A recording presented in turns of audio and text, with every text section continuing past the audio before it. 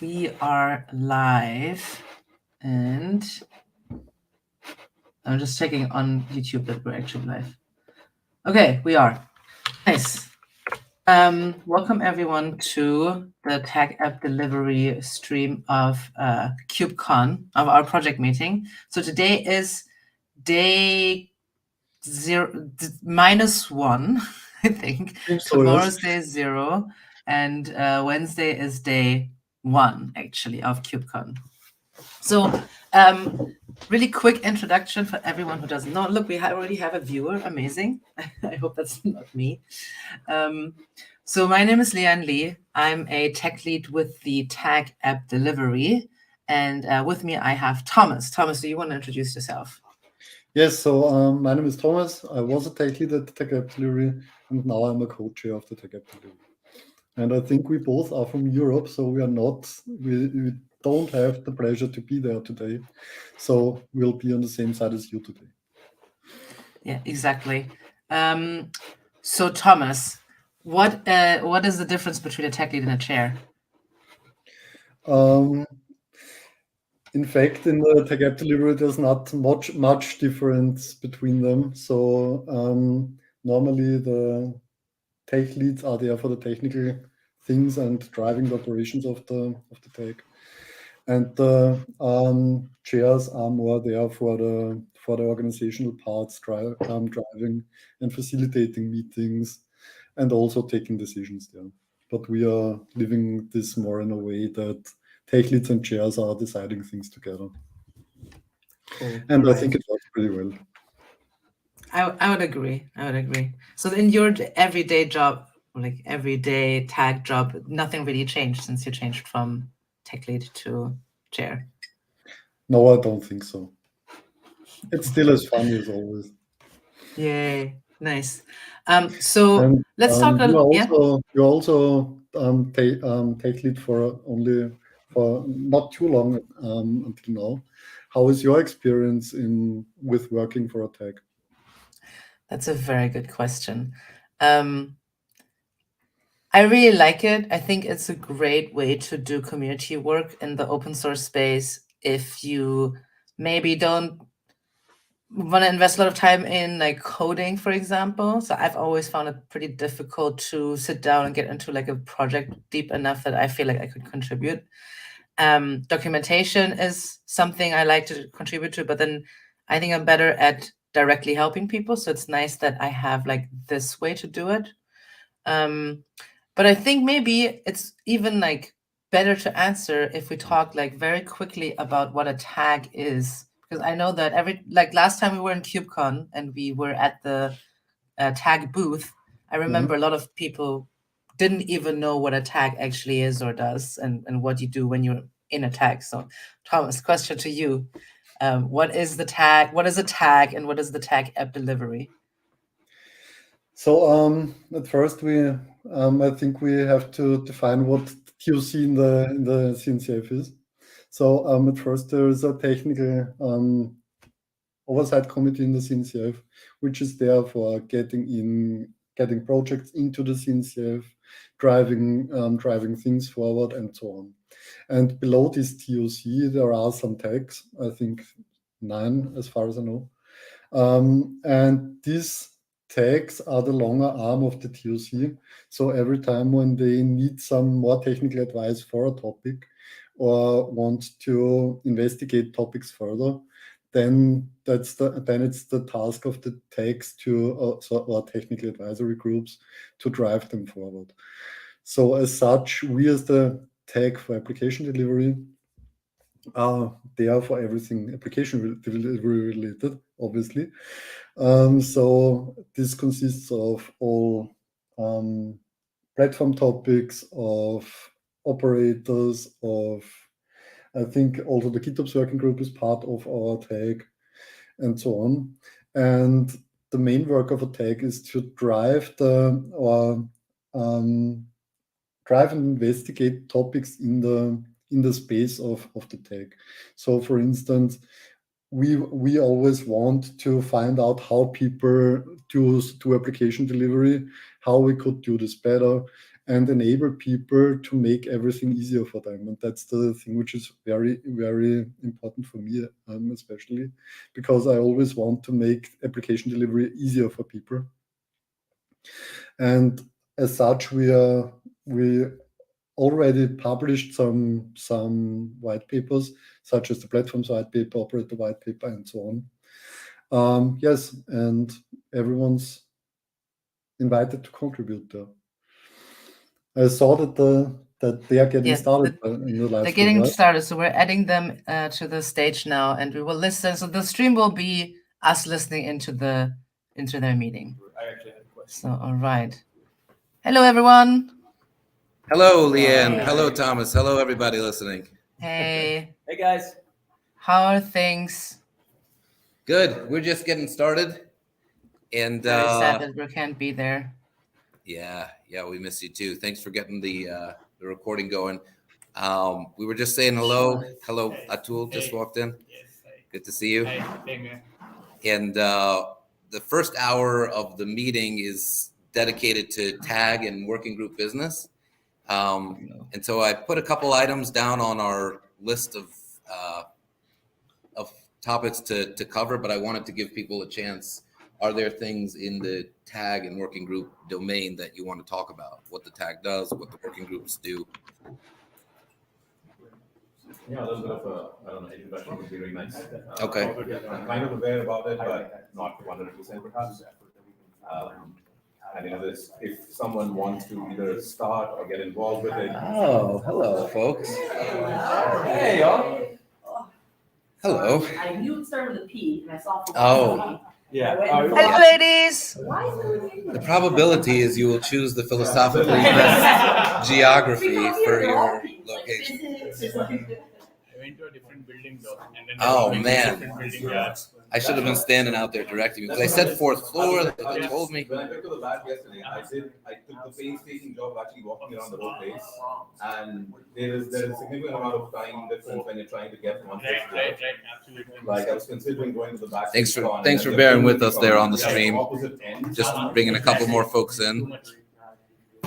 So we were just gonna get started on talking about. Yeah, should we go around and just like let everybody say their names real quick? Would that help? Okay. Well, I'm Josh. I work on tag app delivery and work for Red Hat. I'm a solution architect. I've been in the industry for 15 years. Just really passionate about helping users, developers succeed. If everyone just wants to say their name real quick and take 10 seconds and tell us about yourself. Sure, I'll go next. Hi everyone, I'm Atul. I'm coming in from Hyderabad, India. I work as a senior developer advocate at InfraCloud, where I'm involved in creating content around open source technologies, Kubernetes, cloud native DevOps. Platform engineering, I stumbled upon maybe a quarter ago because I usually enjoy learning things. Every quarter I want to learn something new. That's where I stumble upon platform engineering.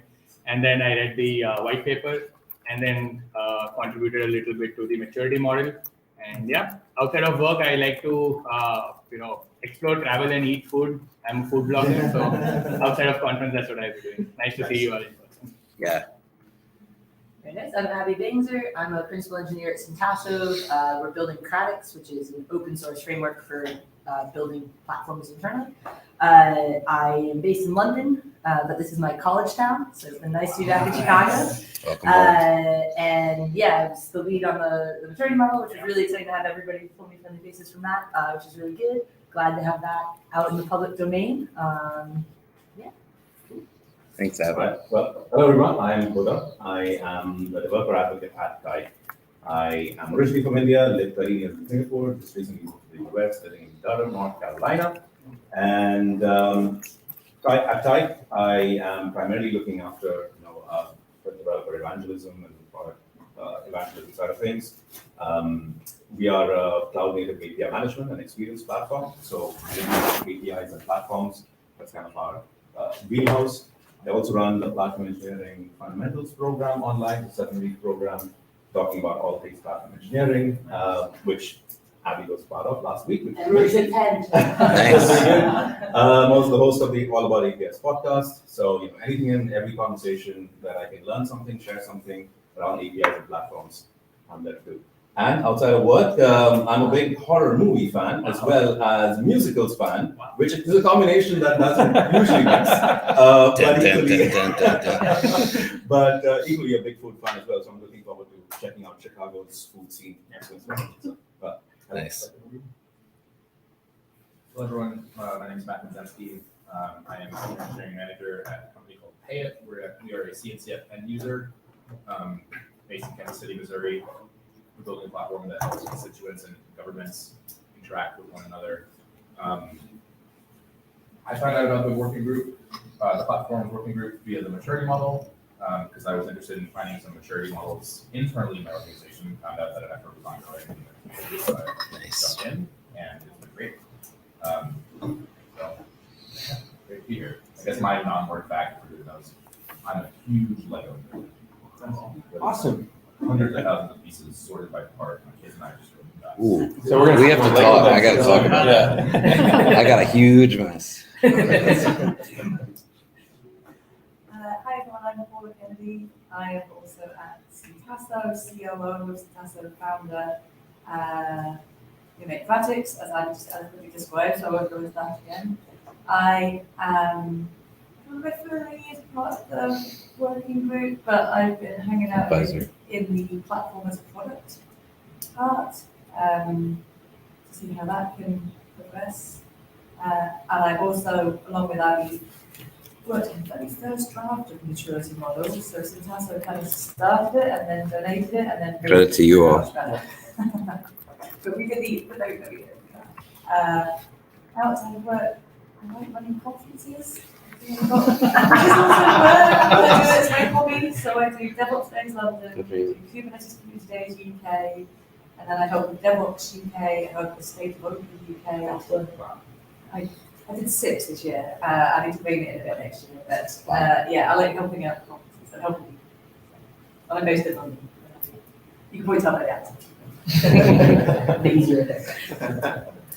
Hey everybody, I'm Michael Levan. I think I'm the only Oh, you're Michael? Oh, Yeah. nice to meet you. yeah, I think I'm the only one that hasn't gone and gotten my pass Yeah, yet. no, me too. So I'm self-employed. And I do my primary 3 things are consulting, so I'm still writing, code, working with customers and building Kubernetes environments.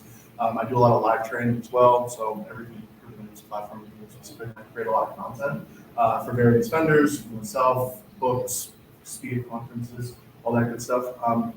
Primarily focused on the Kubernetes platform engineering realm. Outside of work, I don't know, I'm self-employed, so I work 7 days a week. But outside of work, I'm really into like behavioral psychology and cognitive science, and always trying to get 1% better every day. So when I wake up, what I eat, hit in the gym, all that good stuff. So I'm really into like the progressive piece, of life. Thanks for joining our group. I noticed you've been pretty active the past little while, yeah. so How's it going? appreciate that. Yeah, no, I like kind of fell into it. So I got the CNCF ambassador thing, and I was on the Kubernetes version 1.28 release team. So like I'm kind of putting myself into it more and more. And the good thing about being self-employed is I can just be like kick everything else down the hallway. Right, we're gonna assign everything to you. Focus on. So yeah, thank you so much for having me. Appreciate it. I'm Colin Griffin. I founded a company called Crumware. We're a software development consultancy. We help software vendors build and scale better software, or that's what we say. We started, our organization was focused around teaching people how to develop cloud-native technologies by building their cloud-native technologies and then teaching them along the way. And we kind of backed into platform strategy and platform engineering through that because we found that when we were developing software, we didn't have anybody we could deliver to at the end client to operate what we were developing in cloud native.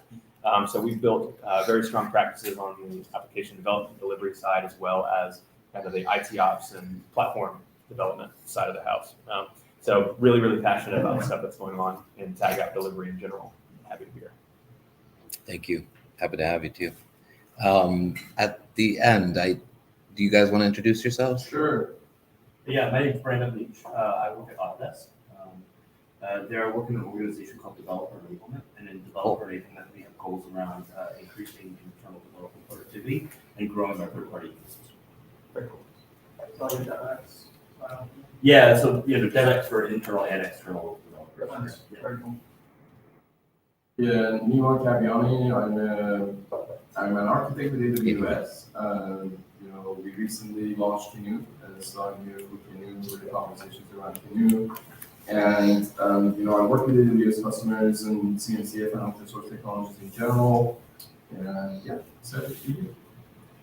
Cool.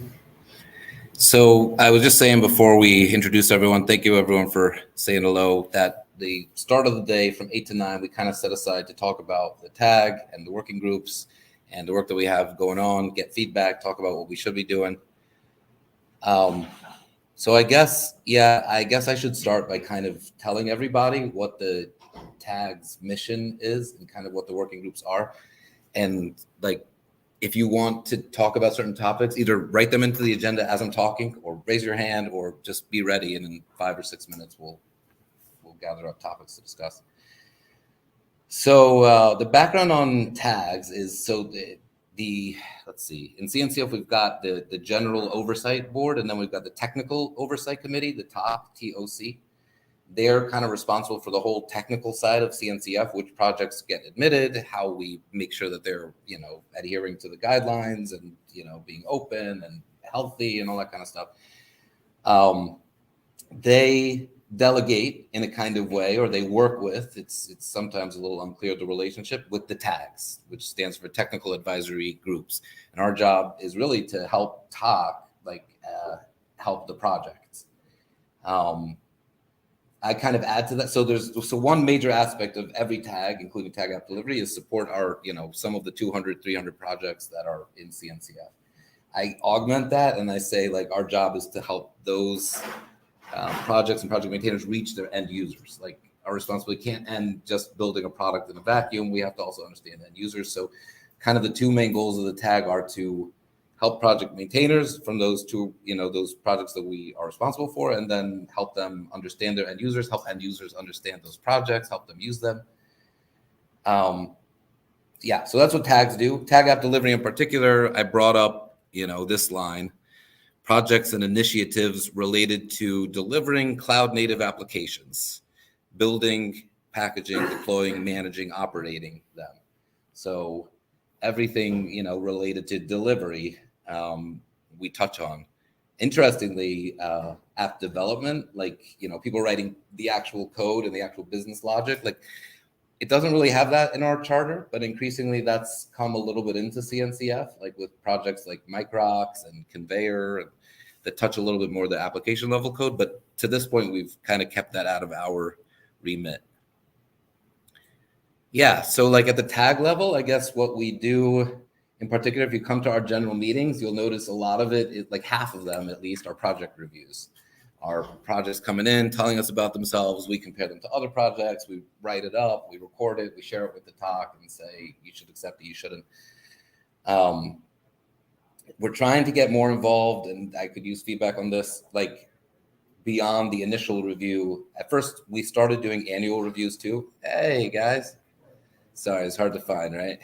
Yeah, they told us that there's two floors. Yeah, and this is on the fourth.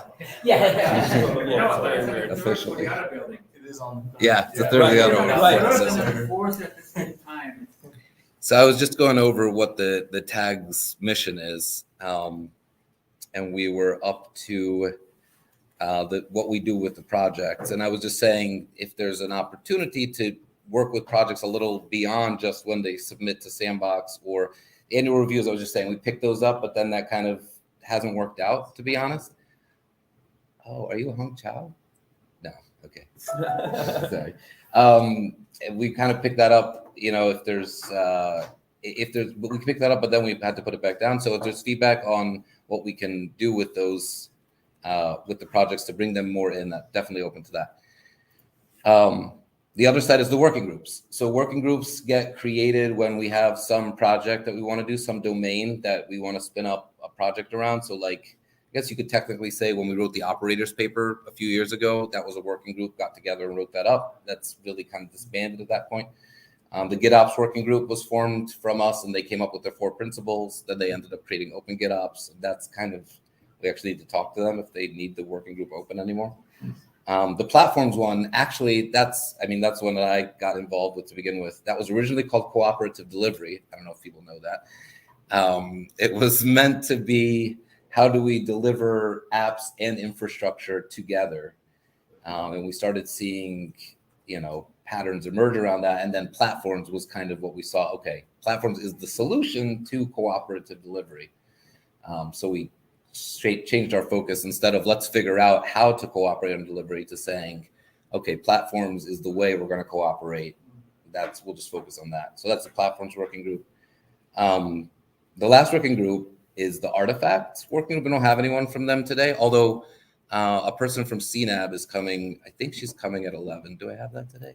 I think so, to talk about that. So that's about how we bundle up all of the pieces, like as I guess you could say, as the file system layers are to a container image, like now we need to take the entire bundle and explode that into a cluster, install that into a cluster, not just take, file system layers and install one container. We need to take manifests and maybe a couple of container images and deploy them into a cluster.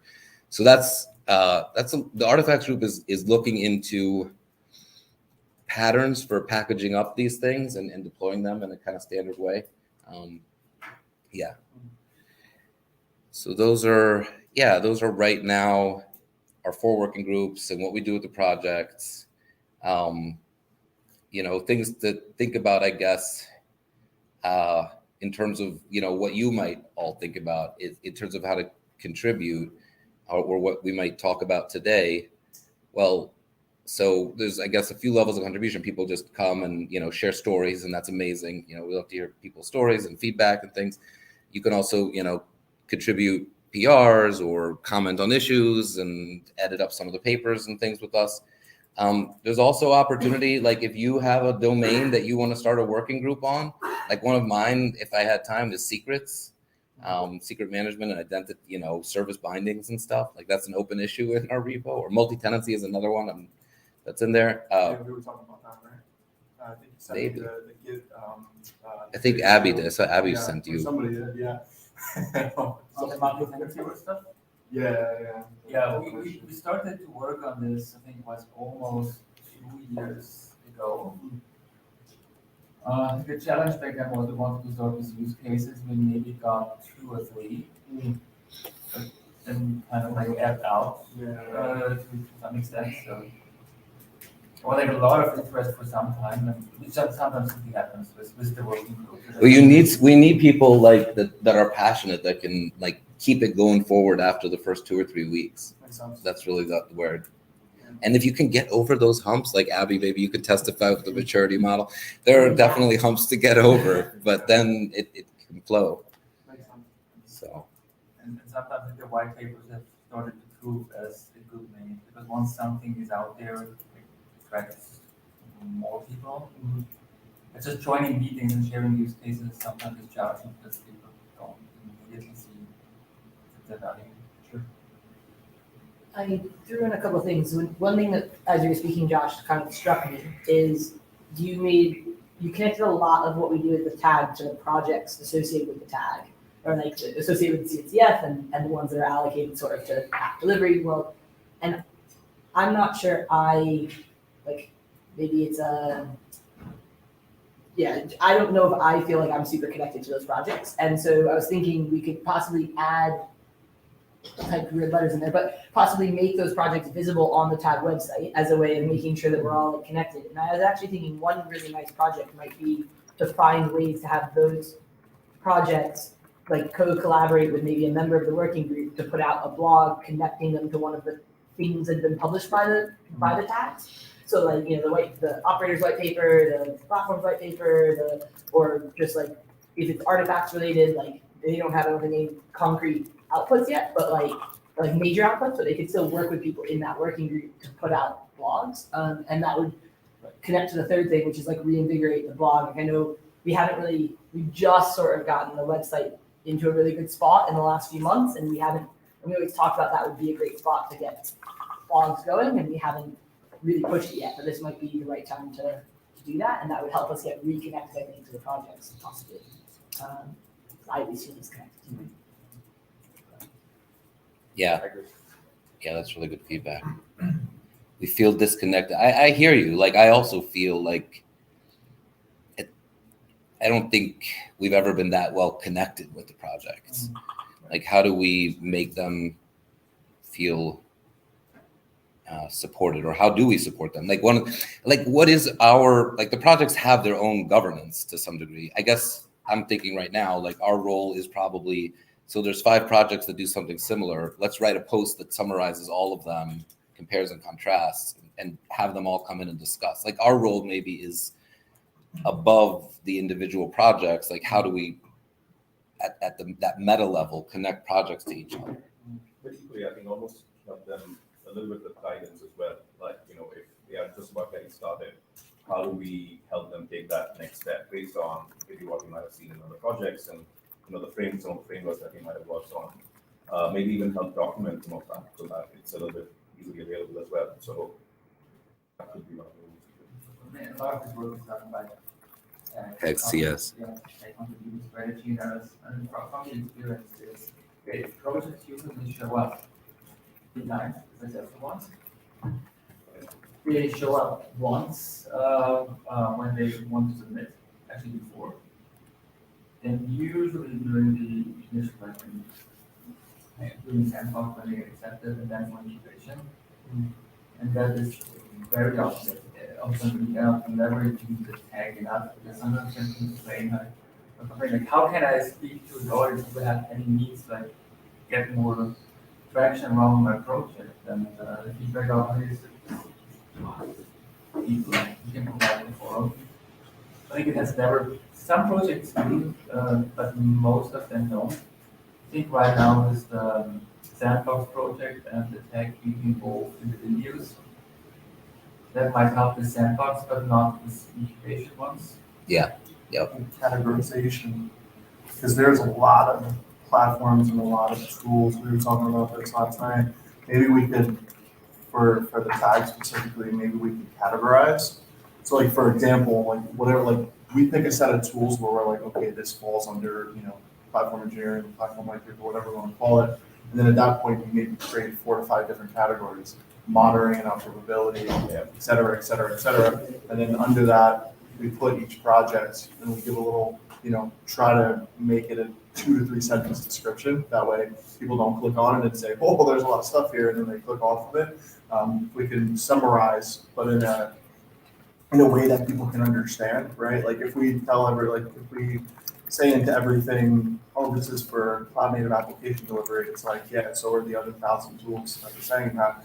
But if we can kind of say in 2 or 3 sentences, this is the thing that it's trying to accomplish at a high but yet sophisticated level, which I think we can do, that may help out. That way we can kind of, again, categorize and say, okay, monitoring and observability, perfect, we can write something on that. That falls under X, Y, Z, et cetera. Reminds me a little of what you were saying, Abby, like get them to write on our blog. I think that's something, whenever we're trying to do this stuff, we're trying to think of what the maintenance might be for what is a volunteer ebb and flow style group. And I think that's, so like when you were suggesting, oh, we can try and like group, like take the 5 and compare and contrast, I feel like it's like in steps. If we start by saying like, let's just get a blog for each one, like, or as many as want to engage, then we can say, okay, now we have those details, let's create one that goes over the top and points to those 5 and so forth. But basically allowing it to be more piecemeal and like organic rather than trying to go big.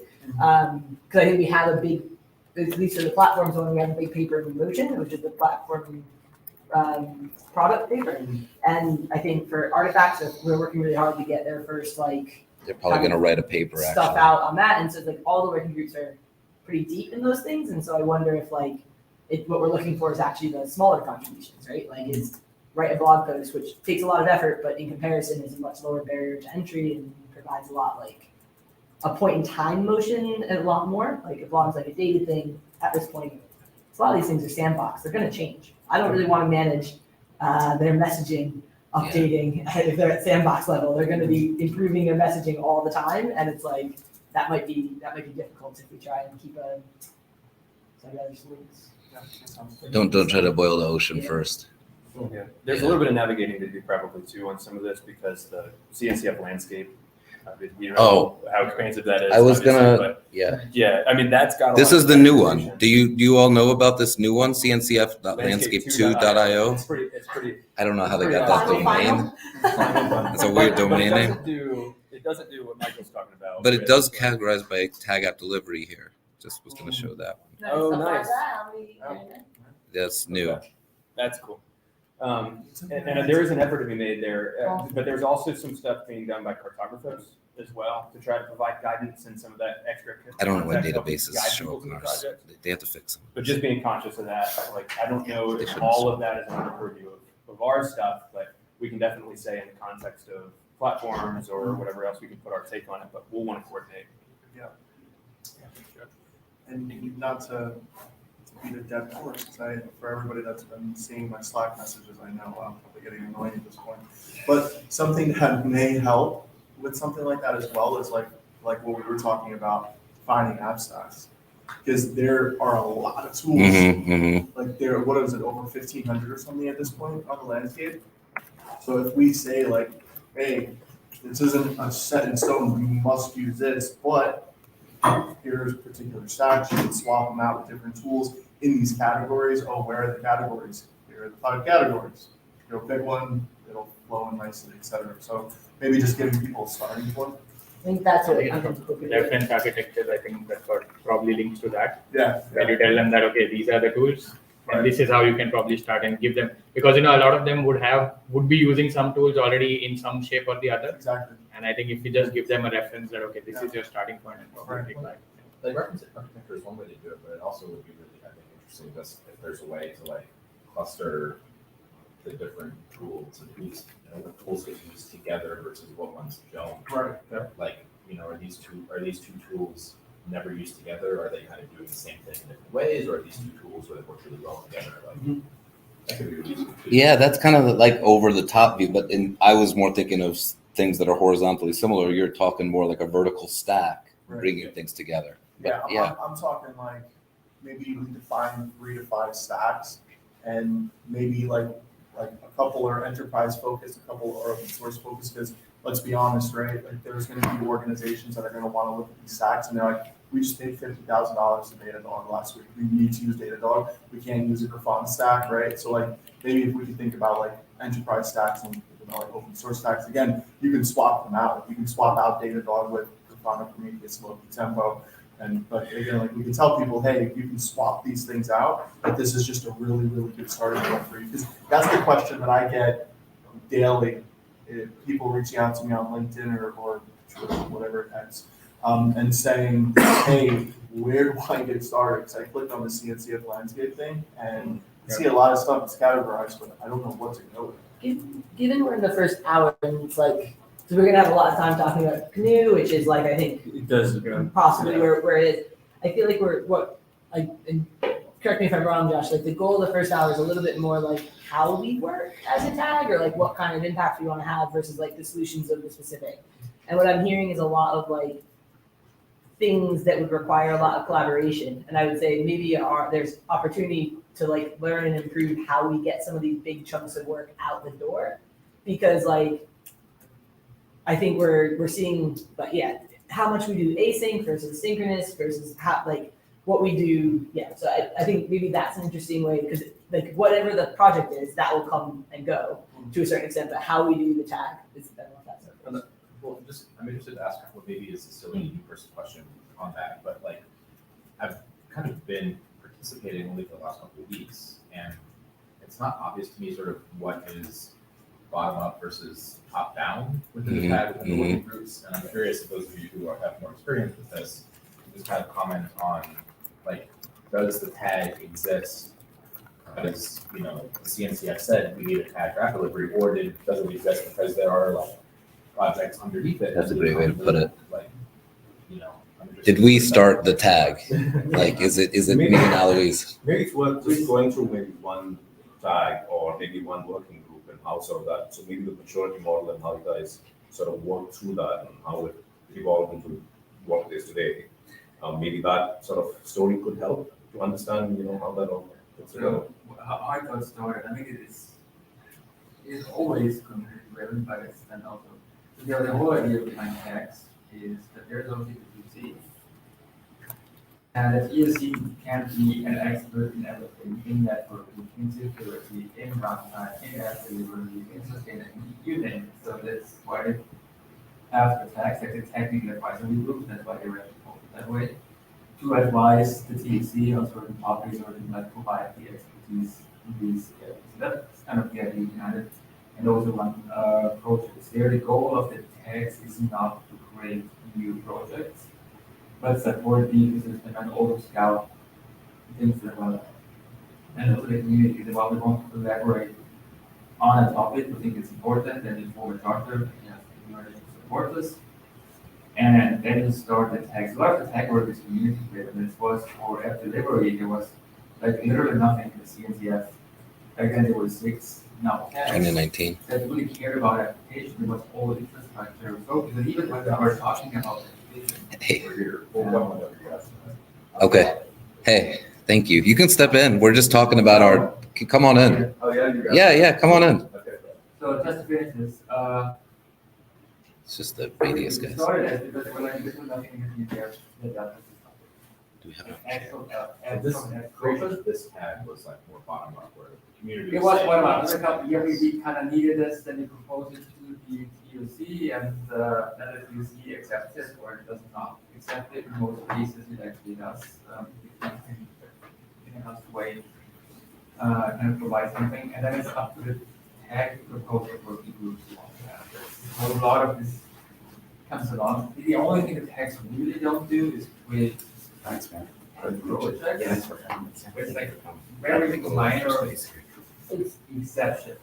Yeah, and it's also worth saying, like, the shape of the community around the tag, we've struggled with technical implementation things, even like for references and things like that, just keeping them up to date and keeping them going. And we've also, there's pretty strong, and that was the last thing, there's a pretty strong indication around, like, yeah, we call it no king making. And that was one of the first comments on the maturity model was like, don't make this like you use Helm, you are level 4, and you use whatever and you're level 1. And like it's like it can't be project. Yeah. So yeah, I think to your point of like how did this grow, to your point, Matt, of like, is this organic, bottom up, top down, whatever, and also yours of like how did this grow? One thing I learned, a lesson I learned in doing the maturity model is that it's really hard to start from nothing, but it's really hard to start from something and allow it to like where it doesn't completely define the traction of the thing, like actually give it the space. And we actually did basically a rewrite halfway through. So we had spent in sort of, we started in April, in like June, end of June maybe, we did, I think you were, I think you both were a part of it, where it was like, we basically said, okay, everyone, we've been talking about this for like 3 months, 2 months, write your own maturity models. Everyone write their own model, and then we'll come back as a group and we'll have a chat about it. And like, when writing the model, have a think about like what you're trying to achieve from the model, like why is it the way, the shape it is, not just the words you use, but why. And that helped us, like, we wound up coming out of that with something that was a good evolution. It was almost revolutionary from where we were, but evolutionary.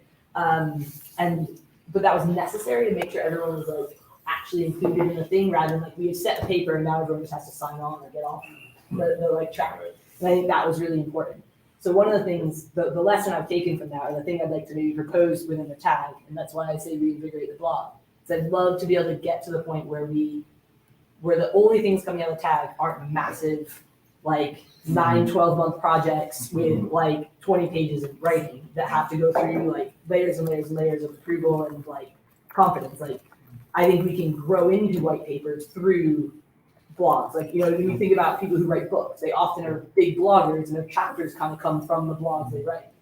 So what can we do to try and encourage faster iteration of writing at a lower barrier to entry, but that still has oversight from the tags? It is still coming out of the tag and all those things. Like, there'll still be a pull request process, but all that stuff, but it's like, yeah. So that's one of the things I'd like to, when we're talking about how does the tag work, I'd love to find a way to make it so that like the platform as a product paper, I think is going to go through the same challenge I went through with maturity models. They came in with a massive paper that now people are like, it's like, what level of abstraction should I be talking about this paper at? Like, am I like correcting the English in it, or am I challenging the like table of contents, or am I challenging the intention of what we're trying to achieve with the paper, or am I? And what you end up with in the meetings is like conversations up and down that abstraction layer. But at the same time, if they come with an empty piece of paper, they still have an empty piece of paper, because starting from nothing with 20 people in a room is not going to get you a paper either. So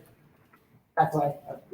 And now I get what you're getting at there, Abby, with the whole website thing. Invigorate that whole website and use it as the stage 0 for stuff. That's like, a really good idea. For starting to like, so your proposal of, I want to talk about stacks, like, maybe what we do, maybe a good way of doing that is you write a blog post about why stacks matter. So not starting with the stack. Why do stacks matter? Tell us, like, basically make the case you started to make in the issue. Take all those things you wrote, turn them into a blog post, and then it's like, what traction do we get? What do people feel about that? What are the questions we can ask? Now that starts to drive out a second blog post, which is like maybe more specific about stuff. And imagine if every working group had to write a blog post to start, like about their charter and about what they want to accomplish. It's not so different from any enhancement proposed in an open source project. Absolutely. We divide it up, and we can even say like we need a certain level of supporters to even kick off more work, because you're losing half the supporters along the way anyway. Exactly. Yeah. In the end, it's like 2-3 people who pull the whole thing through. Your point. If you want to start something, Enhancement proposal, whether it's stacks or whether it's multi-tenancy, where just start writing something and see whether you can get any traction.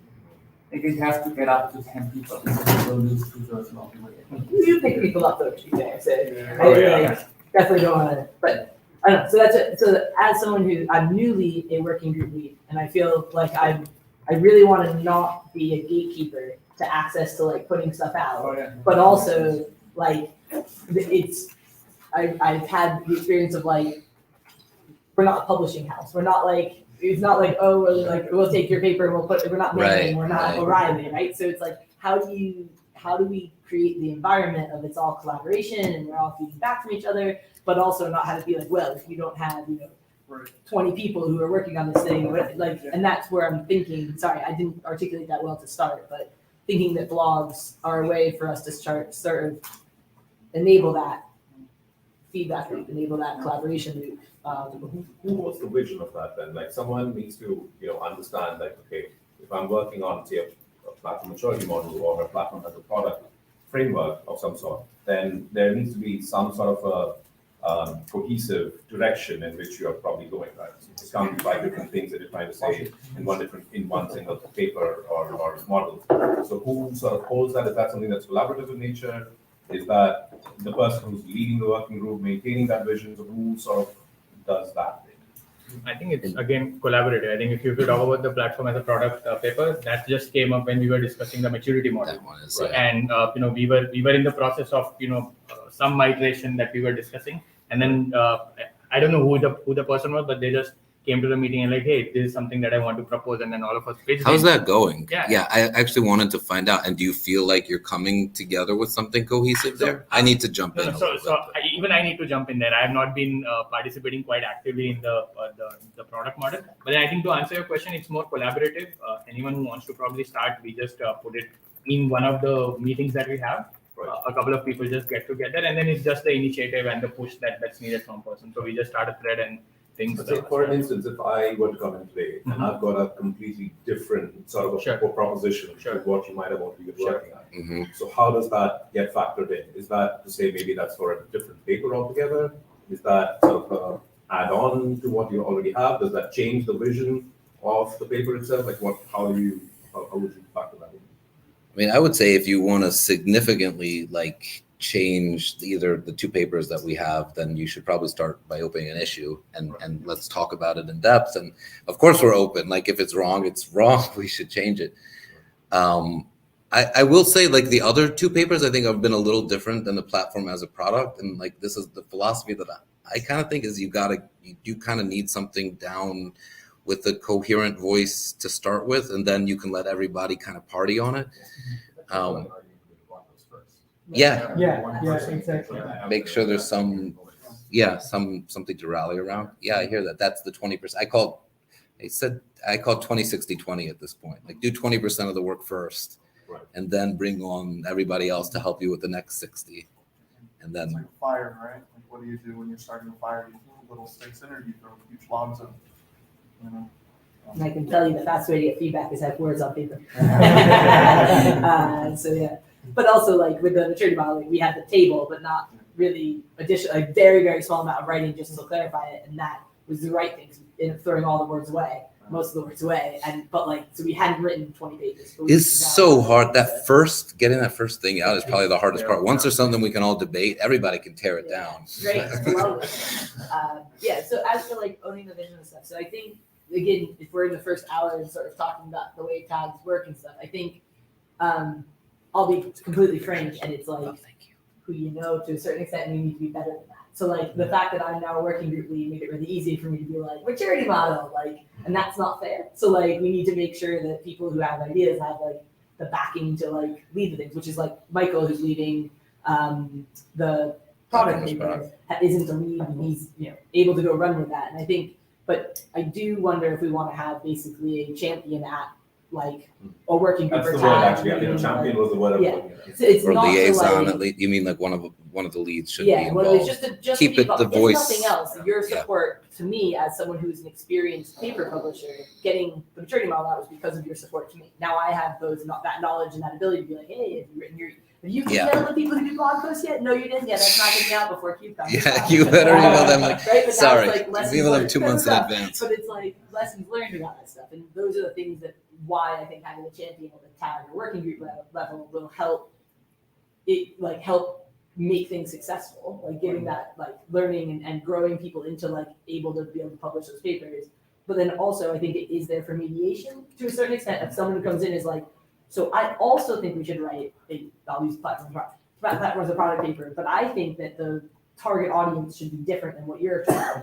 And like there's not, the first stage is just have a chat and figure out where you can go, but then at some point there's a mediation of like at the tag level. And you need, like when we were the first ever operator white paper, it took over a year to get even to the agreement what should be in there. And then in the mistake back that we made, we opened it up, we wrote something, and we let people come in with opinions. And there were then the tag leads, there was the tag leads, we agree on a charter, and we can say, yes, it's great input that you have. But honestly, this one is focused on this. If you want to do something in this direction, convince like the tag leadership kind of team that it is something, and show that you have the proper support.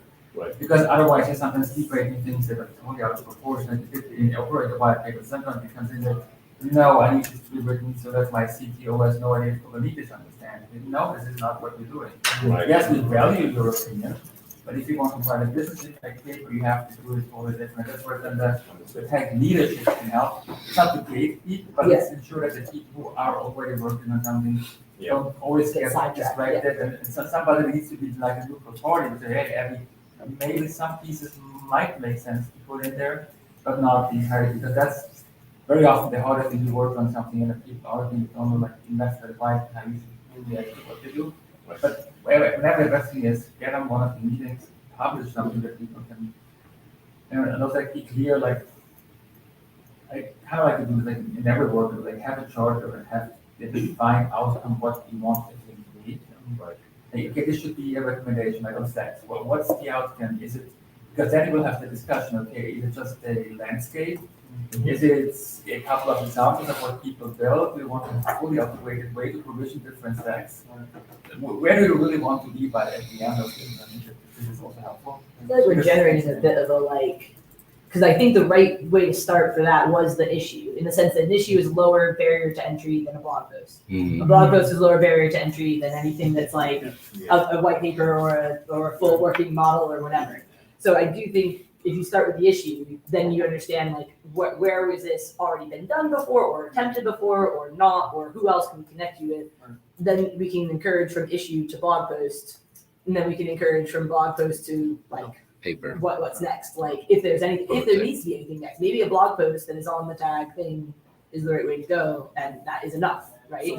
So for instance, for instance, if tomorrow I want to start something like, say, a platform team's toolkit framework that helps you assess, what kind of stack that you currently possess, what you need to essentially go from one maturity level to another one, or your desired maturity level. Mm-hmm. So from your recommendation, the ideal way to get started with something like that would be, say, start off with an issue, potentially put all your thoughts and ideas into a blog post. What are you trying to achieve from this blog post? Then get some traction on that, ideally 10, or a little bit more than 10 people. And then get maybe a working group going after that, or orient in ours. I think you make it better issue. Better issue. If we have certain the idea to blog. Use your target audience. What are you trying to achieve? Whatever. Just to give guidance. I need to stop. Right. No, I like that. I think that's a very good point. We're creating. If you dedicate some time, have a template in place, so whenever anyone wants to do something, create an issue, they know that these are the things that I think issues, we make an issue. Default behavior is issue to as long as someone in the tag goes. Yeah. Scope, write yourself a blog post. We got to check the scope. That'll be the main thing. Doesn't really draw projects and stuff. This should be the first output that should go, how to get started. We'll make an issue about how to make issues in that issue. Yeah. Fine. I have that. Okay, that'll be awesome. We're really looking for that. We'll, as tag leadership and or working group leaderships, we can put out a blog post about this process as like a first attempt. So an issue to a blog post to whatever, to try and like enable it to be public domain. I think, again, I'm doing a bad job of articulating, but one of the reasons why I'd like to also continue down this path of reinvigorating the blog is I think that right now, the tag is still very synchronous in nature. So like, I think Leanne might be on the phone. I don't know if you can hear us well enough, but she was in the last meeting in Amsterdam was saying, hey, like, how do we get more asynchronous? And we are a global open source community, like that needs to be our default behavior. And right now it's just not. Right now it's like, oh, come to the meetings. Right now it's like, oh, we'll put in a special meeting for this paper. And I did it too for the maturity model. Don't get me wrong. And this is me raising my hand and saying I have lessons learned, but I wish I had done better. I definitely think there are times when you need to have that meeting. Like I feel good about like, okay, we've been talking now for a couple months. Let's try and get a meeting to try and hash through some last minute things. But trying to figure out how to make asynchronous remote, like our default behavior needs to be, I think, something that we, again, in this first hour, talking about how the tag works. Yeah. I think it was raised in Amsterdam. I'm not sure I saw a huge lot of movement in the last 6 months, myself included, with the maturity model. How do we make movements towards that? Improve, right? And then in 6 months in Paris, we're like, we made these improvements, we still have these gaps. How do we do better? I agree that that's like my biggest challenge right now, even like in my role, because you're always in my evenings. Oh, It's the like timing? one of Yeah, them, we got to yeah, work on I mean, that. sometimes it's the only evening I have in the entire week that I can, maybe also have to bring it up to like working also with like international institutions. And your early morning might be somebody else's evening. Yeah. And sometimes you just also want to take time with friends and family. That's why for me, async is kind of important because it sometimes happens it's the only day and a half or you're just working. Obviously, already late at night anyway, because we're collaborating. For me, right now, this is one of the biggest obstacles. It's exactly right now at that time. Because if you want to do something like once a week or so with your friends, you do it by moving around with your family, and that's when things happen. But like async, I think it's better. Sometimes you need to have that meeting to like actually resolve something in a more 3-4 days type of conversation. But I think making it the exception. How does it work? I'm not entirely sure either, but I think like one of the next artifacts we need to find more async. Yeah. Like for me, any new meeting you put on the calendar is almost impossible for me to join. Also, you are interested in joining and like distributing information. I think meeting notes are great, but how many meeting notes documents do you have to read? Yeah. Well, we got to have the meetings, but yeah, the regular we meetings gotta- make sense, but Yeah. And I recognize too that that's a challenge. Just one thing I wanted to voice was it's one thing to kind of open up the blog that people to start contributing their individual ideas and do all that. I still think there needs to be a level of like at least support from the tag to say like one of us on a call somewhere to be like, yeah, sure, I'll help you with that, or at least be present, consult or something there. But that's challenging when we're talking about working async, obviously, but I do think that that is important. Actually, that's easier, but helping somebody, because if you said Right. you can set up individual times that very often works much. Right. We can assign somebody. Just like somebody volunteer. earlier where Oh, thank you. Oh. So no, she can't hear me say Yeah, she can't see. Hi, Leanne. So you made a point earlier about not Hello. wanting to be the gatekeeper. Hello. Did she say something? Right? Trying to get it going again. But maybe that's, so like, for example, right, like, let's say you take. Oh, Leanne wants to talk. Like Microsoft, right, when they, let's say they consume a company, they buy them, right? That company is under Microsoft, but they're operating as their own company, like their own startup. So Tag App Delivery is under CNCF, but it's operating as its own startup. So maybe there needs to be that level of standardization. Like we don't want the kingmaker or the gatekeeper or whatever, but maybe it's, hey, you have an idea. Step one, open up an issue. Step two, create a blog post. Like create that standardization, because if we don't have this, the process, because if we don't have the standardization in the process, what happens? This. We're talking about how to do it, right? So it's maybe, it's one of those things where keep everything open, of course, because that's why we're all here, but at the same time, there needs to be a standardization. And it encourages people like, who are getting started. For me, I'm not really that involved right now, but I do have an idea. So how do I take that idea forward? It's very helpful to know what that process looks like. And that's where I'm saying, I think right now it's way too personality based / like access to the tag / working group based. And I'm saying I was a beneficiary of that. Now, how do I make sure that I'm not like, that's not the only way forward, is that what I'm hoping to do. Like, but at the same time, I will say from the other side, the number of people who've come with fantastic ideas that people have genuinely been excited about, yes, that sounds really cool, and then disappeared off the face of the earth is really high. And I genuinely don't believe that's always been because they didn't get the support they needed. It's because life happens, and that's okay. And that's why I want to, so I'm looking at it from both sides. From as a contributor, I want to make sure that all contributors have the same access to like have an impact as I had and other people have had. But from a leadership, like working group leadership point of view, I want to make sure that we are not setting ourselves up for failure of like getting burned out on people coming, asking for a lot of our time and then disappearing on it. So it's like, and that's why I think creating these smaller chunks, like I have a couple notes and I think we can take it off, but like basically issue to blog more, but like the first issue is like, who's your target audience? What are you trying to achieve? Yes, the first put in the blog template. is like, I why love is this. it important? Like whatever, I don't want a single technology in the first blog, because what I want is to be able to point people who are excitable about the same things you're excitable about to the blog to get them on the same page to then work with you on whatever's next. So like basically create this sort of like, it will be gatekeeping in the sense of it will be a structure, but it will be a public structure that people can then get involved. And what that will do also is that in case, like you say, if someone, his life has happened and the person has gone away, because it's documented, that idea can be taken forward. Yeah, someone can take it back up. It's what happens. Right, in research good point. as well. So, it's not limited by a single individual. It's the idea still persists even beyond that individual. That's the value of the tag.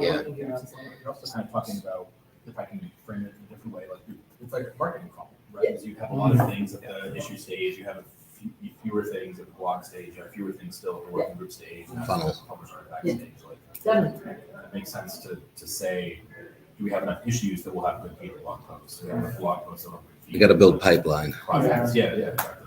I'm a sales team now. And to your point of like having a starting point. So for example, I host the Kubernetes Unpacked podcast with Christina Debachko.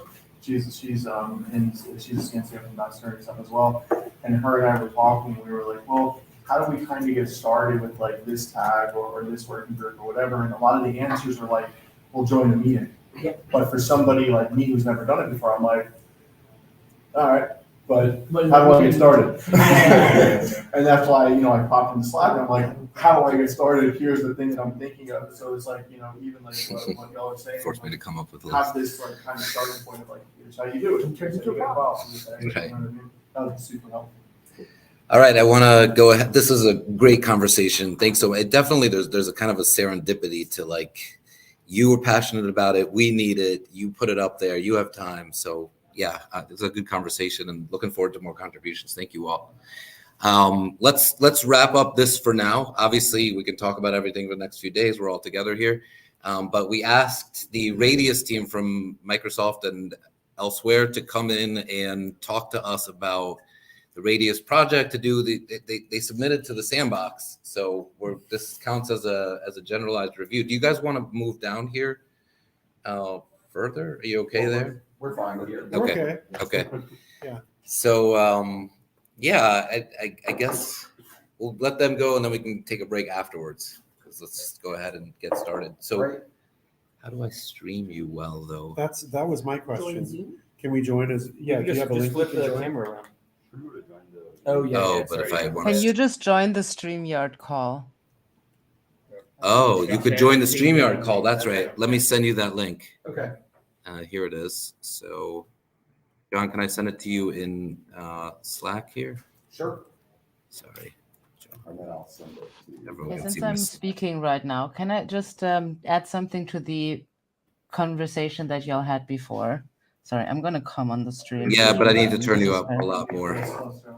That's all right. Oh, this is the loudest I get. That's all right. Hey, can you all hear me? Yeah, Leanne's gonna Hey, everyone. contribute. Sorry, if you can't hear me, that's fine. So then I'll just make it very short. Hi, I'm Leanne. I'm one of the tech leads, and I really liked the discussion that you had just now. I think there was a lot of interesting and important information for us. One of the things that I would really like to emphasize, there's basically two kinds of questions that we constantly get about helping, like how can I help? So the one group of people who ask like, how can I help? And they would do anything, but maybe there's like stuff like they can't make it to the meeting because usually we just tell people to come to the meeting. Josh keeps very good meeting notes, and if you read them and if you ask about anything specific, like hey, what exactly were you discussing in the topic, we record all the meetings and they go up on YouTube. I think we might be like one or 2 weeks late right now, like 1 or 2 videos late, but they generally always go to YouTube. So hopefully that isn't a possibility for everyone to at least get the information there. And really it's about, if you don't know what you can do, can you see who needs help? Like if you go through these notes and videos, can you see that people are doing something and they need help? For example, when Abby needed help with the maturity matrix, that's always an easy way to get started, helping out with something. And then after a while, you will see like, okay, there's something that often needs to get done. Maybe I can like help with that because I'm really good at this thing. The other thing is, if I have an idea, what's the process to get it started?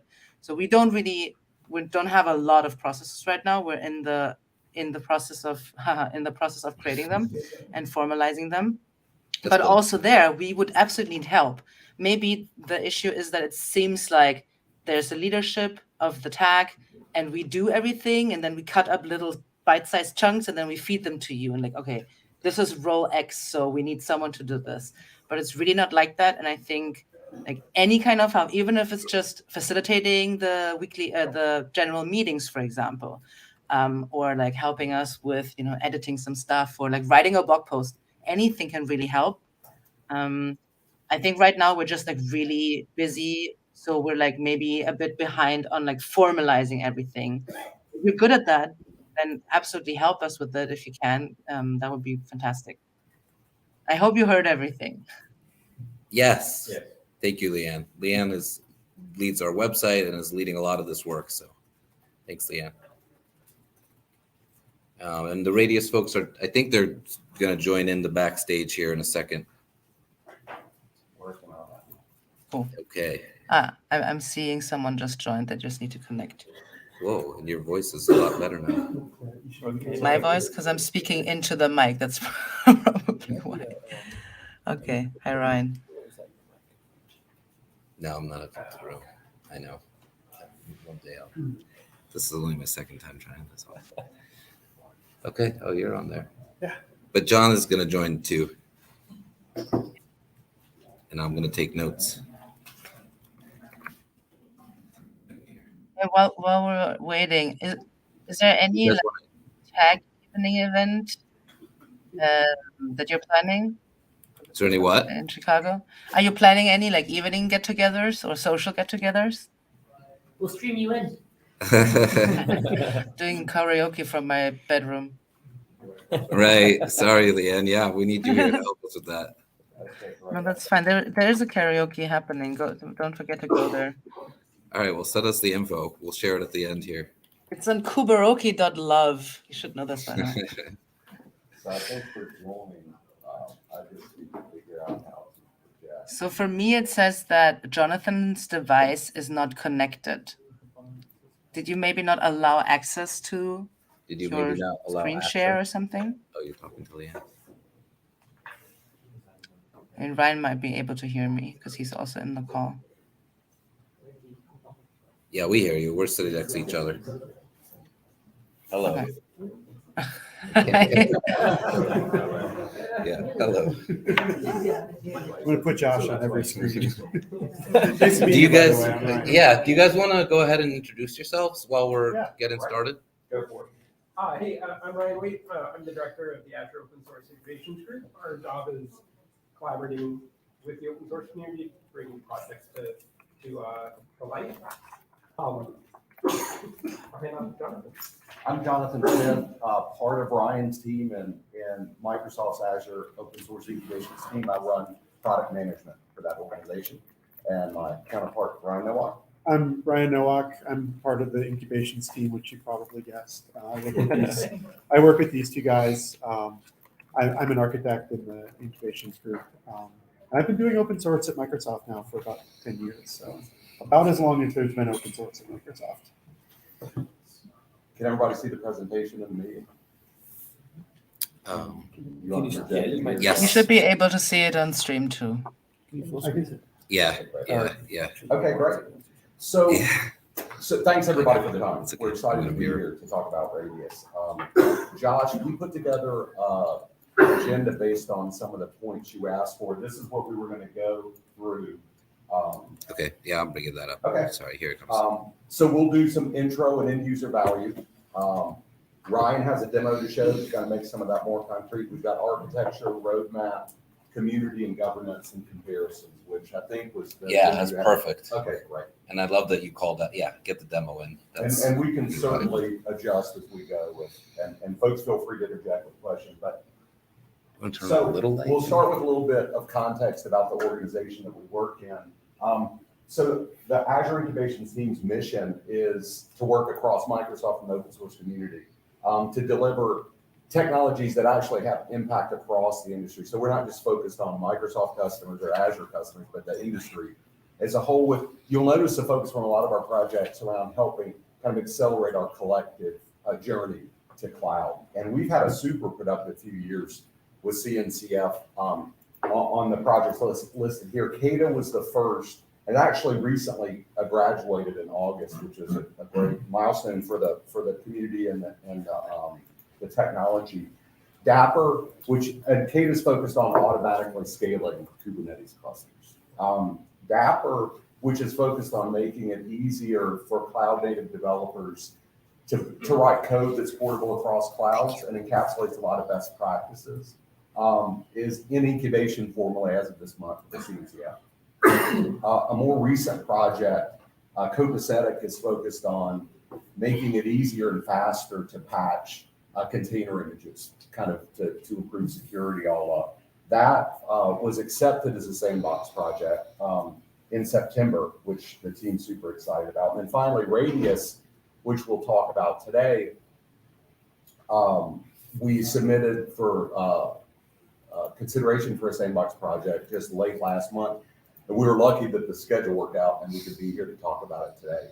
And so what we'll talk some about sort of the vision of Radius and some of what we've delivered. What we tried to do with Radius in terms of sort of what we recently released and announced it on October 23rd is to try to land enough of the vision and to show the potential of Radius, but open it up and open source it soon enough that we can get the community engaged to help us shape and evolve that over time. And we're hoping that we kind of threaded this needle between there's enough out there for people to be excited about it, but not so much that it feels like it doesn't. So we're just happy to be here, and thanks all up to the CNCF because it's just been a productive few years, so we appreciate that. Specifically with respect to Radius, we've been addressing a few customer problems that this group will be, I'm sure, deeply familiar with. So I won't go too deep here, but just summarily, right? We're hearing from customers that cloud native applications are increasingly complex or hard to get right in terms of design and development and deployment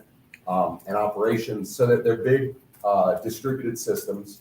They can fail in sometimes unexpected, nuanced ways, so that they're hard to troubleshoot.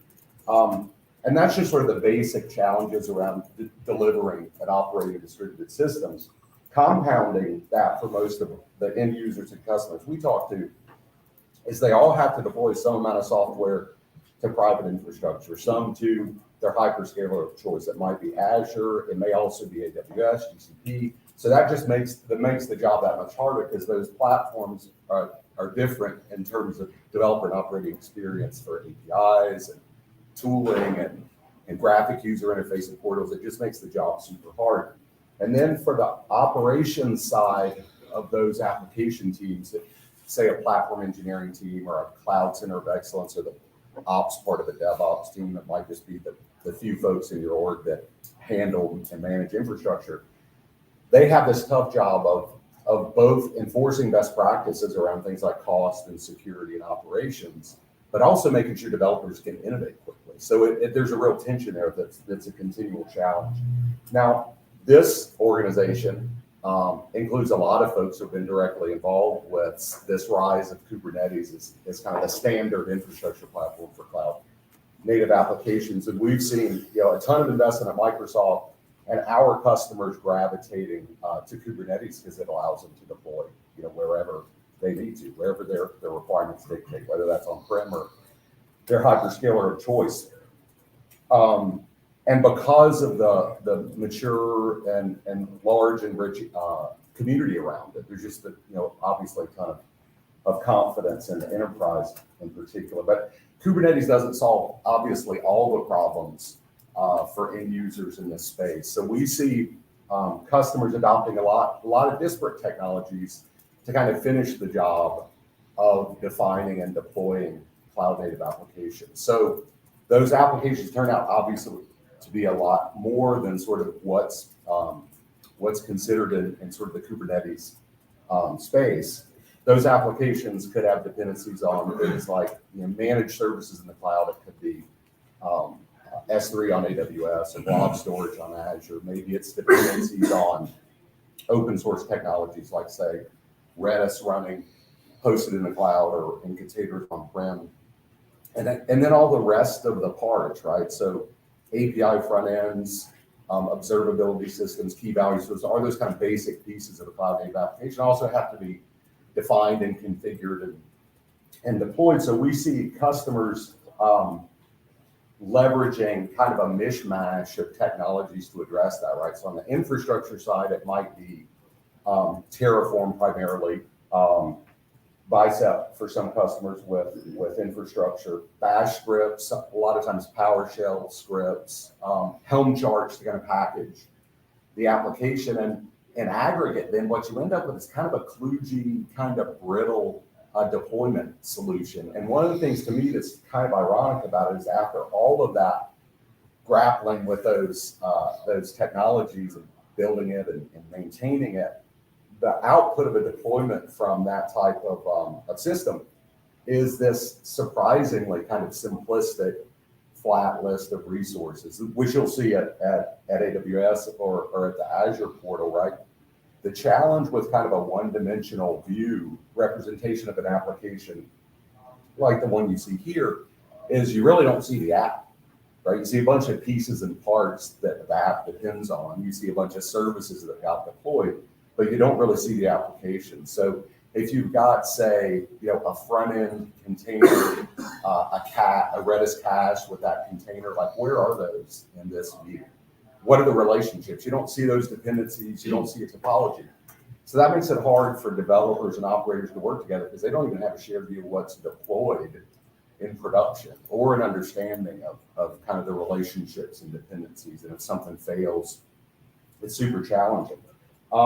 So this is kind of the broad space that that Radius has been focused on and that we've started to invest in for this announcement that we made on the 23rd. And we focused on a number of areas as part of this vision of Radius.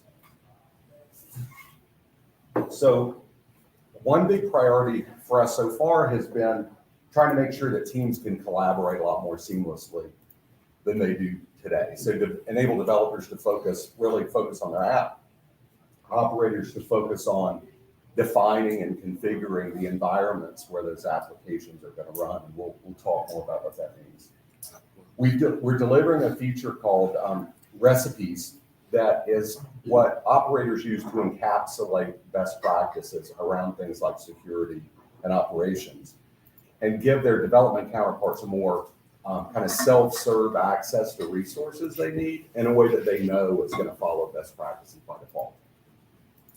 One of the outputs of a Radius deployment is an application graph. So the application graph, once a Radius application is deployed, shows you that topology that's lacking today. So what are the containers in my app? What caches and database are we using? How are those connected to various containers? So the teams end up with a kind of shared view of what's deployed so that they can collaborate better on supporting those applications. And then lastly, Radius is cloud neutral from the start. So we've heard loud and clear that need for the flexibility that Kubernetes has enabled so effectively. So where you deploy your app on-prem or your hyperscaler of choice is based on your team's priorities and implementations of a platform. So what I'll do is walk through a little bit about what some of those capabilities mean in practice. And then Ryan will take over and do a quick demo that makes this much more kind of concrete. So a developer focusing on their application, what does that mean? In the context of Radius, it means I, as a developer, define my application in terms that are meaningful to me, right? So I define my gateway, my front-end container, the cache that ensures responsiveness for that container, a back-end container that stores persistently in a state store like SQL data or MongoDB. So while the developer is focused on the structure of their application, their end user requirements, all those things that really matter most to developers, their operations counterpart is focused on defining that environment where the application will run. For that, they use recipes. And what recipes do is dynamically bind an application's components to the infrastructure on which that application depends. Now, in this example, we've got a local development environment where I'm doing development, testing this application, and the recipe is binding that application to resources local on my dev machine. So I'm deploying to a local cluster, and I've got Redis and SQL or Mongo running in a container on my local box. Go ahead. Is the recipe doing the connection or also the provisioning of those two services? Both. Both. Okay. Thanks. So in this example, then, so you're working locally on your dev box. Once you're done with dev and test in that local environment, then your operations counterpart can likewise define an Azure specific environment, which that application can bind to unchanged. So if your operator defines recipes that will enable binding that application to in an Azure environment, a Redis cache, Azure Cache for Redis, Azure Cosmos DB with the deployment on Azure Kubernetes service. Right, so those recipes are specific to that cloud, that hyperscale cloud.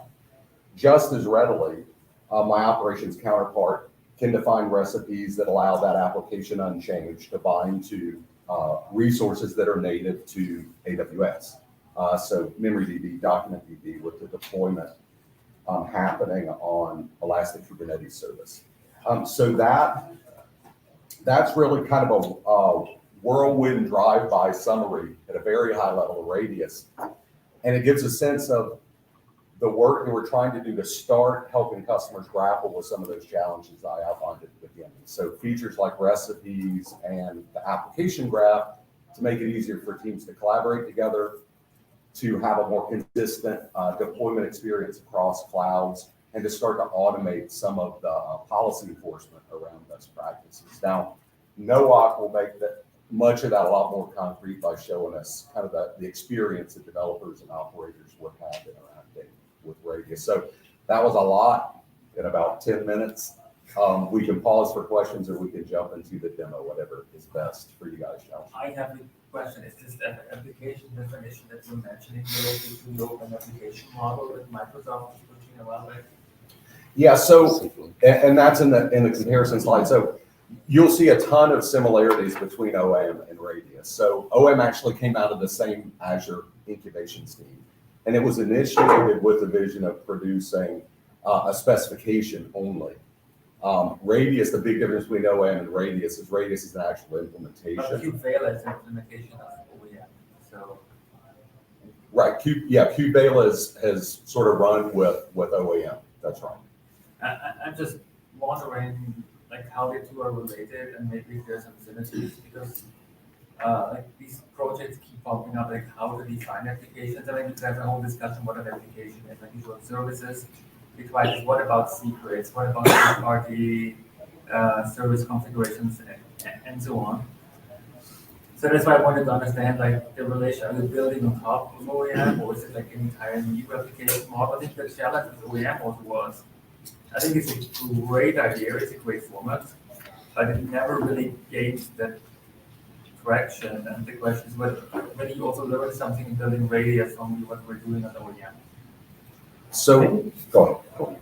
Well, I think it's a super good question, right? You know, especially like as these kinds of concepts evolve, what did we learn? Like what changed? And part of what we saw in Radius was, could we do better at really understanding how the application is composed? I think Ryan will be able to talk about this at length when we get into the demo of how we actually.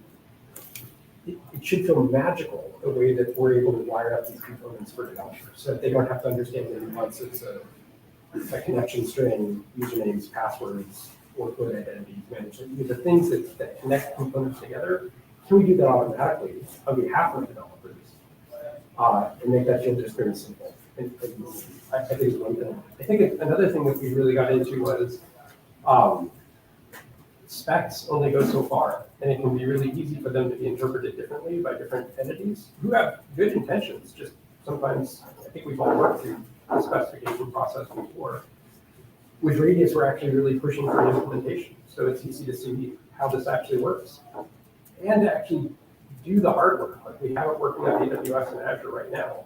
It's not left as an exercise to the reader to figure out how to get it up and running on the cloud. It's nice that you got it this mature.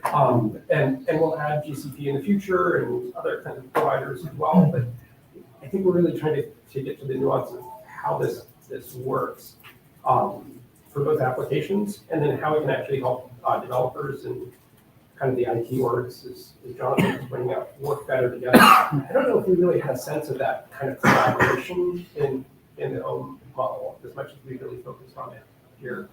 The other question ties into, like, I think one of the challenges was in the past of this OEM, you have to start from scratch. Yeah. Like you have lots and lots of help files you kind of done. You like the idea, but you have to throw everything out the way you already have. Rebuild it from scratch, and at the end you have exactly the beginning what you had before. So well, maybe this has to the demo, but what's the end area? I have defined everything with like Helm and templating. I already have rolled this out. You have to start all over, or you'll see in the demo. Yeah. So one of our other learnings from OAM was it just wasn't very adoptable, right? here's this new thing that's totally different, and it's enabling you to do something that you can already do. So why would you adopt it, right? So hopefully the demo is a little convincing on that front.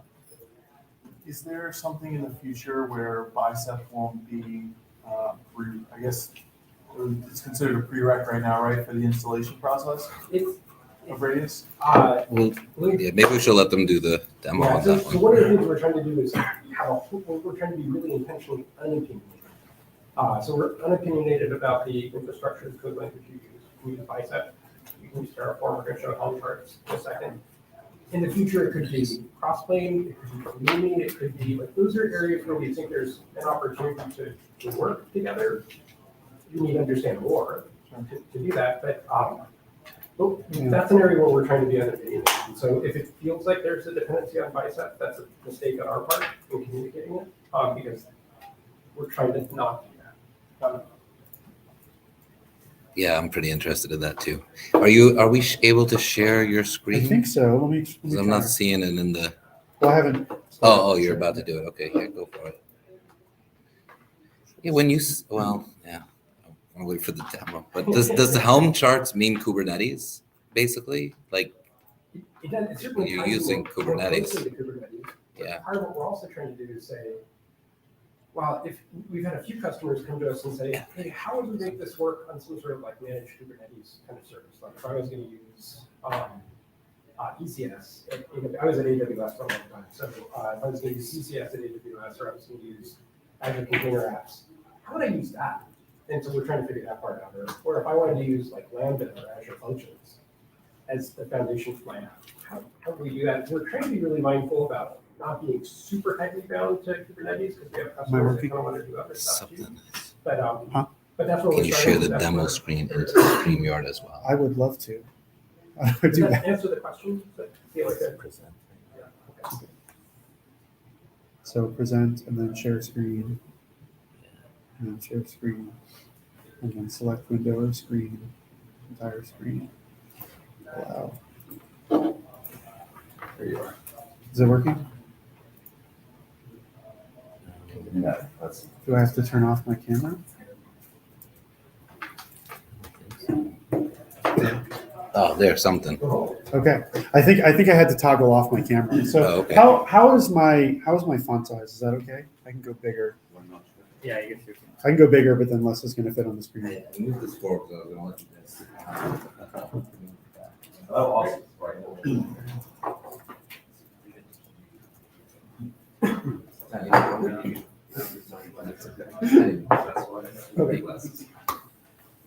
Great. So I'm going to get started, and you can kind of think about the perspective that I'm going to walk through is going to be similar to some of the narrative that you heard from Jonathan about folks working together. As part of developing Radius, we went and had a bunch of conversations with cloud customers, both Azure and AWS, and also GCP cloud customers about, and mainly their platform engineering teams are kind of heads of DevOps or developer experience within their company, kind of focused on like, how do you manage resources? How are you building out your platform engineering effort? And how are you collaborating?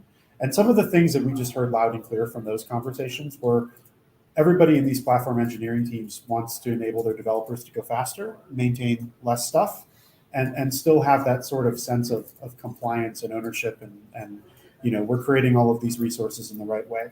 So the demo that I'm going to show you is going to kind of follow that narrative. I'm going to get up and going with an existing application just on my dev workstation in a local development environment. I say on my workstation, this is actually a code space.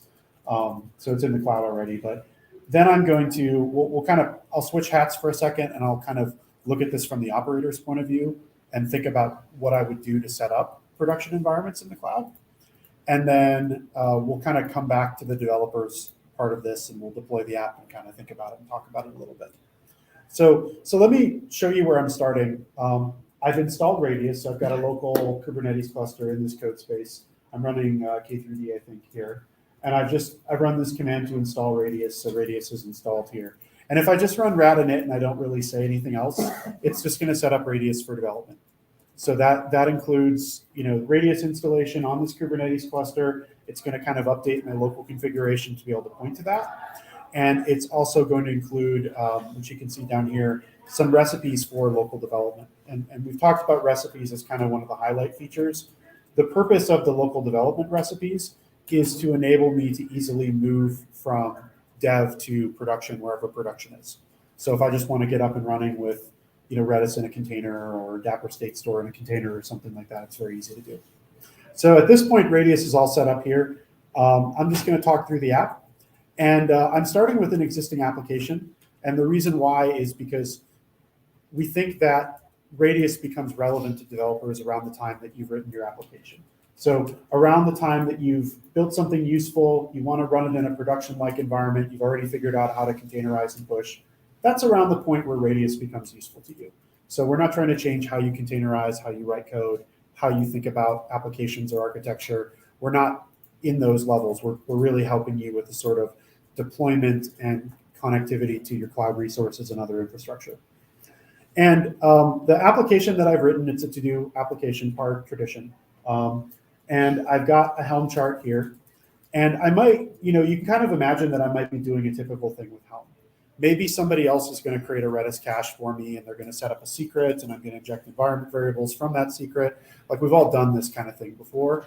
And I think the thing that I'm hearing about as a developer is, well, I have this kind of manual process today where my Redis cache is provisioned out of band. I have to file a ticket, or I have to ask somebody to do that for me. And then I kind of have to trust them that the setup is done correctly. And so I learn about Radius, and I start thinking about, well, how could I access that myself? How could I turn that into an on-demand thing that's going to work the first time I try it and remove some of that manual process? Yeah. Why don't you use standard Kubernetes levels or composition that the application version contains and so forth? I'm not sure I understand. There's standard Kubernetes levels also for every definition that you might also want to use that are automatically done by tools like there's part of and so forth as the standard Kubernetes levels labels. I don't know that I have a good answer to that, actually. I think this needs to be work as well. So the question is not to forget anything, but you have to define about that. I think it could be defined much better. There was a fall like about that definition, whether it should be centralized or decentralized. But just pointing out, because when we see obviously people running clusters, running from Dynatrace, we see a lot of clusters running, and we see a lot of people not having their basic app annotations to specify that usually observability tools pick up. Yeah. If your point is they are not useful at all, that's fine too. There might be a discussion of this. I think it's something we want to look at deeper. I'm intrigued by your suggestion, because I think that actually makes some things easier for us. So this is already helpful to us. You might not be amazed by his current specification, but I am familiar with the labels, but I hadn't thought about us using them. And now that you mention it, I think that makes a lot of sense. Yeah, like observability tools actually use them because observability tool can also use them for deployment drift. Because here we have to find a model what we see, for example, tracing and actually communicating with each other. If we can compare the two against each other, we could even notify this is what we specify. This is how if they need to go, can I let them go till 9:45 and 9:50? And we might bump you after the canoe. Is that okay with you, Abby? Yeah. Start. Okay.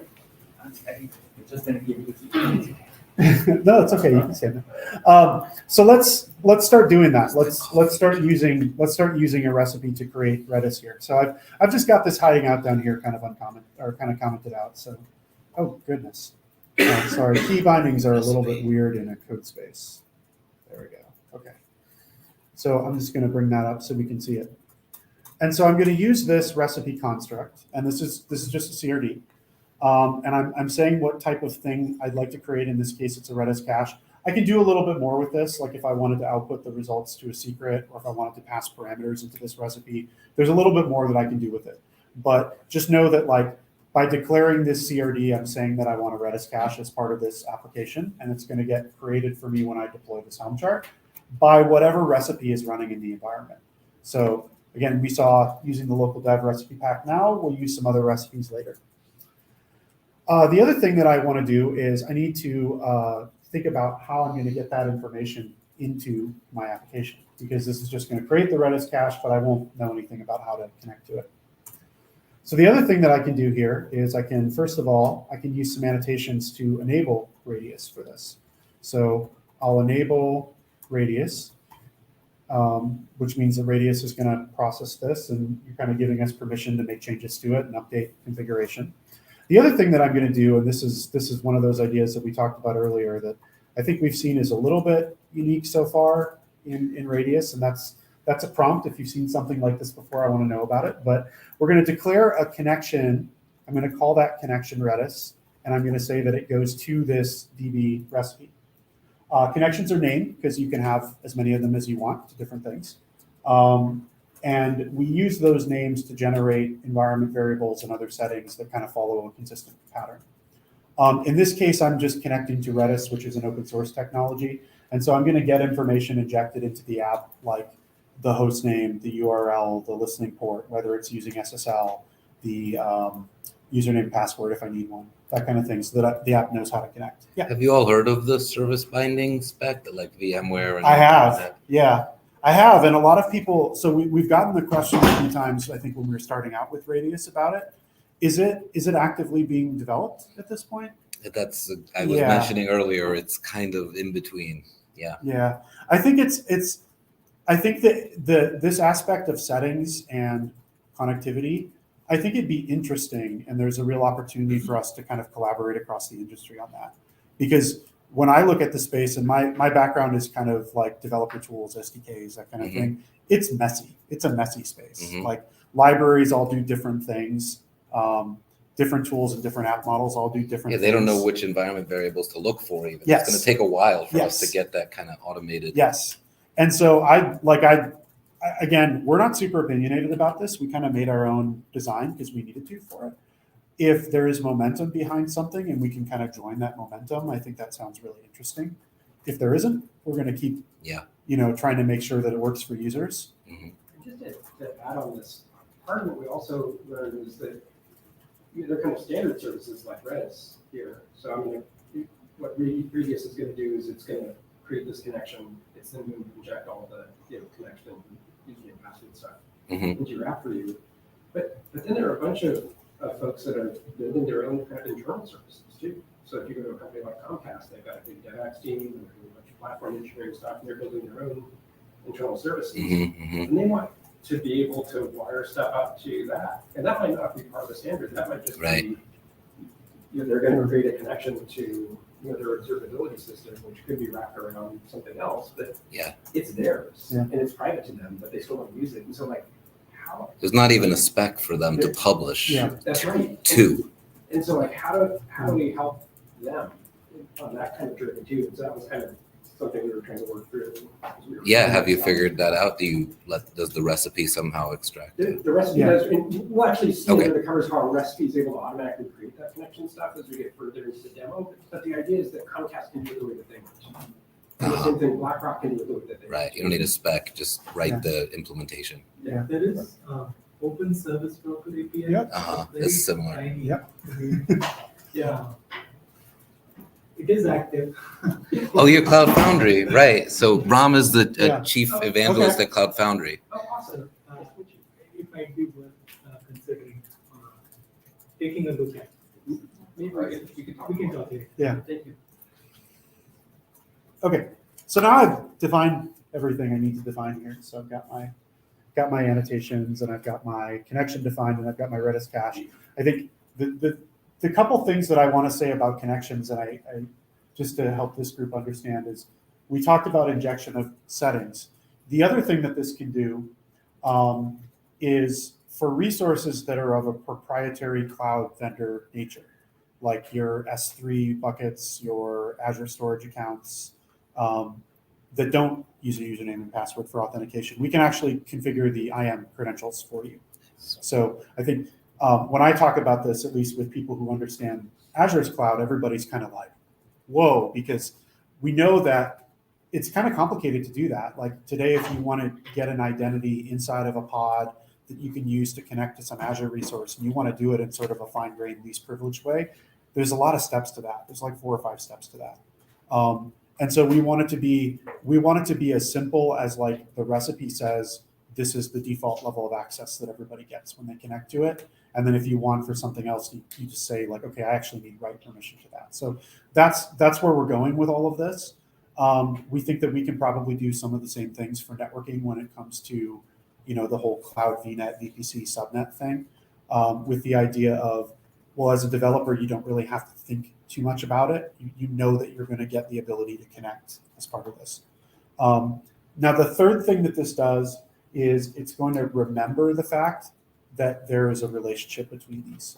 So we're capturing the relationship between this deployment and that Redis cache so that everybody can reason about it later. And you'll see that we can actually understand, like, this is the real deployment in Kubernetes, and this is the real Redis cache in Azure, AWS, down to the level of the real infrastructure. So the way that I deploy this is I have a little script here that I'm going to run because it's cumbersome for me to remember the Helm deploy command. But I'm just doing a Helm deploy. And I was kind of playing with this earlier, which is why you're seeing revision 3 here. So I've actually deployed this. It's just a normal Helm deployment. And if we look at the status, I'm in this, I think I called this Helm demo namespace. You can see a bunch of stuff is processing here. There's some things spinning up and shutting down. So you can see that we've got our web app pod running here. You can see that our recipe CRD says that it's ready. And then you'll see some Redis stuff. So we've got a Redis service and a Redis pod here. And that's because of what the local dev recipes do. The local dev recipes don't require you to get out your wallet. They just run that infrastructure on the compute that you have. So we're just, again, this is not a production scenario, it's a development scenario. We're just running this in the cluster with no seatbelts. If we wanted to play with this, we can port forward to it, which we've all done a million times. So kubectl port forward. It's in the namespace Helm demo, and it's the web app. And I think it's 3000. So let's see. Yeah, that worked. Okay. Something I love about code spaces is if you port forward in a code space, it kind of just opens for you, which is amazing. Nice. And it tunnels and everything. I didn't build this, but I think it's amazing. So inside, this is just a sample that we built to kind of talk about Radius and help people understand it. And so here you can see the connection. You can see the environment variables that got injected. Again, this is just a simple convention that we built. We're not incredibly attached to it, but just to prove that this actually did something for you. Over here, I can demo this for the tag. And we can see that got saved to the database and everything. So I think that that's working. And so we've proved that we can kind of take this app and deploy to a development environment and get everything working. And that was pretty easy to get going. So some of the next things that I might do is I might, like, as a developer, kind of back to my narrative, I might set this up in a CI/CD pipeline. We think that this is actually pretty good for integration testing. I can do everything that I'm doing here in an integration test environment in like a CI/CD agent, which is actually how we test Radius. We just run a cluster in the CI/CD agent. We deploy apps to it, and we make sure that they work okay. So that's something I could set up if I'm interested. The other thing that I might do is, well, if I'm ready to go to production, I'd reach out to an ops friend. Let's say maybe it's going to be Jonathan today. I was picked somebody from the audience, and Jonathan's going to set up some environments for me to deploy. Now, I'm going to show you deploying this to both Azure and AWS. The explanation that I'll give you is, I think Radius is good for no matter what cloud you're doing, and we want to make it easy for you to use your cloud of choice with Kubernetes and with all the things that come from Kubernetes. And like, I'm going to put on my Microsoft hat here and be like, hey, I'm a Microsoft guy telling you, like, we're going to help you do AWS. Like, that's what we're trying to do. That is what we're trying to do with Radius. It's not a trick. Like, if you're doing AWS, we're going to help you do AWS. If you're doing GCP, we're going to help you do GCP. And so the process, the reason why I say that is a lot of people kind of could get lost in this multi-cloud thing. Like, we're not telling you that you need to go run your application on multiple clouds. Most people don't actually do that. It's pretty rare. We've talked to a lot of folks about their multi-cloud strategy, and there's a few that have apps they need to run on multiple clouds. But platform engineering and the ops folks that are involved in this whole area, they typically need to support multiple clouds in whatever enterprise they're working in. And so the way that we kind of think about this in Radius is, while true multi-cloud apps are rare, it's really good if your tool set works across multiple clouds. In the same way that Kubernetes is ubiquitous because it's supported everywhere you want to run, and it's the same everywhere you want to run. We'd like for Radius to be the same everywhere you want to run and work the same everywhere.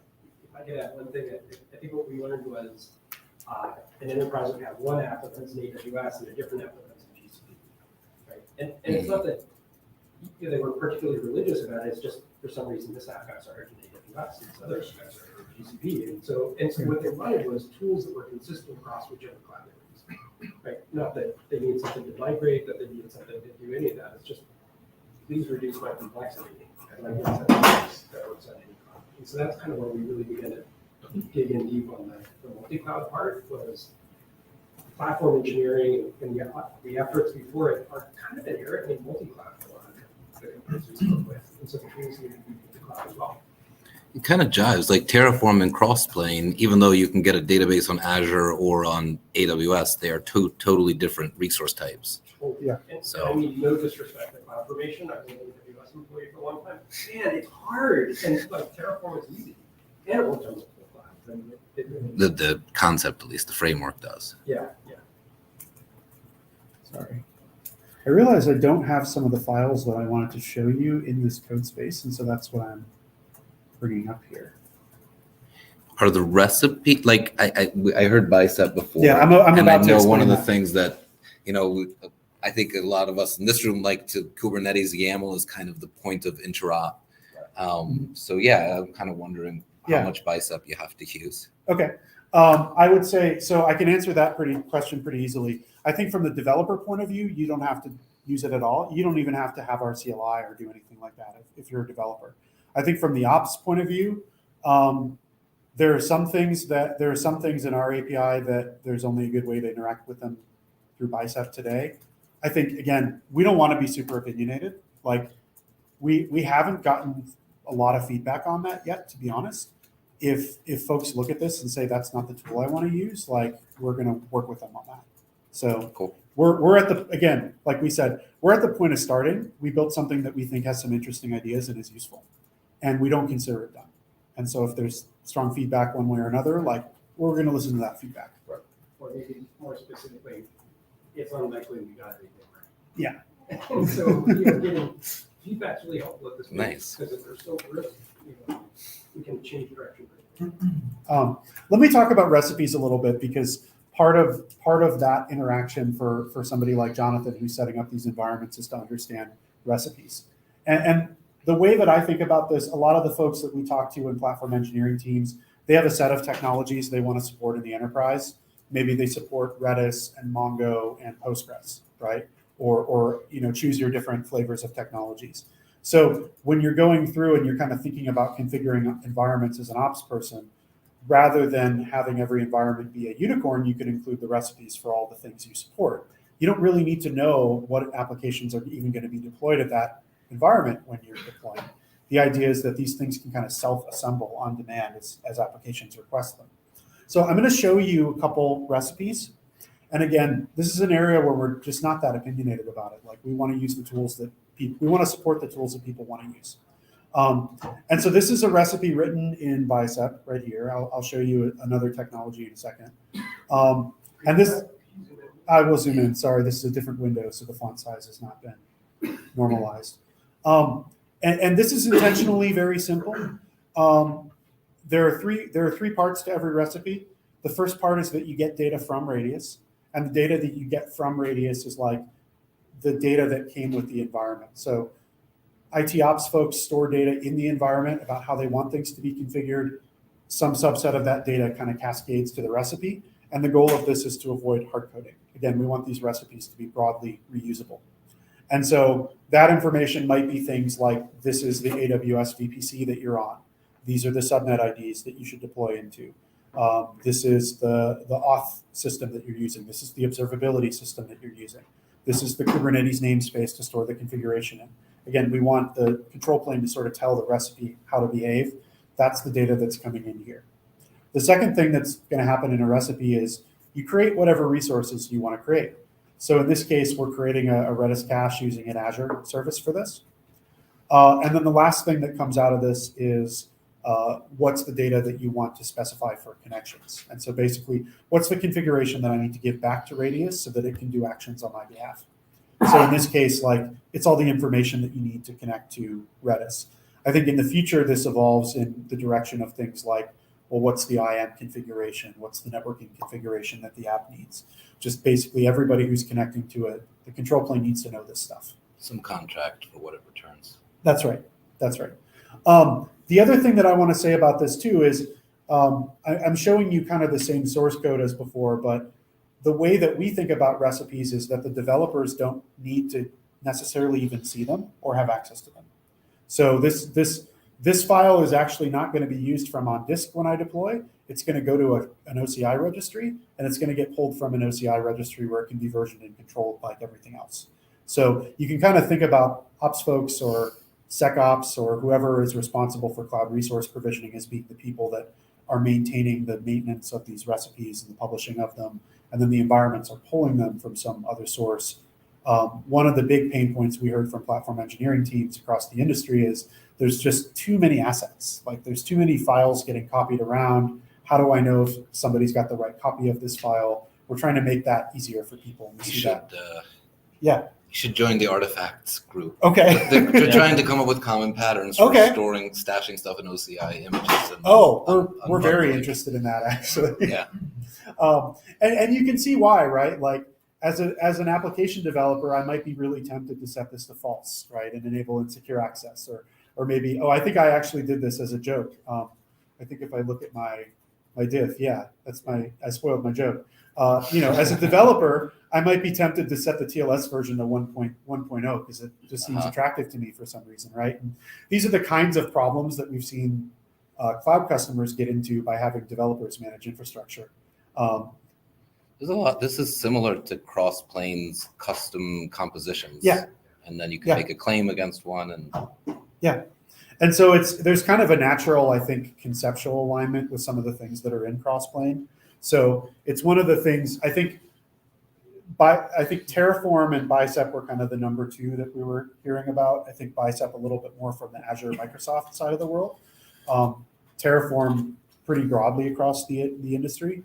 And Crossplane is kind of the number three thing that we've heard people say that's something we're evaluating or thinking about. I would almost say, like, what comes to mind for me is Kubernetes. Like, what if I wanted to just have a list of Kubernetes resources here? Would that work also? That's Crossplane? Is that what you mean by Crossplane? Kind of Kubernetes? Could I write a recipe in Kubernetes YAML? Yes, so that's something I think we're kind of interested in as well. Like, I think if we did integration with Crossplane, that would probably be the technical approach. If you're doing something more sophisticated, you outgrow, my opinion at least, if you're doing something more sophisticated, you outgrow Kubernetes YAML pretty quickly. Okay. And we'd end up building our own DSL, which I'd like to avoid. Got it. All right. So like, this is actually, just since you mentioned Kubernetes, this is actually the local dev recipe that we're using here. And you can see that I'm just doing Kubernetes in Bicep, right? And the reason is because I need a more powerful language than YAML, right? The other thing that's kind of risen to the top when we think about recipe implementation technologies, Ansible and other technologies like Ansible, maybe Chef or Puppet for the folks that are using them, Helm, and then the ability to just like call a container, like just run this in a Kubernetes job and I'm going to run some custom code kind of thing. Again, a lot of the folks that we're talking to have internal systems with internal APIs for provisioning, and so they may or may not support something like Terraform or Crossplane. And so the ability to drop to like, I'm just going to make a call against this API in a container is useful for them. I also want to quickly show a Terraform recipe. Let's try to go to about 10. Okay, I will get to the end here pretty quick. I'm getting good questions, which is why. Yeah, sorry. This is a Terraform recipe. And we talked to a ton of folks that have a lot of existing Terraform. And the thing that was important to them was the ability to reuse existing Terraform modules. So here's an example of a recipe that's using something from the public module gallery for AWS MemoryDB. I'm just configuring some things here. And the process of onboarding an existing Terraform is basically you're taking the provisioning logic that's in that Terraform module, and then you're wrapping it with the contract of being a recipe. So kind of the inputs and outputs that come from Radius. You're really just writing a little bit of glue. And so we think it's pretty easy for folks to use their existing Terraform with Radius. Since we're a little bit short on time, I'm going to skip the part where I like publish this and configure the environments. What that looks like is like, if this were Bicep, I'd publish to an OCI registry, and then I'd register it with the environment. The really important detail there is that developers can create the things that the environment says that they can create. So if the environment says, I know how to create Redis and Mongo, then they can create Redis and Mongo. They don't get to go outside of that, and they don't get to change how this thing behaves or provide their own. So there's kind of this separation of like people who get to configure the environment kind of have the keys to everything, and the developers don't generally have the keys to the environment. So your recipes are like your self-service portal, or your IDP, whatever you want to call it, just in code. That's right. And there's two supported languages or capabilities right now, Bicep and Terraform. Is there going to eventually be a client where I can just pull down a Go library or a Python library and do the same thing? That's right. Yeah. So you actually could do that today. So everything in Radius is an API, and so that we actually have a client for that. You can do today. Yeah. So back to my app. I'm now going to take the same app and I'm going to deploy across different environments. And then I'll show you that app graph thing that we talked about before. So I've actually already got kind of in the background, I've got 2 Kubernetes clusters here that Jonathan worked really fast while I was giving my demo. And so I've actually already got those here. I'm going to deploy this to my prod AWS and prod Azure cluster. So again, I actually did this earlier, so everything should be up and running in these. I don't think it's a very interesting demo if we all have to sit here for 25 minutes thinking about our lives while Redis cluster gets created. So I'm going to deploy that to both Azure and AWS. And again, I'm just doing a Helm deploy. Like if I don't want to do something different, or if I'm working with an existing app or I'm already kind of in Kubernetes, or if I'm just building something new and I like Helm and Kubernetes tooling, like I don't have to go outside of that to start doing this is now the recipes are going to change, like what the implementation of the recipe now is going to be different based on the environment that you deployed into. So let's take a look at that, and I'll use the app graph to demonstrate this. I may need like 1 or 2 tries to get the command right. Oh no, I actually have this. I should have this in the history. So grad app graph. Okay, let's do AWS first. So I'm just going to show you the application graph output. I think we talked about the app graph before. I'll make this a little bit bigger because it's a little hard to interpret. And this is, you can kind of think of this as a text mode version of the app graph. This is actually an API. So I think what we'd like for other folks to be able to consume this API. We'll probably build some kind of very, very primitive visualization on our own. But we think this starts to make a lot more sense when you consider it as part of a broader platform engineering effort and integrated with more tools that come from the ecosystem, like observability platforms. So you've got data from the observability suite. You've also got kind of the developer's understanding of what the app looks like. Maybe they match, maybe they don't match. That's probably useful for people to know. If I can jump in real quick, so imagine that, like, let's say I really like Backstage. You can push the app graph into Backstage, and then you can see what the app looks like. That could also be where you figure out which recipes you have access to, because that's where you build your depth. And so, like, we think that we're building the right primitives to be able to surface into the tools that people like. And so Backstage is their jam, that's great. If they want to do something else, that's great too. But that's kind of how we're trying to fit in. Nice. Let me just talk about what's here. So there's my web app, which is a container. There's the relationship here. So we remembered that this thing talks to the Redis cache. And then what's going on here in this resources section is you can kind of see, like, what is this thing made of, right? So this is made of, containers kind of our way for thinking about a long-running service. You can see that in this case, it's made of just a Kubernetes deployment. It might also be made of other things in other examples. This is a pretty simple one. This Redis cache, you can see that in AWS, it's made of an AWS MemoryDB cluster and subnet group. That flat list that you showed us. Because that's what was created by the recipe. So you can kind of see how we're building graphs, right? Environment contains applications, applications contain resources, resources contain infrastructure. And I say resources meaning like kind of at the developer's level of altitude, right? The developer's level of altitude, it was a Redis cache. at the infrastructure level of altitude might be 4 or 5 things. When we think about, here's the Azure application graph, and you'll notice that it's mostly the same. The only thing that's different here is it's an Azure Redis cache, because that's what the recipe created for us. And I could even go to the portal and see the real one. So what we were trying to do is basically build the software catalog for you automatically in a way that's aware of the architecture of the application. Yeah, I feel like I had last year in Detroit, we had Humanitech come in and talk about their score workload specification, and this is so similar. That's the one thing that we've seen that's kind of similar. Okay, cool. Well, I guess if you want to talk to them about it. Yeah. So that's the demo. Any other questions on this before I put it away? I think we better talk. I'll catch up. Yeah. Okay.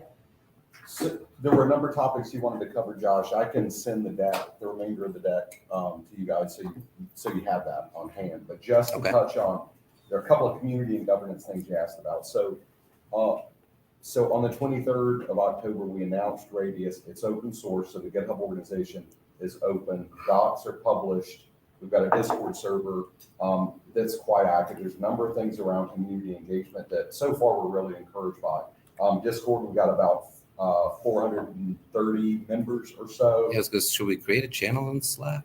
That might be cool. But okay, so you've got the Discord right now. Yeah, so Discord's going. The team's very responsive. We're getting great questions. GitHub, we've got about 365 followers. Community contributions, about 83 or so across 600 posts. We've been doing a monthly community call for several months. We did our first public community call on the 2nd of November. We had about 65 attendees, great engagement, great questions. From a governance perspective right now, we're currently staffed entirely with the Azure Incubations team. We've been working across a number of months seeking partners that will ultimately become maintainers. Lots of interest from some company names that we have mentioned. And then obviously we submitted the Sandbox proposal. So we feel pretty good about the progress there, about 21,000 log sessions in the documentation. So good engagement there. We have a ton of work left to do and happy to present further with you guys. I've got some content I'll share about our roadmap, short term and long term, and more about architecture, but I think we covered some good questions there already. Yeah.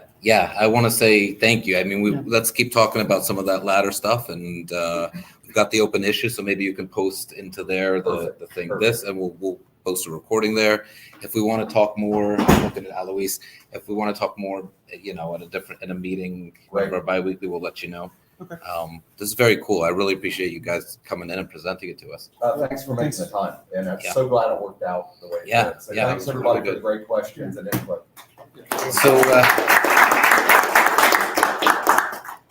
so let's take a little break. Let's let everybody, take a little bio break for how about we say 7 minutes till 10:10. That's not a ton of time. And then we're going to hear Anima. Are you ready to go next on Canoe CNOE? We're going to talk about that, and then we'll have our lightning talks will come after that, about 10:45, 11. Am I? I don't know. I think it's the Linux driver. Just hit the visibility off and back on again. That usually kicks it. Oh, maybe not.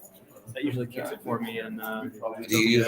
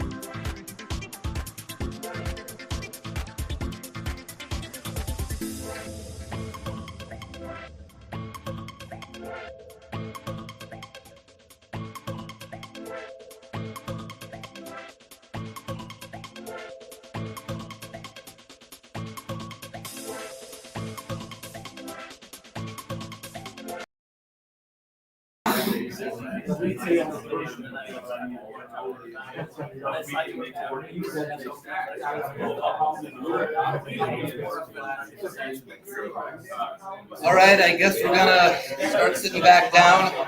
I get to be the MC. If everybody wants to start settling back down. See if I can get some coffee. Yeah, go for it. Oh, we're gonna want to settle up. Are you gonna pick them up for me? All right, let's get everyone settled on back down. Is there a yeah, there's some sort of just Oh,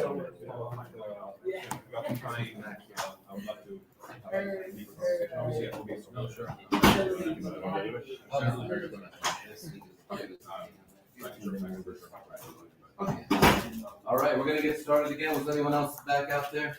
Okay, we're good. Nice and quiet now. So our next presentation is from a group that's been building a cloud native platform builder tool. Some of our group has been helping with them a lot. I know we're pretty interested because we've been looking to help folks get started building platforms. So yeah, if you guys want to just today kind of take us on a tour of CNOE. I know we talked a little bit about the ideas behind it a couple weeks ago, but I'd love to just see how it all works and the architecture. Sorry, we're having a little trouble with this.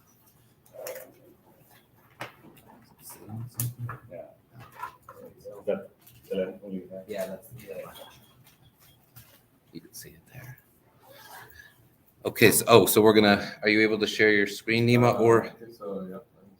That's probably the best way because I got the HDMI. Can you share your?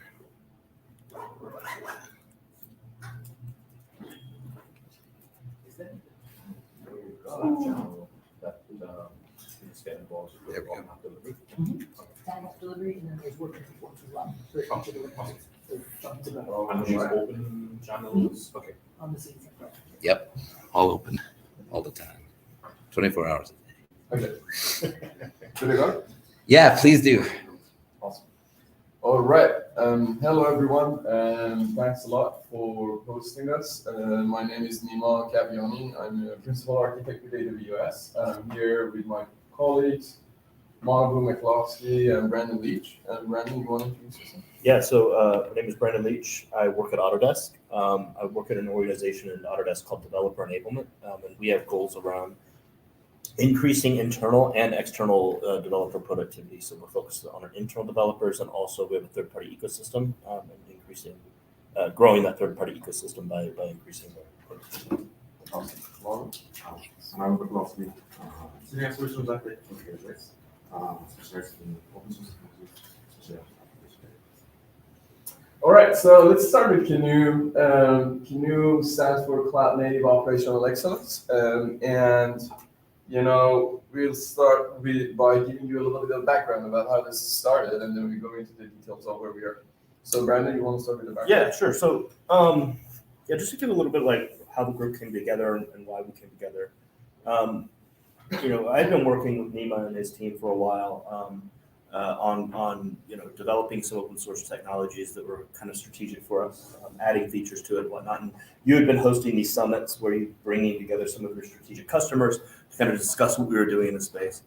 And the conversations that we would have kind of on the sidelines and at dinner after these summits were really productive, sitting around with other enterprises that were operating at our scale, talking about, not surprisingly, we had the same challenges, and we were trying to do the same things with a lot of the same tools. And after a couple of those conversations, a couple of those summits, I think we were talking with AWS, and we were like, what if we just got together and solved this problem together, right? When we approach the CNCF, and there's a myriad of tools, hundreds of tools, right? How do they all fit together? How are you putting them together to create your internal developer platform? What tools are you choosing and using, right? Is there an opportunity for us to be able to coordinate contribution, right? And de-risk our technology bets by organizing around a common capability map. So we wrote a charter for the group. and started kind of shopping that charter around with our executive leadership at some member organizations to try to get sponsorship internally. And we've been refining the group for a while now, and I think Nima's going to dive into where we've landed. Yeah. So yeah, I think one of the core focuses for KNU has been to decide what a developer platform looks like for the core group of members who were like finding these similar problems or trying to tackle the similar problems, right? And each of these organizations internally had an internal capability map that they were trying to kind of define and start executing towards, like building, right? And we kind of started by aggregating all the different capabilities that made sense to these organizations into a common capability map, which was probably like the first thing that came out of KNU. The set of core requirements that these organizations had, and then moving towards building towards solving these requirements, right? But obviously, when you decide to build, this is what you're faced with, right? And we had a lot of conversations earlier today about the challenges for these organizations trying to decide, what to choose. And I've been to many talks where they show this picture and they think they kind of claim that this is a problem, right? But have you actually seen a solution? Like, has anyone seen that, there's a body, there's an organization, there's a group that kind of stands up and say, here is the solution I would suggest as a way to kind of solve this, right? We haven't seen a solution, and I think that's been lingering for a long time.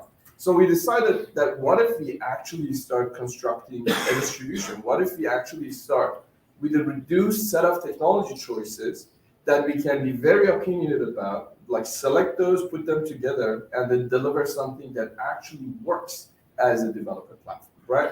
So we started looking around, we started looking at some core CNCF technologies, obviously, and establishing everything on top of Kubernetes as the base platform. So the reduced technology choice is actually one of the benefits that it has is that it actually helps us be focused, right? And it also helps us be very targeted with the conversations that we have with these different organizations. But you saw that I referred to this as a distribution, right? And the reason I started referring to this as a distribution is we've had this conversation, whether it's a reference implementation, whether it's a sample, but I think the closest that we have come to is to call it a distribution. Because if you think of how a Linux distro actually is defined, a Linux distro is an operating system made from a collection of open source software that are built on top of the Linux kernel and are packaged together, right? Now, if you replace that Linux kernel with Kubernetes, what we're trying to do is to combine a number of open source software that actually build on top of Kubernetes and package together and deliver on the idea of the developer platform, right? So in that sense, what KNU is aiming to be is an IDP distribution, right? What's the package management? So we get to that. There's the idea around how you're actually packaging it, right? But yeah, so that's the higher level definition for KNU. And why does building a distribution matter, right? And that's the most important question that we get. First of all, it gets us past technology choices.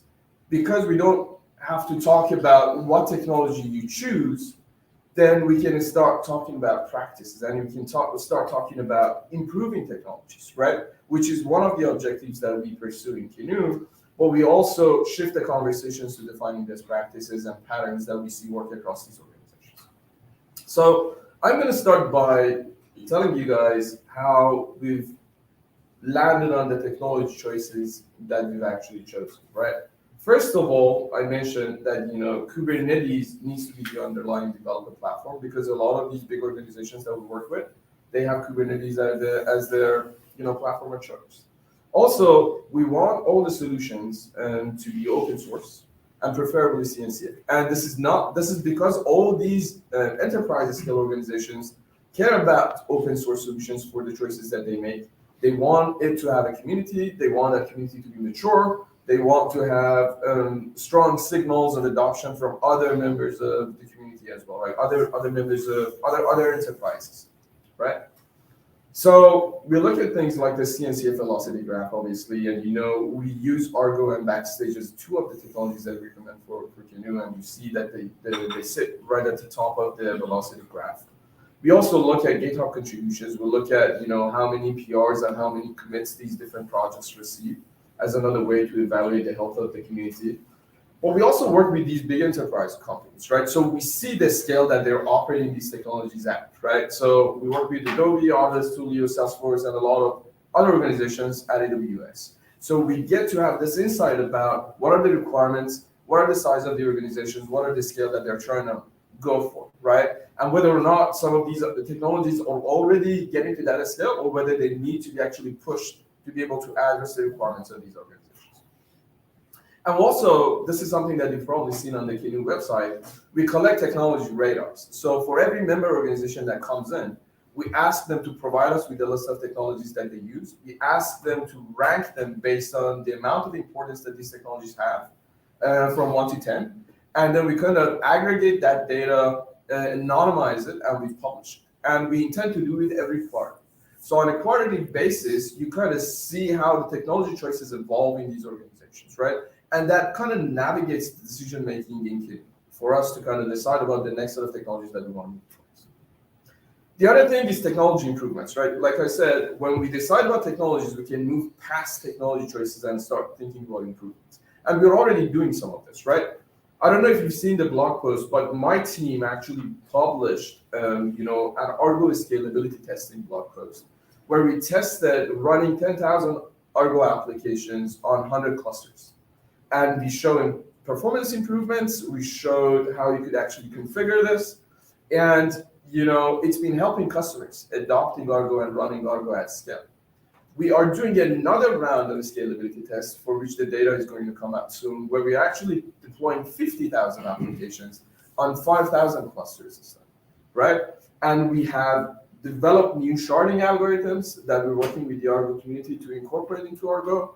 We are showing performance improvements with these new sharding algorithms. We're improving the configurations even further. So this shows that by focusing on technologies, we actually can be very tactical with pushing the boundaries, right? So check out the blog post, see some of the work that's coming, but it's the benefit of being very opinionated with the technologies. And then best practices, right, is the other thing that we're kind of shooting for. So, my team, Monabu here, we published Crossplane on EKS over 2 years ago. And it showed best practices around how you could run Crossplane on AWS. But a lot of these learnings now we're taking and bringing them over to KNU, right? And we intend to do this for other technologies as well. GitOps Bridge is something that Carlos Santana, some of you may know Carlos Santana. Carlos is working on GitOps Bridge. So we have conversations on bringing GitOps Bridge over to KNU. We are, developing. So I'm giving you a sneak peek of some of the stuff that are going to be published on KNU. So we've collaborated with Twilio, with Autodesk, with a few other companies, writing about how you can optimize your data quality in your developer portal, particularly looking at Backstage, right? And how you can actually make sure that what you present in the Backstage portal is identical to where you get is identical to the truthful data that you want your end developers to see, right? So again, being very tactical about projects allows us to go to that level of detail. And for us to be able to promote the agenda that we have, we started looking at packaging mechanisms, right? One of the ideas, so first of all, we started putting two tools together, right? One of the first things that some of you may have seen is the IDP Builder. The IDP Builder is a packaged up collection of all the tooling that I mentioned at the beginning, ArgoCD, Backstage, Crossplane, Argo Workflow, put together in a single binary. And you can launch it, you get everything configured together. You can do it in your CI, you can just run it as part of improving and extending your developer practices. And under the IDP Builder, we are actually there's an open issue where we talk about pluggable packages. So the idea for pluggable packages is to use ArgoCD and the app of apps pattern as the packaging mechanism that we're going to use in order to combine all of these tools together, right? And by using Argo, you can already use Helm charts. You can use customize. You can basically choose any package that is out there and is appealing to the members, right, or to the group of organizations that want to use KNU. You can also extend it through that same app of apps pattern that Argo offers, right?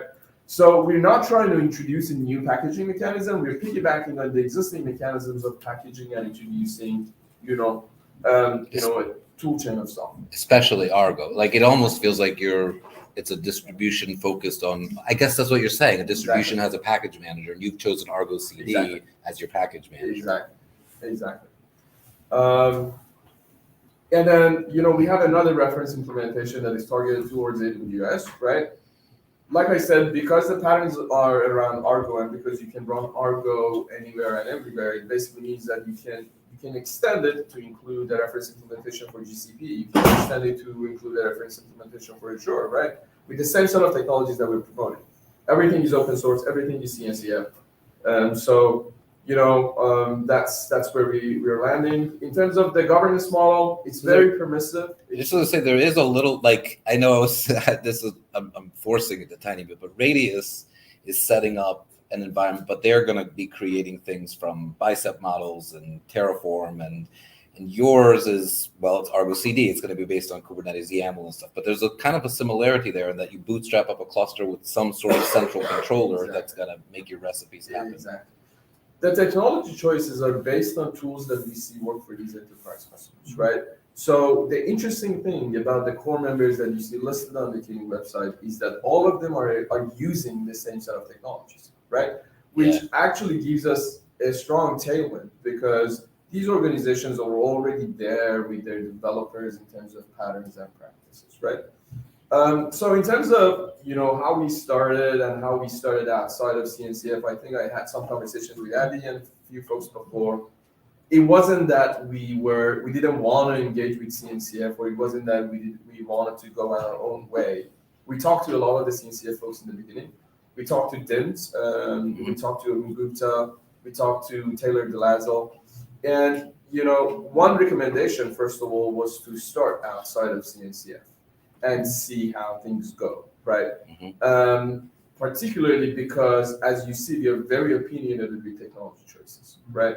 And key-making is a problem in CNCF, right? So the moment you start talking in the context of CNCF, people tell you not to talk about the specific technologies.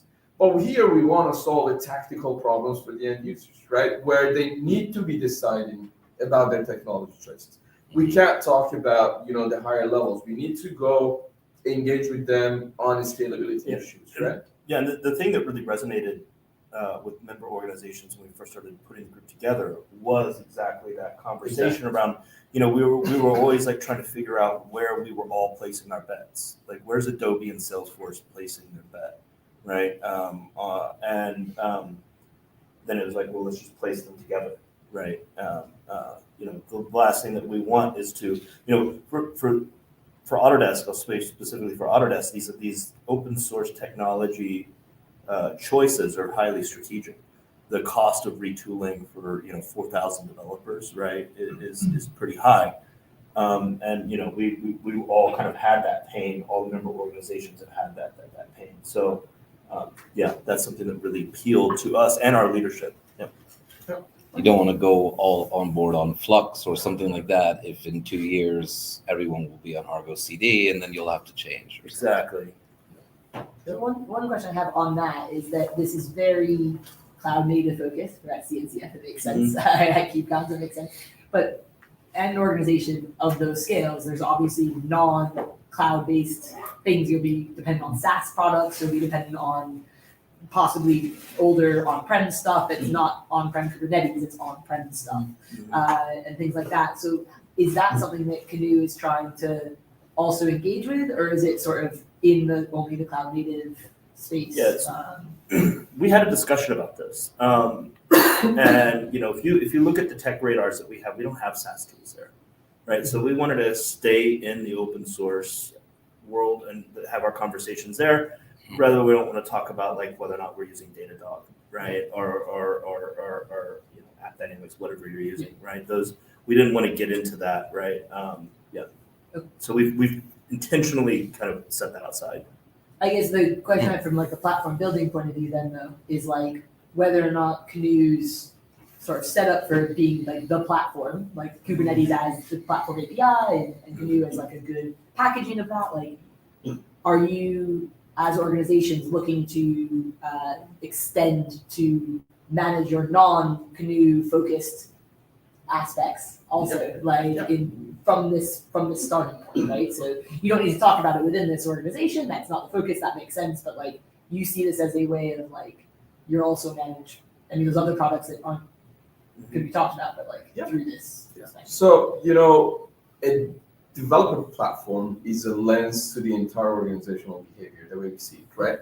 And the way we are looking into it is you have to have a way to extend your developer platform to incorporate your legacy applications and your legacy services, right?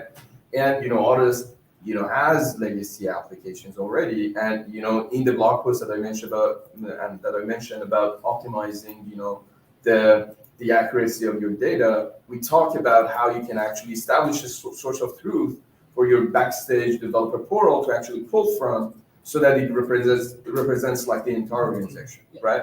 But also in the demo that Manu is going to show, you know, we have this other line of work that Laura Ubuntu sitting at the end of the room is leading, data on EKS. And we have a lot of customers who use data workloads on top of Kubernetes, right? And for them, it is important to bring their data workloads into their developer platform, right? And use developer platform as, again, that tool that gives them the view into their data workloads. So in the demo, we actually show you how we have built tooling into Canoe CLI to extend your backstage, to pull those workloads in, and to kind of incorporate your legacy data, et cetera, et cetera. Another thing that I think is important to mention is that while it sounds that we're very opinionated with our tooling choices, right? We still are thinking about how to include other ISVs or other technologies who potentially want to choose a subset of the technologies, right? Mm-hmm. There is a way for you to be involved in Canoe, at least that's the hope. If you only use ArgoCD and Backstage, let's say, right? If you don't use, you know, Crossplane, if you don't use Terraform, but are you using Pulumi, let's say, right? We still want to enable that. We are trying to figure out what's the best model that makes sense, right? Because we don't want to necessarily shut the door to everyone else and say, hey, either you're choosing these tools and you're in, or you're not using these tools and you're out, right? But I think we don't want to land in another, you know, technology landscape kind of situation when there's another, like now rather than 300, you have 100 different choices, right? So we have to kind of be very careful about, you know, Flux. We work with Vworks very closely. You know, Alexis has come and he is talking a number of different open source symposiums that we run at AWS. So we really want to enable them to be successful in Canoe 2 if there is a pathway, right? But we're not just going to create a pathway for the sake of creating a pathway. We're going to like think about it and figure out how that will be. So actually, that's a very good point. I think because my question here was, because you're very opinionated about how things are going to work, does that then, are you saying that that's going to apply regardless of maturity of a platform team or an organization? Because the company's example that you've given, they are fairly mature in their journey. Like they are like pretty much the cream of the crop in most cases. But when an organization is starting off, they may not be there. It may take them a few years, maybe decades, pretty much to get there.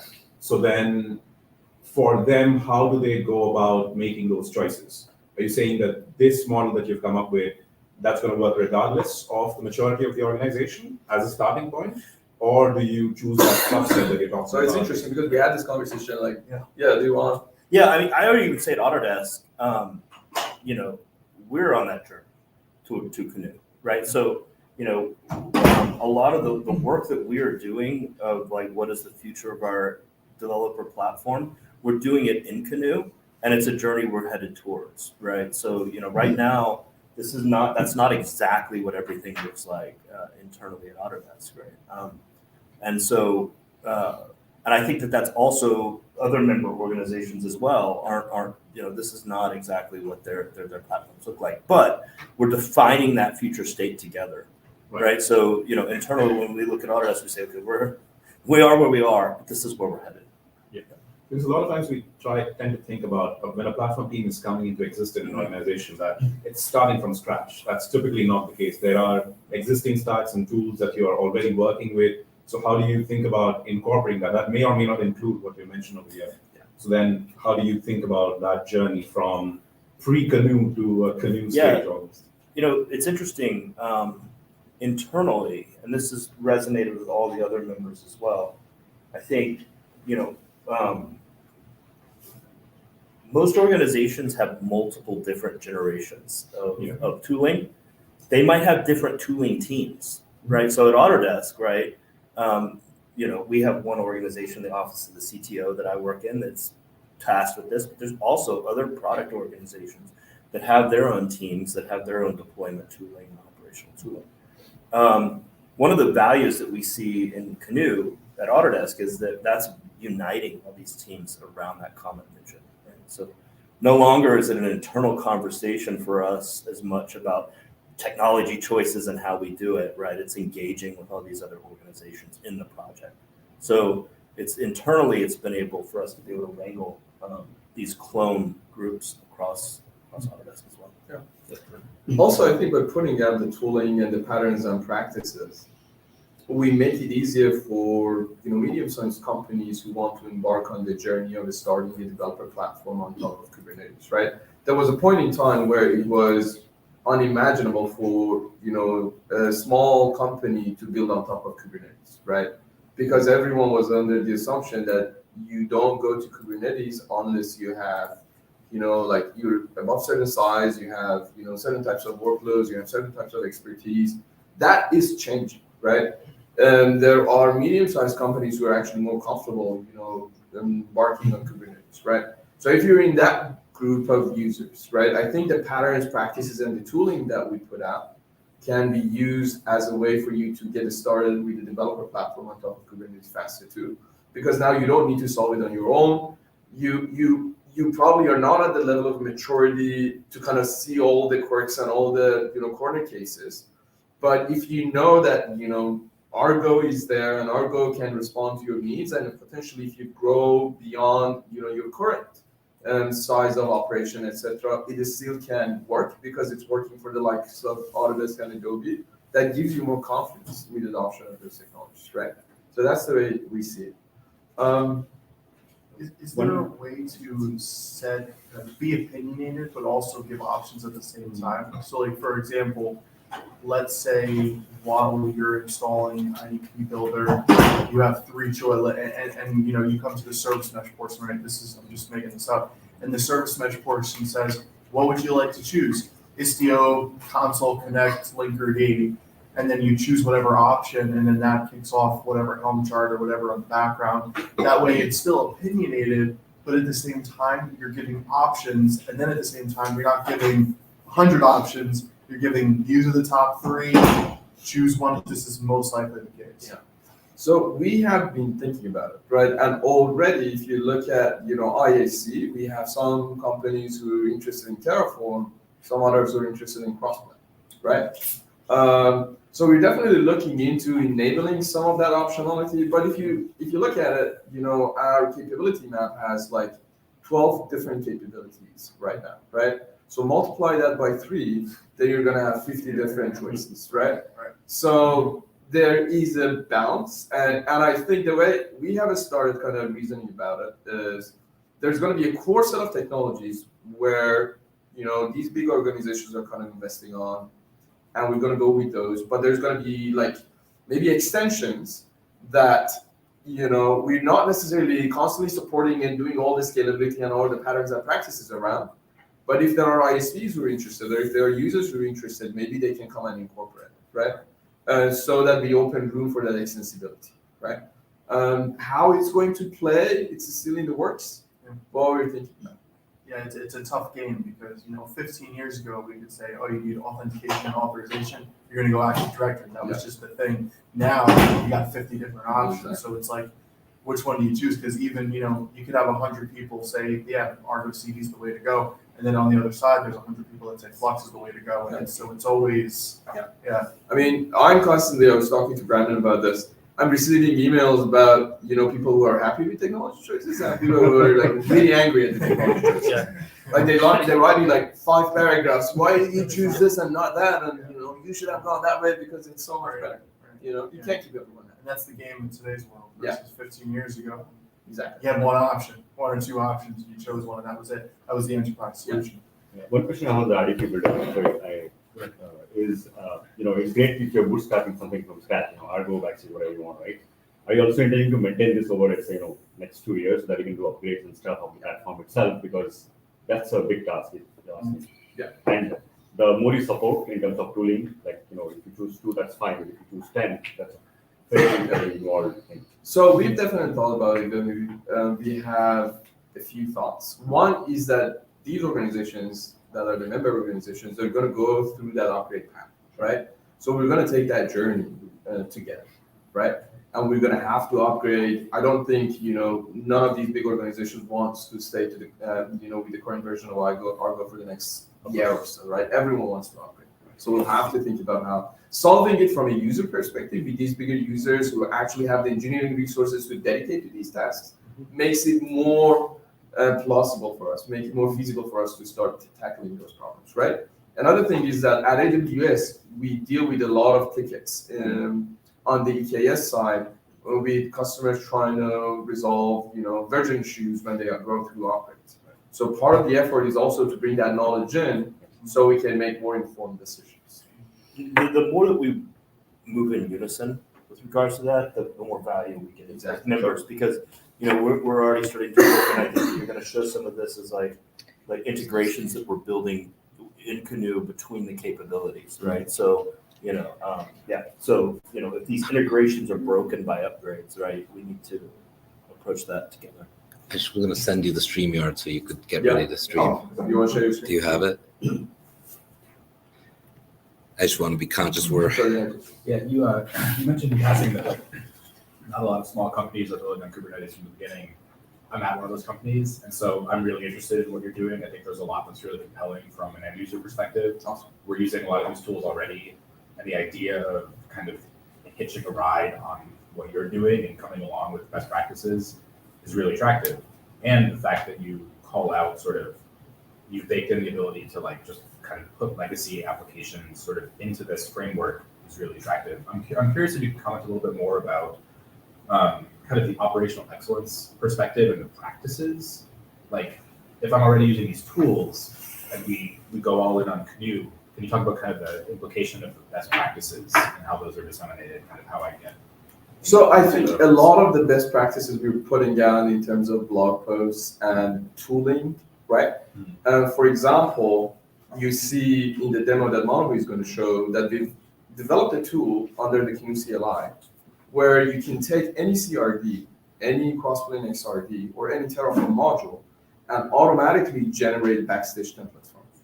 And then you can bootstrap those backstitch templates into your backstitch, and then you can go on with your deployment of your packages, right? So that's one of the best practices that we're actually demoing. And we're going to write about this, right? We in fact have, content on the website where it shows the automation path. It shows that embarking on Canoe with the tool. There is another one that comes out about, deciding about the source of truth and how you actually can make, how you can use your best judgment to decide what the source of truth is, right? So I think it's going to be constant publication of tools and practices, and that's how we're thinking of enabling people with best practices. We've discussed this. This is not something we're currently doing, but going beyond technology choices does allow us to be able to solve higher level problems. At Autodesk right now, we're going through trying to upgrade a lot of our systems to be able to reach higher levels of availability, right? How many 4.9 architectures are there really, right? Maybe that could be part of Canoe at some point too, since you're past the technology choice, right? A system template that we maintain as part of Canoe that would allow you some of these reference architectures that you could launch and manage with Canoe as well. All right, I want to encourage us to go ahead. Let's just do the demo so we can. I'm sharing my screen, but I'm not sure if it's Yeah. So there you go. Did you do the present button? Yes, perfect. Oh, cool. Awesome. Thank you. Thanks, Leanne. Somewhere in the back. What I'm just going to show you is what Emil was talking about. So we have a reference implementation repository that has how you can spin up all these different tools using ArgoCD, right? But here I'm just going to show you how you can even extend that to bring in like data OpenCase patterns.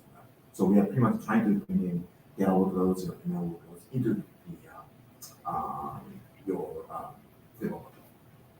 So just to give you like a quick overview, so I am going to be first going to be just putting this repository and then generate input fields for the backstage template. So like Nima mentioned about CIDs and XRDs, but we can also actually do it for Terraform as well. And then we'll just register that template, and then we will run the Argo workflows, and then just run Terraform in it, and then provision a brand new data workload optimized cluster. That's based on the data OpenCase modules, and then we'll register that back into Backstage. And then finally, we're going to see perspective from Analytic. This user is going to be a data science consumer. This person is going to be submit a new job, and then it's going to be, they're going to be able to visualize the job that they just submitted. All right. So just for those of you who may not know what data OpenCase is, this is what data OpenCase. Data OpenCase, bar over there. He built all these different patterns around how you can use data workloads on EKS. And for this purposes, we're going to use Spark on case operator. So this has all the optimizations that necessary for the EKS cluster to run all these data jobs, Spark jobs in Kotlin. All right. And then here, I'm just showing you that we have a template here. Is that the small zoom? Yeah, make it a little bigger. Let's see, how do I do that? I think it's Control I think shift if you do a plus. command plus, you should work. No, I think no. I think it's fine. Okay, yeah, sorry, but so that is a file named data OpenCase.yaml, and if you cap this out, you see that it has a 2 steps here, right? So first step, this is the It's a backstage scaffolder template. It's a backstage template file. It has 2 steps, right? First step is for Terraform configuration options. So we are going to try and populate this field. Then the second step is the pretty much all these fields that are common to all data OpenCase modules. So we will run command line. Okay, so here I'm just showing you that we have a Spark case operator already cool. As you can see, this is plain old Terraform module file or directory, right? So we will run the GNU CLI and then tell it to use this directory, and then look at the data OpenCase.yaml file that is showing up here, right?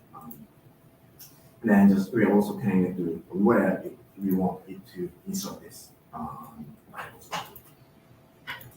And then we run this command. Does that mean you're like rendering the backstage template without actually using backstage? We are not actually rendering it yet. We're actually hydrating. Yeah. Skeleton backstage template. So yeah, is this a tool that like I could use with the backstage scaffolder without needing all of backstage? That's because I've been thinking about this for a while.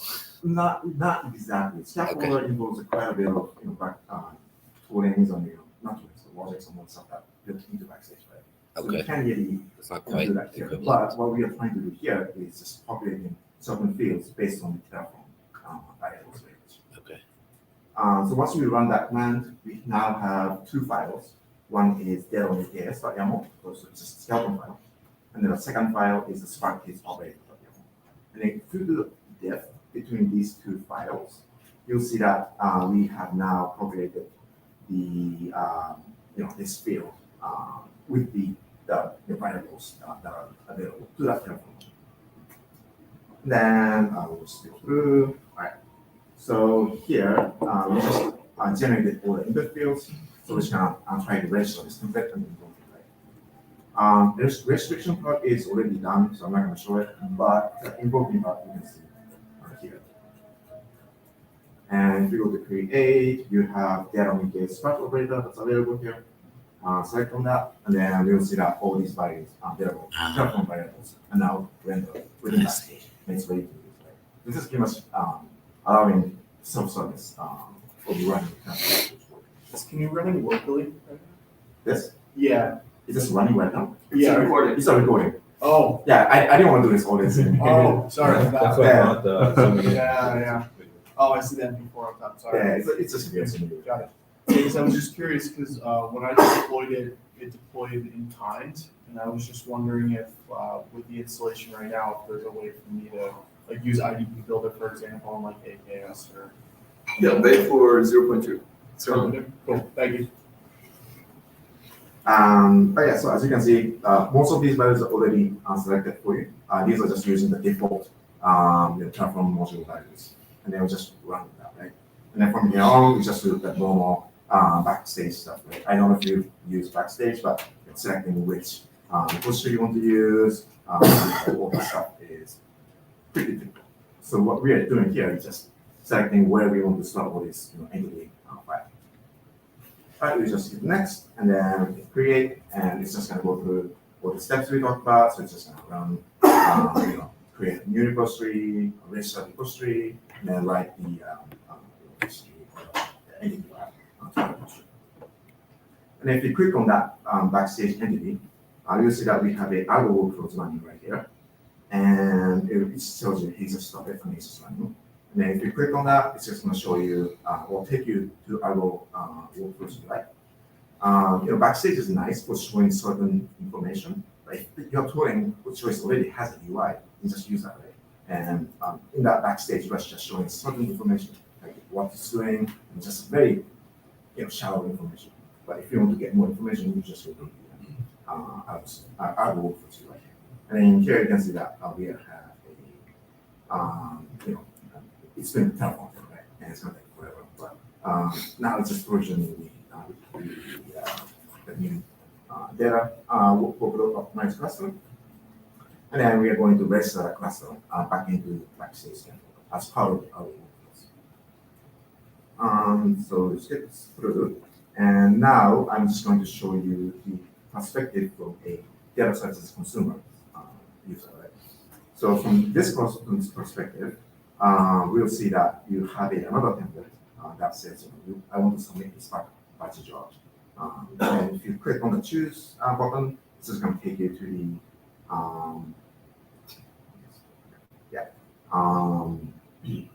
to another backstage template thing. And the important thing is that in the cluster, the ones you can choose, we now have a Spark operator -DOEDS cluster that's available for any users to use. And then we just select that, and then just do all the backstage things again.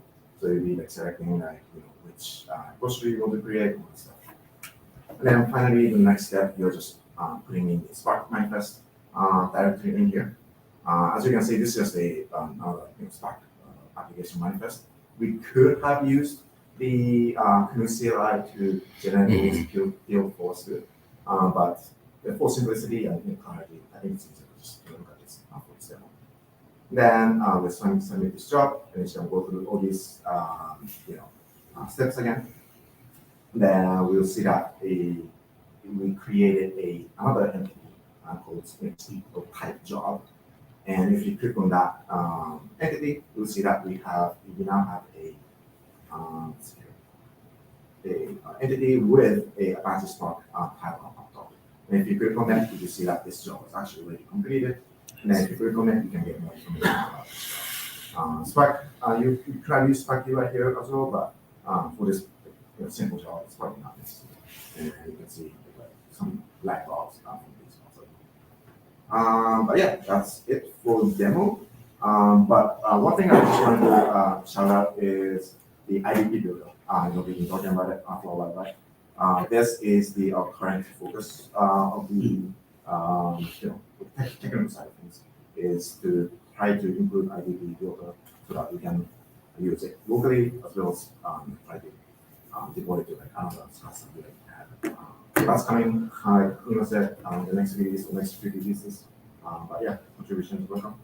And yes, that's it. Cool. Thank you.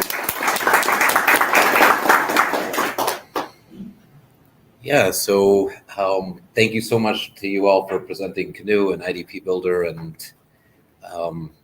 actually, I think there's the way you all are complementing what we've done in the platforms working group, where we've kind of taken that higher level perspective, and now you guys are taking some opinions and guiding people. Like right now, there's just the one stack, I guess, but that's something. So I'm glad that we're talking, and we'd like to, we can refer to your project and maybe contribute to it. Absolutely. Is that an open project? Like, is that something Everything that is open. Yeah, you go to GitHub. Oh, You go to yeah. GitHub.io and GitHub.com. Actually, maybe you can just type it, John. Oh. And GitHub.com/cnu-io. There you go. Yeah. So that's it. It'll be a reference implementation. But the org basically has pretty much everything. It has the governance. It has the website. Like the website and everything that we publish is also open source. So if you publish a new blog post, like if you go to the website and you look at the pull requests, you see that the blog post that I just talked about is an open PR. So open to comments and contributions. Yeah. You had mentioned at the beginning the idea that this is like an internal developer platform distribution and compared it to a Linux distribution. I really like that framing. And I'm curious, like, kind of how far you intend to take that metaphor. Like, this is one distribution. Do you also intend to sort of define the process for creating others? That's a very good like question. sort of starting to create a ecosystem around distributions of platforms?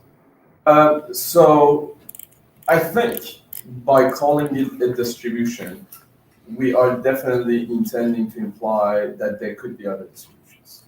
Whether or not we're going to be the ones building other distributions, I don't know, and maybe not. I mean, and granted, you framed the app packaging as I think app of apps pattern or ArgoCD, which is like an existing pattern. So I'm not expecting that you're going to define the tool necessarily, but I'm curious if that's where you want this to. I think that's the reason I'm careful about it is because the app of apps and the Argo packaging pattern that we have makes a really strong assumption about adoption of Argo, right? So you really have to then respond back to the folks who are interested in Flux in terms of what the distribution with Flux as the package manager looks like, right? Because I don't necessarily think we want to get into those separations, and then if it expands from there, then it blows up. So I'm trying to be careful calling it the distribution and implying that, hey, look, if others are interested to take it forward with Flux as the package manager, you can certainly have another distribution, right? There could be a third, new, GitOps tool that comes out, which could introduce a whole new path to a new distribution, right? So I think it leaves the door open, and we'll see how things evolve, right? It's very early stage for us, so we'll see how things evolve. And in the world of, say, APIs, for instance, like when you're building API-specific products based off of your platforms, do you see something like, say, an API gateway or maybe even a service mesh being part of your baseline distribution? Do you see that as a separate sort of extension of your distribution? How do you see, say, API management experience sort of coming into the picture? So we've been thinking about it, and I think the focus is to try and consolidate on common practices, right? So if API management is a common practice that all these members, kind of like can decide on and settle on and agree to, then yeah, I think it would very well become part of KNU. If we see that there's like too many directions and too many opinions, like going in different directions, then maybe not, right? I think having these big organizations, enterprises have a vested interest in what KNU is, and like collaborating on the core, really, hopefully sets us on a path to be very decisive and very clear about things that we will do and things that we will not do, right? Because for things to be done, there needs to be a core on, on the decision and the direction. Right. So for an instance where you do want to have something like an API management as part of your stack, you would start off with baseline KNU and then potentially extend that to add to your stack. Yeah. Okay. Exactly. But that becomes part of KNU eventually, right? Let's say, we choose to include Nginx, right? For example, for, ingress management. Then that becomes part of the, apps that we deploy as part of like the whole package management, right? And then we start developing patterns and practices about how you actually combine these, how you do routing, how you do et cetera. Thank you so much. Yeah. All right. thank you so much. I think we should call it here. We could probably talk for hours, and hopefully we will. So yeah, thank you again for presenting to us. Thanks a lot. Thanks for having us.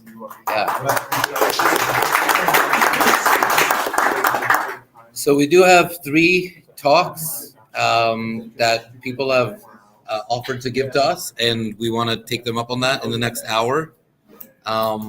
If it's okay with you, I'm going to ask Atul. We'll go in order. So Atul, then Matt, and then Sarah, if she's here. And I see Arthur. Yeah, right? Robert, sorry. Yeah, you are also on. Yes. Okay, so we've got 4 speakers. And yeah, we're going to ask, if it's okay with you, Matt, we'll ask Atul to go first because we bumped him from the 9:40 slot. And yeah, and we'll see how. I think that's probably going to fill up the rest of our time, but we'll see if there's anything we want to discuss at the very end. Yeah, and I haven't given too many breaks today. Sorry, we're packing it all in, but go get some coffee and stuff if you need. It's right outside the door. I did that just a second ago. So thank you, Leanne, for getting Atul signed in here.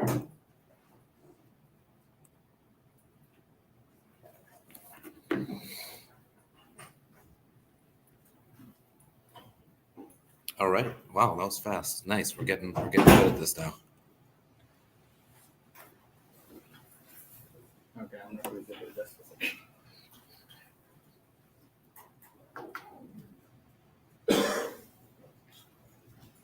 Oh.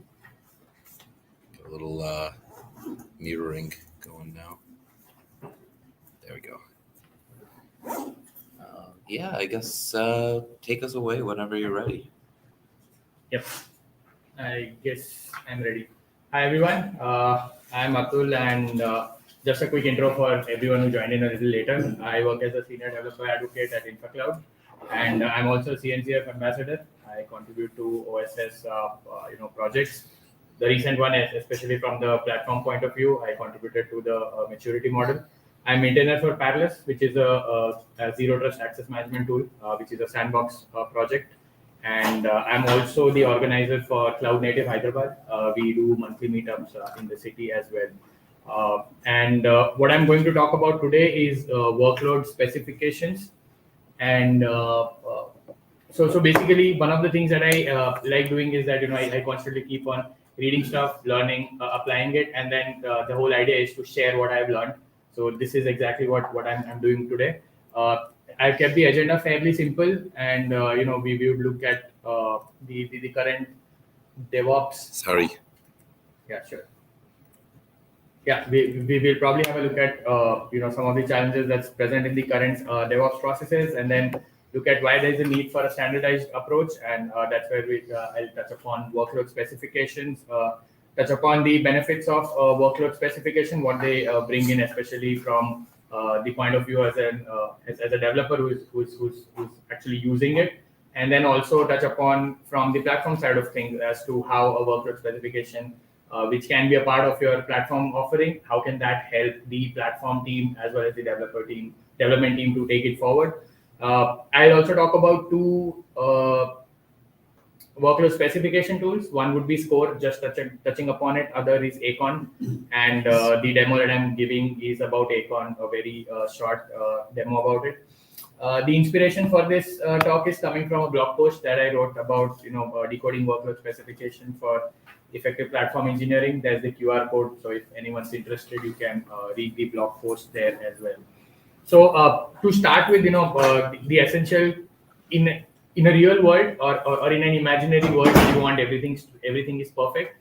We often expect that when there is a DevOps process, you assume that the devs would be handling the dev part perfectly, the ops would be doing the ops part perfectly, and nobody is having any issues. But then the reality is far from different. Is extremely different from this ideal world that we have. What usually happens is that, for example, I am a developer. I might be using, let's say, Docker Compose on my laptop, and I would be probably deploying my applications, containerized apps on my laptop on Docker Compose. But the moment it goes to production, it's a completely different environment. It's a Kubernetes cluster, which is quite different from what I have on my laptop. And suddenly, what was running on my laptop perfectly, it just started taking on the production for various reasons. And that's where what happens is that devs are often confused in terms of passing on the requirements to the ops team, and then ops team unable to understand what is required, and there is a gap essentially between the devs and ops processes. So if I have to highlight the challenges here, first thing, obviously there are a lot of deployment targets. Usually when we talk about deploying anything into production, there are a lot of environments.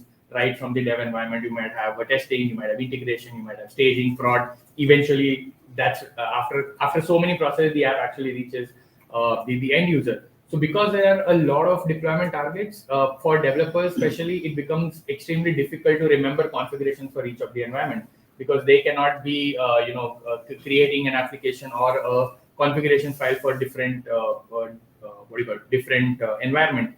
And similarly, for the platform team, it's difficult to just keep a track of everything. That the moment a developer requests something, it's extremely difficult for them to keep a track of things. And what that also leads to a lot of times is inconsistent deployment, because me as a developer, when I have a configuration file ready for an application, what I might just do it, maybe, hey, let me just change the environment from dev to staging and just hit deploy. Because there are other things, I often miss out on that, and what happens is a lot of things will start breaking when it moves to the other environment. So inconsistent deployments is another outcome based on the first challenge. And then all of this actually leads to adding of more cognitive load to the developers, which is what we are discussing over the last few months when we talk about platform engineering, where we need to reduce that. And that again comes to the point where you want developers to first focusing on building something, but now you're also telling them, hey, you take care, you understand what the deployment targets are, and then figure out how do you want to deploy the applications there. Now, this is where there is a need for a standardized deployment approach, a standardization approach, where what you want is that there is a standard file that the developer can use, where he can define all the things that is required for the application, including the resources, the networks, as well as the infrastructure requirement. And for a developer, it's just a single file that he can just share it with the platform team, and then platform team has something in between which can just convert those specification that the developer has given and then translate and deploy it to a particular destination. So a typical workload specification would have a few things that I mentioned here. So to talk about the application behavior, the resource requirements. So it requires a database, it requires a disk, scaling policies. When do you want the application to scale? What would be the number of instances, containers, networking, all the dependencies, also environment variables, because a lot of applications might require some custom variables. And essentially what we actually want a developer to define is, let's say if he or she has an application that they need to deploy, the thing is that the developer should actually be defining probably these three things. The first would be environment. I want to deploy my application to environment, which in this case is testing. The second one is, he says that, okay, this is my application. And in this case, the application is, let's say, a content calendar. And then the organization name here is marketing. So these are the details that the developer should know, nothing beyond this. And this is what the developer can provide to the platform team. Now, it depends on the platform orchestrator, which I'll talk about in the next slide, to translate this into actuals and deploy the application. So they understand, so the orchestrator should understand the environment has to be testing. It sets up whatever is required to set up a testing environment. And then it also has the application name. So, if you have a GitOps already in place, maybe an ArgoCD or Flux, pull the application from the GitHub repo and have it deployed. And the organization name here, maybe, you could just link it to an AWS account or any cloud account. So it knows that this application has to be deployed to that particular account. And this is where the role of platform orchestrator comes in. This diagram might be very familiar if you have seen Humanitech or Score. This is very much similar to that. And what we essentially want here is that a developer should actually just write a workload specification and defines everything that the application needs and share it with the orchestrator. For the platform engineer, they basically need to define how the resources are to be created, where the workload needs to be deployed. And what the platform orchestrator will do is it will take inputs from both these people, and then it will create the config that is required. It will set up the infrastructure that is required, and it will eventually lead to deployment of the workspaces, deployment of the workloads, depending on whatever is provided. So the benefit that workload specifications bring to the entire landscape is obviously consistent deployment, because now what is happening is the developer is just having a single file to deal with. It just defines the parameters that, okay, I need it to be in testing, I need to be in staging, without essentially worrying about how these things are going to happen. So they just define the what, and they are not worried about how it's going to happen. So we essentially, we are reducing the cognitive load on the developer, because they are no more interested in understanding how that's going to happen. They just say that, hey, just do this for me. It also leads to better collaboration between the platform as well as the development team as well. And what this entire thing does is that, because there is not too much to and fro between both the teams, there is not too much time spent in understanding the environments, setting things up. It eventually reduces your release cycle times, which directly affects the faster time to market. So you can ship your features faster, release applications fast. So a couple of tools that I tried while I was learning this was Score and Acon. So Score is basically it allows you to create a unified definition. So they have something called a Score implementation, and what you do is you create a score.yaml file. Again, since it's a YAML file, as a developer, you don't need to be learning something new. You can just define what is required. And what the Score implementation does is that there are different tooling which is provided here. So if you see there's Score Compose, there's Score Health, and so on and so forth. So what you essentially do is you simply provide your score.yaml and attach to one of the Score Compose implementations. And what Score does is that it directly generates the required file. So let's say if I'm using Score Compose, it'll generate a Docker compose.yaml for me. If I am using the Score Helm, it will generate helms.values values file for me. And similarly, if I have a custom platform, I can create a custom implementation, and then this Score specification will convert to a platform.yaml. So if you see what's happening here is that as a developer, I'm just specifying one file. The platform team can define the implementation, especially if it's a custom platform that is required. And what Score is doing is it is generating the outputs for me. So it just needs to be deployed. Similarly, Acon is another open source tool. They have an Acon CLI, and what it does is that, again, it's based on YAML. You define the Docker images that are required, the settings, the deployments, the application settings within an Acon file, and it has an Acon runtime which basically converts that file into an Acon image. And this Acon image is an OCI compliant container image that can be used. So if you have any containers, the Acon can actually just deploy those. Acon can basically generate the containers which are OCI, and then you can deploy it to whichever Kubernetes target that you want. So I'll quickly jump into the demo. So I need to share my screen. Just a second. I'll just change that. Yeah, I'm sharing a different window. Does the Acorn bundles actually have images inside them, or just the spec? Just the spec. So you provide the image that you want to use. I have a Okay. Let's see what we learned. When I checked last time, it was build packs.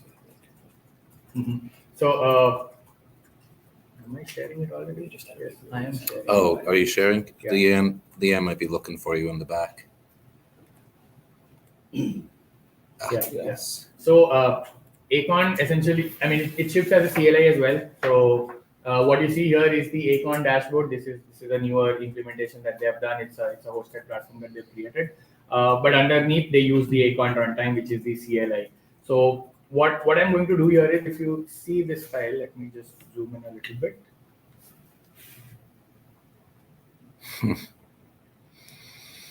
Yeah. So as I said, as a developer, I just need to define the what's without defining the how's. So Acon actually allows me to list different parameters that are required for my workload. So for example, I start with services. So services basically any external service that I need for my application. So in this case, I'm using MariaDB, which is again an image that is created. And what it will do is that when I deploy this application, the MariaDB instance will come up and it will configure all the the credentials that is required, the host, the port, and then pass it on to this icon where it will refer using the MariaDB variable. And then we have containers where you define all the containers that is required for your application. So in this case, I'm deploying Nextcloud, which is a self-hosting file hosting application. I define the image. So this can be any Docker image that is there or GHCR registry where you have put it. And then you define all the parameters that is required. So in this case, if you see, I've defined services.mariadb.address, services.mariadb.data. So these are the variables that are injected from the MariaDB service that will be created. Where are those variables coming from? So if you see what happens when I'm actually deploying the Acon file, if you see here, the image is again pointing to MariaDB image. So when I deploy this application, it first deployed this MariaDB, which also has its own Acon file. So for me, when I'm using it, I'm not touching the MariaDB's Acon file because everything is defined there. Now, let's say if I want to have a different username or a different password, I can pass it over here as a environment variable, which will go and overwrite the values that's present in the Acon file. So just in this case, I just want a database, and I just have this one line which will do everything for me and return whatever is required. Which part of this is the responsibility of the developer, and which part is the platform team's responsibility? So in this case, the Acon file which you are creating, so what you see here, this Acon file is obviously from the developer's perspective, because it's just defining that this is all what I need. Right. From the platform side, it will be more about how these things will be configured. So if probably I'll see if I can show you the Acon file for the MariaDB. I guess I should. Am I assuming that it's a more sequential process where the developer first comes up with this and then the configuration happens with the platform team, or is that happening in parallel together? It's essentially sequential. So once when I'm actually executing this, you will see all the steps how it happens. So we will have a look at that. This is very similar to the annotations from Radius. Yes. So when I'm seeing that, I realized that okay, this looks very similar. I could relate to it. It's a pattern. Yeah. That connection pattern, we're all like dancing Everywhere, around, and there's like 40 different ways to do it. Yeah. And then I just defined that it depends on. So what it essentially means here is that unless the MariaDB instance is up, don't go ahead and create this Nextcloud container. The thing which I absolutely love about this is the ports published 80. And the only reason why I like is that if I'm using a Kubernetes cluster, I'll probably do a kubectl port forward, find the service name, get the URL, do something, and then I get the URL. In this case, all I do is ports publish 80 HTTP, boom, done. All I get at the end is a URL, which can be touched upon from the public endpoint. And then lastly, I define the volume that is required. That basically changes from application to application. So Nextcloud requires a volume to be present. So hence this is defined. So what I'll do is I'll take this. Just quickly, the fields in that were Acorn defined, or are they unique to you? These environments? Like the containers? No, these are Acorn defined. Those are, so Acorn has a set of fields. Yes. Like Docker they have icon file formats. Yeah. So is it also true for the external services like MariaDB? You have this image parameter over here, but I guess I can configure, I don't know, instance size or something like that. Yes, you can do it from MariaDB. But is this also standardized, or is it provided by the MariaDB Acorn package? So what we're doing is the image, what you see here, the image that is being used for MariaDB, that is the one that is provided by the MariaDB team. But all the configurations, it again has an Acon file for that. So if you want to change anything, exactly. So you can go there and define if you want to change. So that makes extra for the Exactly. So if you see how I'm accessing service.mariadb.address, I can access the other parameters that are required. Okay. If I want to inject something new, or if I want to define something else, I can do that in the Acon file for the MariaDB. But since I just want a database here, I'm not as a developer, I'm not getting into how to get the details from MariaDB. This one line will, set up the instance, give me the credential, and I'm up and ready. There's full template. Yes, absolutely. So what I do now is, just to make things easier, I'm not using the CLI. They have made an playground as well. So all I do is I go to the playground. Let me see if I can change. I haven't used their UI. It is an open beta though. Yeah, I haven't played I think around with it for a while.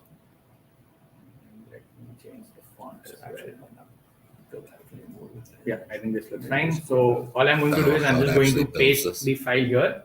So if you see here, it is actually pulling all the images that is required. And on the right-hand side, you can see what it is actually doing. So it says container Nextcloud is waiting for the service MariaDB to be created. So in the background, it is actually setting up MariaDB instance that is required.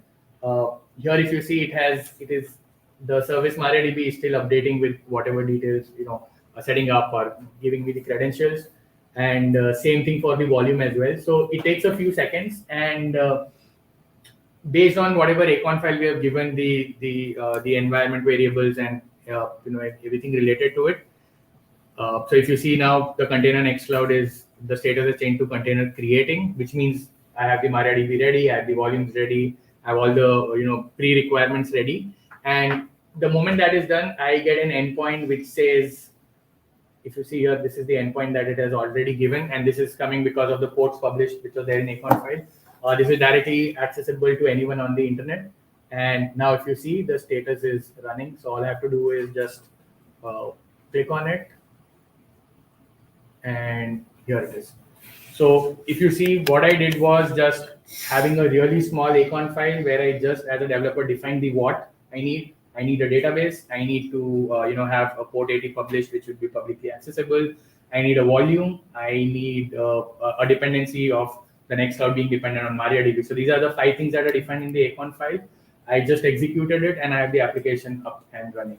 Now, obviously, this is a very basic example, but you can build upon it, defining what are the different configurations that you need. And so currently, if you see this is hosted on the Acon's their own platform. But let's say if you have your own AWS cloud account, you can bring that account and link it to Acon as well. So which will essentially deploy everything to your AWS account that you have underneath. So yeah, that's all I had to talk about. This is what I learned, and I think this made my life much more easier because I'm more of an end user for deploying applications. So an Acon file with 10 sentences, it just does the job for me. So yeah, thank you so much for giving me this time and hearing me out. Thank you. That was such a good compliment to the other things we've heard today. So that was really perfect. Thank you. And just to add to this, I think what I did here, maybe the earlier discussions we did in the day about creating blog posts, things like this is On something Acorn. we could, without, promoting something, just like, he discussed about, this is not here, I guess, but we discussed about the various tools in a different category. You could probably start by taking up a tool and showcasing that how one thing could be done with that particular tool. I think that would be a very good starting point to, for blog post, which will be very small. To start with it. Sounds good. Yeah, sorry. I also think Matt, it's are you interesting joined in? because You ready to go? because Leanne, if you want to it continues to be like, go ahead and bring Matt up. I think that's super easy in some ways, but in other ways, it's just another, I think, a bit leaky abstraction between infrastructure to software, like Acorn files, Docker Compose files, Helm charts. These are all things that you say oh, this is super easy. Look, I only have to say expose port 80. Yeah. And I'm like, is expose port 80 the thing that software that, so I think all these ones that try and generalize and give a single usable organization or whatever is, I think they get stuck having to speak the language of the underlying tech rather than allowing the organizations to build the interfaces that they want to build. Like your slide, where you're like, these are the 3 things I care about. Why? It'd be good to talk about the different costs of managing your own interfaces or using something like Score, Acorn, whatever. I think that's But one thing I have observed is I work with so many end user companies, and almost every one of them is building this kind of thing internally. That doesn't make any sense. Yeah. You have to have 1 or 2 open source standards and just adopt them, because that's so much waste of energy in building your own stuff. The challenge that we don't have a standard. I have to talk to the Microsoft guys after this. If you watch even the last 15 years, even before cloud native, application definitions have been around for decades, but they always fail. Not because they're not good ideas, not because people are not thinking them through. Okay, well, what's going to suffer the same thing? These things, every example I see is great examples and I don't examples. But once you put the complexity of a real world application, this thing becomes a monster. And then you throw in, applications in the context of a lot of companies no longer exist. You have independent responsibilities. You have value streams. So how does this align to a value stream where there is no unique owner of an application? And even like me requesting a database might not be requesting a database, just already service defined internally, where there's somebody in between deciding, do I get like a namespace and an existing database? Do I actually get my own one? Maybe do I get an entirely different service? So a lot of these approaches also, what we end up at the end, like where a lot of people end up, they still write help charts. And why do they do it? Because it's a decentralized approach. So I think even for application definition, we need to figure out, do we really want this like centralized, somebody knows everything approach, or is it a more decentralized, composable approach where individual people say, well, I would connect this one, I would need this one, but there's like no instance overlapping things. Like if we were independent teams in a company, all of us would own like what we call an app here, but we would use each other's services.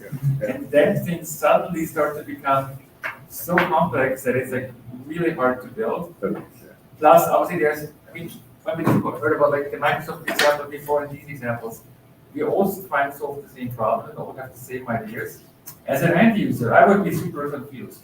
Like, which one should I bet on right now? I was also asking the Microsoft folks, like, for those application definitions, could be like really as a form of a couple of blog posts, right on what the assumptions of the different tools are, and what problems. So when also talking to end users, can they actually apply them in their context? And now it might sound like a bit like criticizing, and I really want this to succeed. But there is something we're trying to do here for a very long time, and we've never been successful. And always fall back to using the smallest primitives we can, maybe with some abstractions on top, like Helm and others. And I think overcoming this in a wider industry-wide concept might be something that should be the first step where we should go. I mean, the examples are great because they actually show that it is exactly the same problem that gets solved, just in a slightly different way. All right, so we're getting Matt up. You were up there a second ago. Yeah, I still see it. Oh, here we go. Okay, so you're up. I guess Liam did it. So we've got at least two more. We've got Matt's going to present now, and then we asked Sarah Christoph, hello, she's going to present on CNAB and some artifact stuff after also. And also Robert, we will get to you after that. I will try to be quick. Yeah, well, we've got 20 minutes. I don't want to, or 15 minutes. I don't want to take your time. So thank you everyone for allowing me to speak to you today. It's exciting to have the opportunity to share some end user experiences. My name is Matt Midzensky. I am a senior engineering manager at a company called Payit. We're based in Kansas City, Missouri. I'm over our data engineering and platform engineering functions, and I'll introduce Payit more in a moment. But the title of my presentation today is Automating the Deployment of Data Workloads to Kubernetes with ArgoCD, Argo Workflows, and Hera, where Hera is the Python SDK for Argo. And can I advance my own slides? Yes, okay. I'm interested to kind of tell you three things today. First, I'll introduce Payit a little bit and what we do. I will speak to kind of the scope of our data team, which I think is a little bit different than kind of a more traditional data analytics team, and also some of the problems and the opportunities that we've encountered over the last year or 2 years, specifically as we migrated our workloads out of AWS Glue and into Kubernetes. And I'm going to be talking about some of the difficulties with AWS Glue, but I don't want that to really come off as negative feedback of the service. One of the lessons that I think we've learned in this migration is that the workloads we had been running on Glue were really not well suited to Glue. But for inertia and historical reasons, that's what we had been doing. Kubernetes is much better for us. And finally, I'll tell you about the journey that we took to Kubernetes, how we got from we don't do anything in Kubernetes to we do everything in Kubernetes within the span of about 6 or 7 months. Okay. So who Payit is a software as a service company. We are sometimes referred to as a fintech or a govtech. I think both of these terms are fairly accurate. We do payments, we work with governments, but we don't fit perfectly into those boxes. The short version of what we do is we build a platform that provides self-service capabilities across a variety of channels, web apps, mobile apps, SDK integrations, point of sale integrations, phone IVR payments, to two kinds of end users: government agencies at the city, state, municipal, provincial level in the US and Canada, and also constituents, the actual people who are constituents of those government agencies.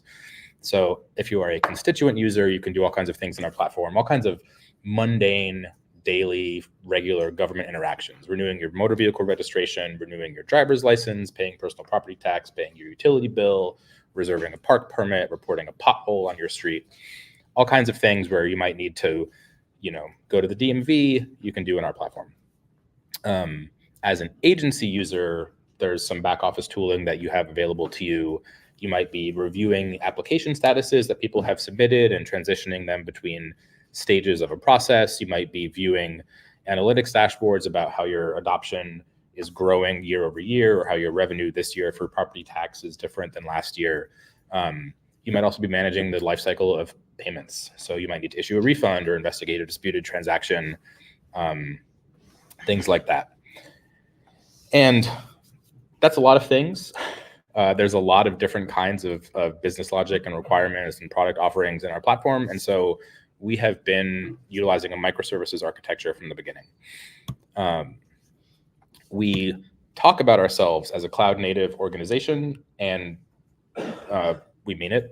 We've been building in the AWS public cloud since the beginning, and we've been deploying to Kubernetes since very early 2016, which I think in Kubernetes years is a fairly long time.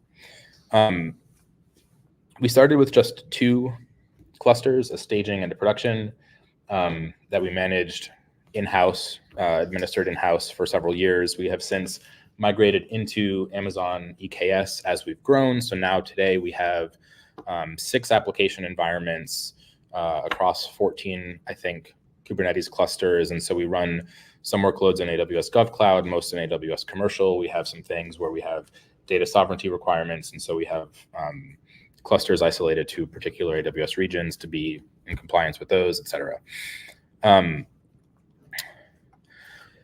And as a whole, we've done everything in Kubernetes, except data.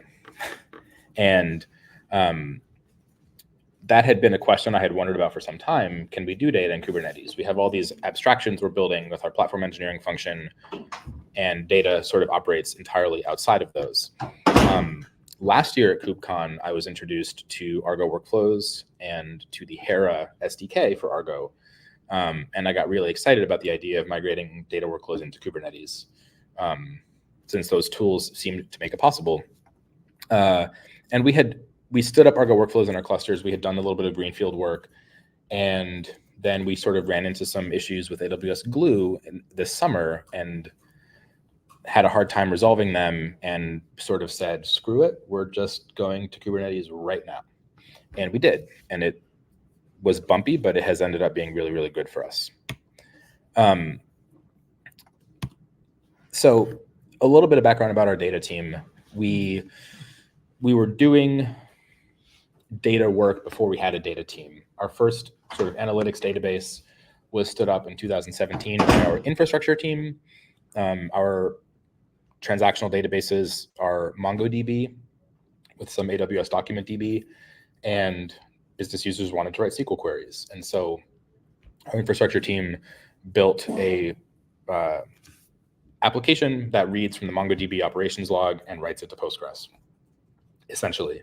And this has worked well enough to sort of create time for us to start doing data kind of the right way. It has enabled some analytics use cases over the last couple of years, but we're now trying to deprecate this database. That's part of the migration that we're doing here. The data team kind of proper began in 2018 with a focus on financial reporting. As you can imagine, if you're doing payments with the government, financial reporting is super important. And we've kind of expanded the scope of the team more recently as we've grown and added headcount, and we've begun building a new, modern, more capable data platform to power the next generation of our business. And today, data work is basically split between these two work streams, a very reporting focused work stream around kind of the transaction lifecycle and the reporting and the disbursement and the settlement of funds, all of those things, and then also kind of this newer analytics capability. And so I mentioned that we've been running an AWS Glue since the beginning of the data team, and we have developed a lot of familiarity with Glue over the years that we've used it. I don't think that necessarily really translated into expertise. We found ourselves, in hindsight, making some decisions that were not best practice. So managing dependencies in Glue is really hard. For private dependencies, you have to bundle them into S3 and a zip archive. And we found ourselves sort of unintentionally creating a monorepo because adding a new dependency as an external library was a challenge. And so you just put that code inside the main application, and you end up with this application that becomes bigger and bigger over time. We also found it very hard to automate Glue. As we've grown into 6 environments and across all these different AWS accounts and things, we wanted to have the ability to say, I make a code change and it goes out to all the environments and it is applied. And we sort of achieved that with Glue via Terraform, but it was a lot of work. It was a lot of Terraform that the team had to learn, and the team really just wants to work in Python. And so time spent learning Terraform, time spent managing Terraform modules and building in the AWS ecosystem is sort of time spent away from solving business problems with data, which is something that we feel very acutely as we're, like many data teams, we feel kind of perennially under-resourced. And also, we sort of have the processes that all engineering teams use at Payit, where things get deployed to Kubernetes and there's CI/CD processes and tooling. And then you have the data team that operates in an entirely separate manner. And it's just hard to be the team that's different. You know, you see the platform engineering team deploying new capabilities to Kubernetes clusters. We have OpenTelemetry instrumentation now. You know, the data team doesn't get to take advantage of that when they're not running in that environment. So we ran into this issue with Glue, and I'm not going to go into too much detail about it because I don't actually think it's all that interesting. Suffice to say that we had some runtime issues we couldn't resolve, and we said, we don't see a path forward resolving these in Glue. We do feel confident that with a little bit of time and a little bit of frustration, we can come out the other side with Kubernetes. And so we did. Glue, in the way that we were using it, is basically just a Python shell. We have a little bit of the Glue PySpark jobs, but we have mostly gotten away from those even before this migration. So most of what we have is just essentially Python command line applications where Glue provides kind of a wrapper where your Glue arguments are passed to Python via standard argparse arguments. And so we removed the Glue API from the code base. We adopted Dynaconf as a configuration library to enforce a standard configuration mechanism now that we're out of Glue. And we Dockerized the application, which ironically was, I think, made easier by some of the dependency management practices where we were reticent to introduce new dependencies because it was hard, and that actually made Dockerizing it easier because there were basically no dependencies. And so this puts us in a state where we have the ability to run the application in Docker, pass arguments via environment variables, and how do we turn that into something that's running in Kubernetes? So it seemed really overwhelming because we have something like 140 applications in our microservices platform, and in the reporting ecosystem, we have something like 250 distinct reports that need to be kind of configured and scheduled on their own. And so you look at this and you think, gee, that's nearly twice what our entire application platform is in terms of complexity of number of resources and Kubernetes management, et cetera. How are we going to do that? And it turns out it's not quite so bad because we can break down the use cases that we have into basically a small number of types of reports. So we have like 9 major types of reports. Some of those have subtypes. Some of those have hundreds of subtypes. But essentially, the combination of a major type and a minor type uniquely identifies a report, and then you have your runtime arguments for the job. Things like the database connection information, things like, you know, if it's going to alert on failure, the PagerDuty API key, et cetera, the scheduling expression, the time zone, things like that. And so we basically settled on this idea of, we can really distill everything to a single kind of configuration format. And we didn't get as far as formalizing it into kind of a workload specification, but I'm kind of interested to go back to the Acorn idea after this, because that's sort of what we ended up building in-house a little bit. We wrote a schema for what one job kind of looks like, the combination of the major type of report, the minor type of report, the arguments that get passed to it at runtime. And we generated a configuration file for all of the reports that we had.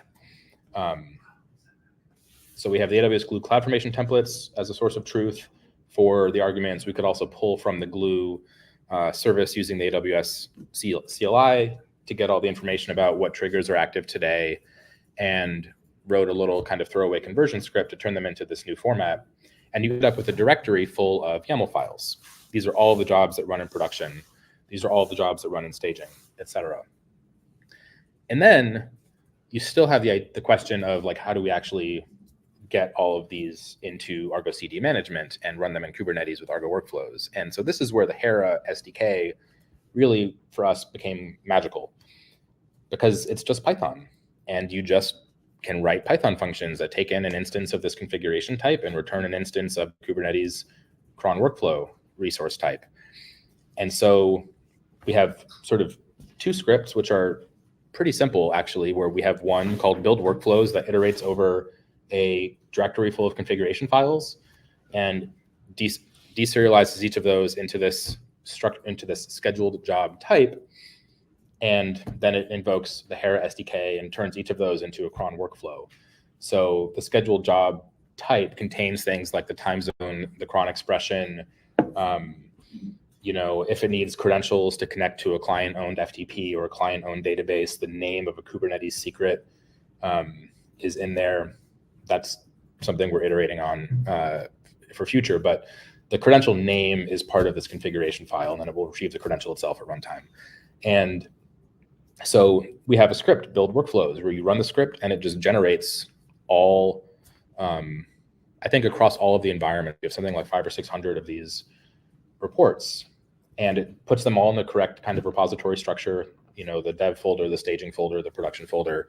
And then separately, we have an update manifest script that just copies all of those diffs into the directory that is managed by ArgoCD. And so it's just been tremendous quality of life improvement for us with this process, because the data team can continue to live in Python. Everything they're doing in Python, and we basically can abstract away all of the resource management that we had been doing. We had tried to learn this with Terraform and kind of manage it ourselves. Now we can just distill everything to, like, essentially, we have one Python function that takes in one of these configuration resource objects and creates a cron workflow, and then we have one Python function for each of these 9 workflow types or job types. And so basically 10 Python functions is the entirety of this reporting architecture. And like, I expected this when we started it. I expected this to kind of end up being a really valuable abstraction where the data team doesn't need to worry so much about Kubernetes. They can run in Python. That's true. It's been great. But what I sort of didn't expect to see so much, and which has been a really neat outcome of this for me, is also that abstraction works the other way around too. So it's an abstraction for our platform engineering team to hide the complexity of the data domain, just as much as it's an abstraction for the data team to hide the complexity of the infrastructure. And so this has been something that has been really, really fruitful, even in just the few months since we've completed this, is, if we give the platform engineering team this directory of like, hey, here are 500 reporting jobs, like, take a look at it and tell me if you need to make any changes to memory management or, whatever, they're going to get lost, right? They don't have the ability to say, oh, this client has this volume and they, need these special things. But if they can look at just a couple Python functions where everything is templated out, they can say, oh, hey, you're using the same memory configuration for every job. We should have the ability to, scale up and down within a range. They can reason about it much more effectively. We've kind of unintentionally built an abstraction that works for them just as well as it works for us. And so it's also been very gratifying that we've done this, because we have since, just in the last couple of weeks, signed a large client who hopes to go live in the spring, and they in and of themselves will require something like 500 reports. Because clients in our platform are fractal, and so this particular client contains many of smaller agencies within it. And 6 months ago, that would be terrifying for us to have to manage creating all of these resources, managing them in Glue. Do we need to update our Glue kind of concurrency policies to allow running all these jobs at once? Here, it's literally as simple as, hey, generate these YAML files and open pull request, and it just works. So that's my story. Thank you again for letting me talk to you today.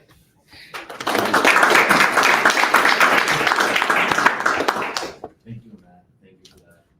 I'm going to go ahead and jump to the. It's going to be our last one, although Robert is still here. We'll see if people can stay after 12. But I wanted to ask Sarah. So we talked a tiny bit about artifacts at the beginning of the session today, and it's come up a couple of times along the way about how all of these things are kind of coming back to how do we put all of the manifests and the image files and everything into a bundle, somehow get it into the cluster and deploy it. But we haven't really heard from anyone working on a project like that. So that's why I was really excited to, Sarah and I met last week, and she's been working on the CNAB and Porter projects, which are doing this very thing. So I asked, she's going to present on CNAB and Porter today, but I think we can all learn from it and take some lessons for other things. So Sarah, if you're ready, is Leanne able to get you in there? Yeah, you got to hit present and. Hang on, gotta get our permissions. Cool. Do you want me to come closer too? Yeah, if you. Oh yes, I was actually going to offer you if you want to come sit up here. Sorry.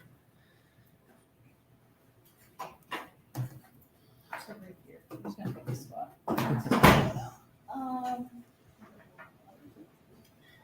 And Abby, I told Perry to come up here. I've been chatting with him along the way, so maybe he'll make it. And then Joe is probably not. I haven't heard from him. He's at the Commons up there, and the three of us are here. So if Perry finds it, we don't have to go anywhere. I also have a talk fast, and I made this on my Uber here, so I don't have to be as like, well, it's pretty. Is that what? Is this? How do I? Did it work? Yeah. Yes. Good. Okay. Oh, there's a delay. That's why. Oh. Yeah. Okay, I'll try not to jump around too much. Hi, I was sat for you long, so I'm gonna stand. My name is Hera. I'm the lead maintainer on Porter and CNAB. I'm going to tell you about what it is today. First off, if you know about Porter and CNAB already, thanks for being here. It's a 4-year-old project, but because of the world, it kind of didn't get a lot of attention. Cool. I'm going to jump slides really quick and go to a completely different talk so that I can explain why you would want to care about Porter and CNAB. I thought there's a button. Is it just that? Cool. Oh, I'm jumping between sections. I think it's, oh, that's okay. All right, cool. So I'm gonna tell you a little story that you might have been through once or twice in your, do it. Is it delay? No, I just think is it going or is it you? Should be going. Is it really that slow? It's pretty bad, yeah. Maybe I can turn my screen towards you. What got shared? So if a certain tab got shared or a certain window got shared. One second. I'm so sorry. Oh, can I just share a couple windows? Yeah, just share your whole screen if you can. Yeah, it's confusing. New to Arc. There you go. And then now it's not going to open up my slide. There it is. Okay, cool. Okay, super sorry. Let's get back to it. Good. Thank you. Okay, cool. So then is that a really quick story. This is Porter Cat, also known as Michelle. And Michelle just started at a really cool tech company. You've all heard of it, I'm sure. And at her first day, her boss was like, hey, Michelle, can you do me a favor? Can you just get the app running locally? And that's like the super easiest task ever, especially when you're a new dev at a new company. And so she went to our senior end and she said, okay, what do I have to do? She has to read the wiki pages, right? And from that wiki page, she creates a GitHub token or logs in. In that GitHub account, there's a README. Then you're like storing some endbars locally because, I don't know, to pull down the app, it needs to know the local nomad adder. Oh, you have to go get like a key from OnePass so that you can access dev. And then, you're talking to tech support, all of the stuff. Eventually you're covered in tools. And if you've been there, you know that, at least for me, even as recent as this weekend, I went to go build a demo. And as I was building it, it was like, oh, you need Argo and NPM and like this other thing. You need Rust up. And it's kind of troublesome. So we have this thing called CNAB. And CNAB stands for Cloud Native Application. I just made a slide. We're just going to try not to do it. There we go. And you can check it out, cnab.io. It's super nifty, made by all the cool kids from Deus back in the day. And so what CNAB does, basically, it says like, hey, on your computer, you probably have Docker maybe, and you've probably heard of JSON, right? And if you've heard of those two things, then you're kind of, you're in business here. And so it takes all of the tools that you need and environment variables and parameters and credentials and the state of the world that you want to get your app running, and it makes it reproducible. Cool thing about CNAB is cloud agnostic. You can bring any tool, roll your own. It's very unopinionated. Good thing that that's unopinionated, bad thing because people are always like, what do I do with this? So we'll go over some use cases as well. Another cool thing about CNAB is that you can push, what is the word I want? Push to OCI registries, all the CNAB artifacts.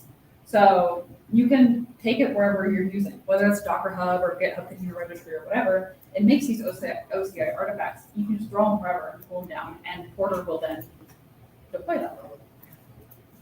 I know I've been talking about CNAB and trying to lightly gloss over it. It's a spec. So Porter is an implementation of the CNAB spec. It is a bundled installer. What that means is the CNAB spec is kind of broad, and you don't have to actually use containers. You could use like a packer.json and use that as well. No one's implemented it, but it can be. You can, make it a thing. So Porter's a bundle installer. There's a little cat here. We kind of covered Porter a little bit earlier with like, the use case of why this is needed. So what Porter does is it says like, hey, I know that you're not feeling like writing JSON all day. It's like kind of tedious and not super fun time. And everyone loves YAML, of course. I come from HashiCorp, so I have opinions on it. But because of that, you can create a bundle.yaml. You say, here's the mixins I want. We'll talk about mixins in a second. Here's my credentials. Here's my parameters. And here are the actions I want you to do. That's install, upgrade, uninstall. And you can also say, like, I have these custom actions. So if I had like a Terraform mixin, and think of a Terraform mixin as just another part of the CNAB bundle that runs Terraform and all the commands you want for it. If I had a Terraform mixin, I could create a custom action that's the domain. I will show you this. It's all weird to talk about code. It's just like letters on the screen. Porter also implements these fun features. So we have the concept of Porter tracking state. I call this like a great value brand TFE because what features do you need out of Terraform Enterprise? And hopefully it's just state tracking. And if that's the case, then Porter basically you say like, here's your state. Here's my vars and state file. And whenever anyone runs this bundle, it will go to that state file and it will update it as necessary or pull from that vars file. So as long as they have access to the bundle, aka they can pull it down and have Docker installed, then they can run this and deploy or pull whatever they need. We have plugins. Plugins are mainly just like backends, normal plugin stuff. So you have a state backend and a secrets backend. So if you have Vault and things like that that you need to plug into, you can put your credentials from Vault into your bundle and then make it like a reproducible build. We have mixins. I'm trying to think of a good way to talk about mixins. Yeah, like it's an encapsulation around your DevOps tooling. So Mixin's basically just let you take any of the tools that you have, or any of the exec scripts, or any you're running stuff in Python, and you have a bunch of like Python scripts. You can make a Python Mixin and say like, hey, run Python script, and it will do it. And any other stuff you need. A lot of this is just containers and artifacts. So a lot of people have trouble like understanding why this is needed, but it's just like, think of it as a layer around everything you're doing that like encapsulates that and uses the stuff we already have. Are you like mixing in binaries, basically, the Terraform binary, Kubernetes let people execute things? Yeah, like Executables? basically what a Mixin is that Porter has like an invocation image. Mhm. I had this in my notes and just totally blew past it. And the invocation image basically says like, in this container, this is what the state of the world should look like. So with a Mixin, so we have a bundle.json, and that bundle.json says, here's my invocation image, but also here's the images for all the Mixins. It'll pull your Terraform, that image will pull Terraform down and run those commands. I will show you it in a little bit. I think seeing is believing better than me talking. And then we're going to touch base before I show some code really quick. So I'm making this sound. I think it's cool to see how other people are using Porter, because it kind of gives people better ideas on how they can navigate it, right? So Azure Trusted Research Environment Team, I don't think that's actually what they're called. That's just what their repo is called, but that's what they're called for me. So the Azure Tree team, what they did in COVID times basically is they used Porter to create these research environments for medical research. Now it's used pretty widely to basically say like, hey, like you're Johns Hopkins University, you do research, take this Porter bundle, you have Docker installed, go ahead and we can create these environments for people just to like, I don't know what medical researchers do, but they have environments to do the things they need to do. It's abstracted the other way too, as Matt was saying. Oh yeah. F5 uses us, so F5 internally, their developers have a lot of tools, and they were having issues with people getting various like tool drift, right? So like I have Terraform 2 and they have Terraform 1, and now my DevOps team is troubleshooting all these tools all the time, and they're unhappy. So F5 basically said, hey, for your dev app, we're going to create a bundle. We give it to everyone, and that dev bundle will specify all of the tools that you need to run at the versions we expect. So we don't have to worry about like all this like weird drift and things like that. Also works in CI, so you could take a bundle, that dev bundle locally, do what you want to it. Then if you push it up to CI, you will get it reproducible because it's an encapsulated environment. So a lot of times, I don't know if anyone has this problem, but I have to escalate into CI all the time because that environment's different than like the catering I do to my tool on my local machines with my nvars and whatever garbage I put in my bash RC. So it's kind of cool that it kind of reduces that environment drift. Connectica, I don't know how to say this, if that's how you say it, because I've never heard them talk. I just read it, but they're a database platform. And what they do is basically they have different bundles for different architectures for deploying their service in Kubernetes. Porter has a Porter operator. It basically abstracts Porter away so you can interact with Kubernetes and deploy bundles in a Kubernetes native way. Okay, I'm going to show some code really quick, and it might be good or bad. Also, this is hopefully interactive. You can like yell at me and throw things at me or ask questions or whatever. Please do. I'm going to show this guy. Oh, nice. You have a booth at the Project Pavilion? Yeah, we got stickers. Okay, we'll visit. Mm-hmm. Yes. Okay, so I'm going to show. This actually might be fun to show too, really quick with my timing. I'll give it 2 more minutes and I'll jump off my platform. Cool. So, it's very small. So basically this is the Mixin, and we just take these Docker file lines, this is for Terraform, and this then, when Porter is building the bundle, these lines go into the Docker file for Porter's invocation image. And that image just becomes the reproducible Docker container. And then, just to show, So I can't get around because it's very big. A super nice. So I'm gonna touch base really quick on a couple of things. Porter has the concept of credential set. We don't want to deal with secrets. I don't know how security works and it scares me. So what we do is you can have Porter generate a JSON file of a credential set. You can point it to either one of those secret backends I talked about, an environment variable, or a file. At runtime, it will get injected into the container. Parameters, same thing. You can make parameter sets. These aren't, you can set them as sensitive, but they can be injected at build time. That's basically it.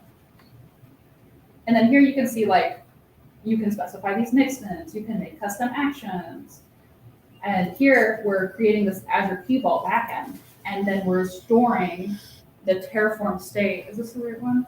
There's one where we create an Azure Key Vault backend, and we store the Terraform state in it. So when you're doing your deploys and plans, that state can be used by anyone in your team. I said 2 minutes, and it's been 2 minutes. Does anyone have questions, concerns, comments?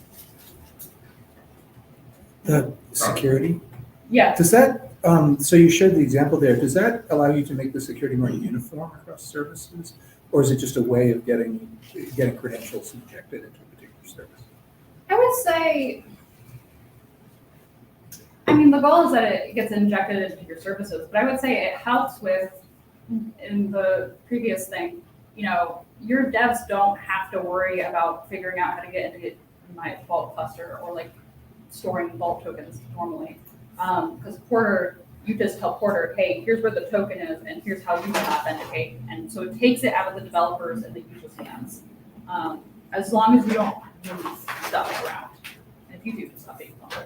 Does that answer your question?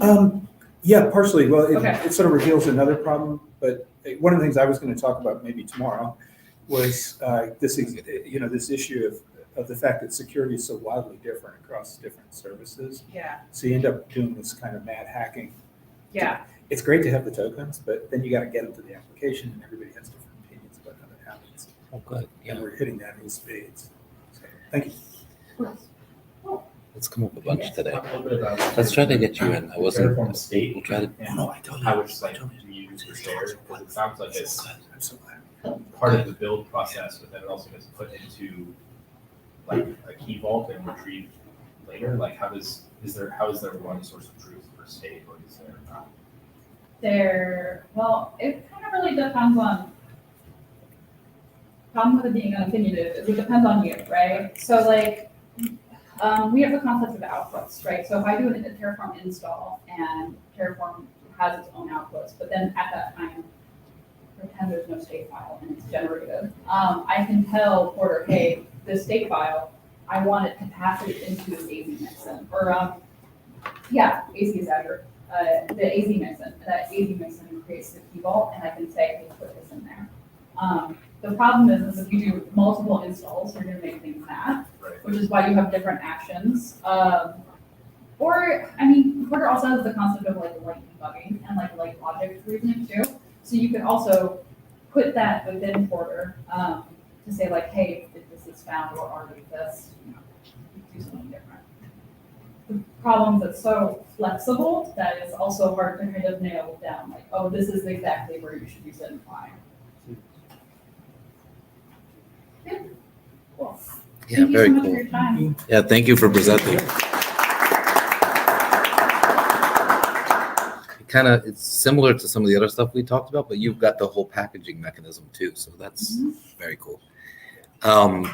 It is at time, but if people can stay another few minutes, we could. 10 minutes. We've got one more presentation. I've still got a few more minutes. So I'm going to ask Robert to present to us. You just shared a little bit of a preview. Do you want to? I lost the title here along the way. Oh, it was from apps to stacks. Let me go ahead and let's see, get in here. Were you able to choose present? Yes, down there? I'm going to go ahead and choose present. Yeah, and then Leanne can get your screen in there. All right, I'm just going to share the whole screen. Hopefully that. Oh, yeah, yeah, exactly. If you can share the whole screen, that's probably the easiest. Perfect. I'll bring that up now, and you're good to go. Okay, great. It looks like I've got a slide out already here, so hopefully this won't be too disastrous. Let me see if I can get this to present. Yeah, so I'm actually not going to show code. I'm going to show some problems that we've run into writing code. My name's Robert. I'm a DOK ambassador. I work for Altinity, and what we do is we support ClickHouse, which is a very popular data warehouse. And so we've been living in the world of things like operators and sort of low-level management of databases for years at this point. We built a cloud on Kubernetes starting 4 years ago. It's got 100 users on it. We've also got another 100 or so. A lot of them are doing Kubernetes, but running it themselves. So what's interesting is people are building the equivalent of Snowflake in analytics. And this slide just illustrates why that's become a thing. So, and that was actually not an expensive query, as it turns out. So people get this enlightenment, when they get nailed by the cost, because we deal with people who have a lot of data. Like our biggest customer runs something called a Frankenstein cluster. It's got 550 servers in it. That's just one of their clusters. So the fact is, you can build this stuff using open source. And this looks kind of complicated, but in fact, these are all things which can be hosted in or can be run in Kubernetes, and people use some combination of them. What we started to discover as we talked more deeply with customers was at some point, I said, show me your ClickHouse, and this guy showed me ArgoCD. And that was kind of like a really profound and moving moment for me. Because first of all, it sort of showed his view of the world. And, I'm a database guy, so I always think the database is most important. For him, it's the infrastructure code. And that's the right view as a developer. The other thing was, as we talked to more of our users, are you using Kubernetes? Yes. Are you using ArgoCD? Yes. And we got this increasing number of people that were using it. So great. So we started to dig into understanding ArgoCD and figuring out how we could use it to help people not just stand up a database, like a server maybe with a bunch of nodes, but actually stand up a full stack. So, when you start with analytic databases, what you're going to do is you're going to go pick one, and that kind of anchors you. So, you could pick open source, you could pick ClickHouse, you could pick Presto. I'm going to pick ClickHouse because that's what we work on. But the point is, this problem is generic to analytics and to IT in general. So then the next thing you do is you choose the rest of the stuff that goes in your stack. So for ClickHouse, well, you got to have an operator to stand it up. Prometheus, Grafana, I don't show them, but they also have operators. Zookeeper, you install from a manifest. Cloud Beaver is a kind of handy containerized SQL editing tool. This is a typical stack. And what people are doing is, of course, they're setting it up in ArgoCD and just managing it as a unit through GitHub. And it works pretty well. The problem that people run into, and what our goal is there's a huge amount of reinvention that goes on. So people want to build something that can replace Snowflake or BigQuery or Redshift, but in fact, it doesn't work out for them because they spend so much time just learning the basics. Simple example, monitoring. If you're going to build databases or run them at scale, they've got to be monitored, otherwise you just dead. And there's a whole bunch of other things that are just duplication. Once you've solved it, if you can share it, then you've really helped people. So what we then landed on, which works pretty well up to a point, is blueprints based on ArgoCD. I mean, users are saying we love this stuff. So we're saying, well, okay, we're going to give you, like a basic application and do what I call a fork and go model, where we've got the upstream blueprint, which is just, and if for anybody who's used ArgoCD, which is probably most of you, the first thing you run into is give me a sample of this stuff, because it's kind of a nightmare. I don't want to diss the documentation, but it's hard to get started. But if you have code and you can just tweak it, it's kind of like the Stack Overflow version of ArgoCD. So that's what this does. People can one of the things that's really cool about it that I've become totally addicted to is you don't even have to fork it. you can just use it in place to stand up examples. But then if you decide you want to tweak it, fork it, make your changes, and then deploy it again, and there's your stack. So this works pretty well. What's the format of your blueprints? Are they like Helm charts, or are they just they're all over the map. And this is why ArgoCD, I was kind of looking for ArgoCD before I knew it existed, which is something that could paper over all the differences. Like our operator for ClickHouse installs from Helm. That's the best way to do it. It allows it to go to any namespace. The ClickHouse clusters themselves are manifests, so they're very simple. Zookeeper is typically a manifest, but there are other ways to install it. And then Prometheus is kind of this nightmarish, and Grafana, this nightmarish combination of operators and a bunch of different resources. So ArgoCD just papers over all of that, which is like a huge step forward. Sorry? Yeah. One more question to this model.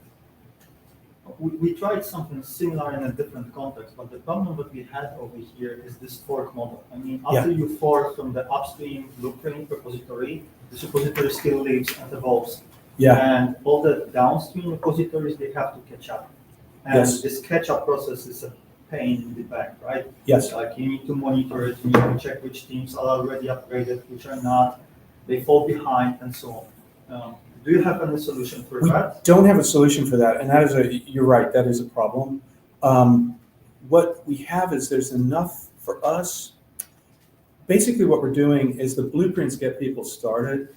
What's really important is the components that people use within those blueprints. So for example, operators. So once they have our users are actually pretty happy once they're set up. They can actually take care of it themselves. Okay, so we think that's less. It's a get them started. If they want to cherry pick stuff to update it, and they find that productive, that's great. We're not trying to box it, because the key thing is kind of like what one of the gentlemen down here said. We're not trying to box people into our way of doing it. It's more give them a base that they can start with, and give them a set of components which will fit into ArgoCD.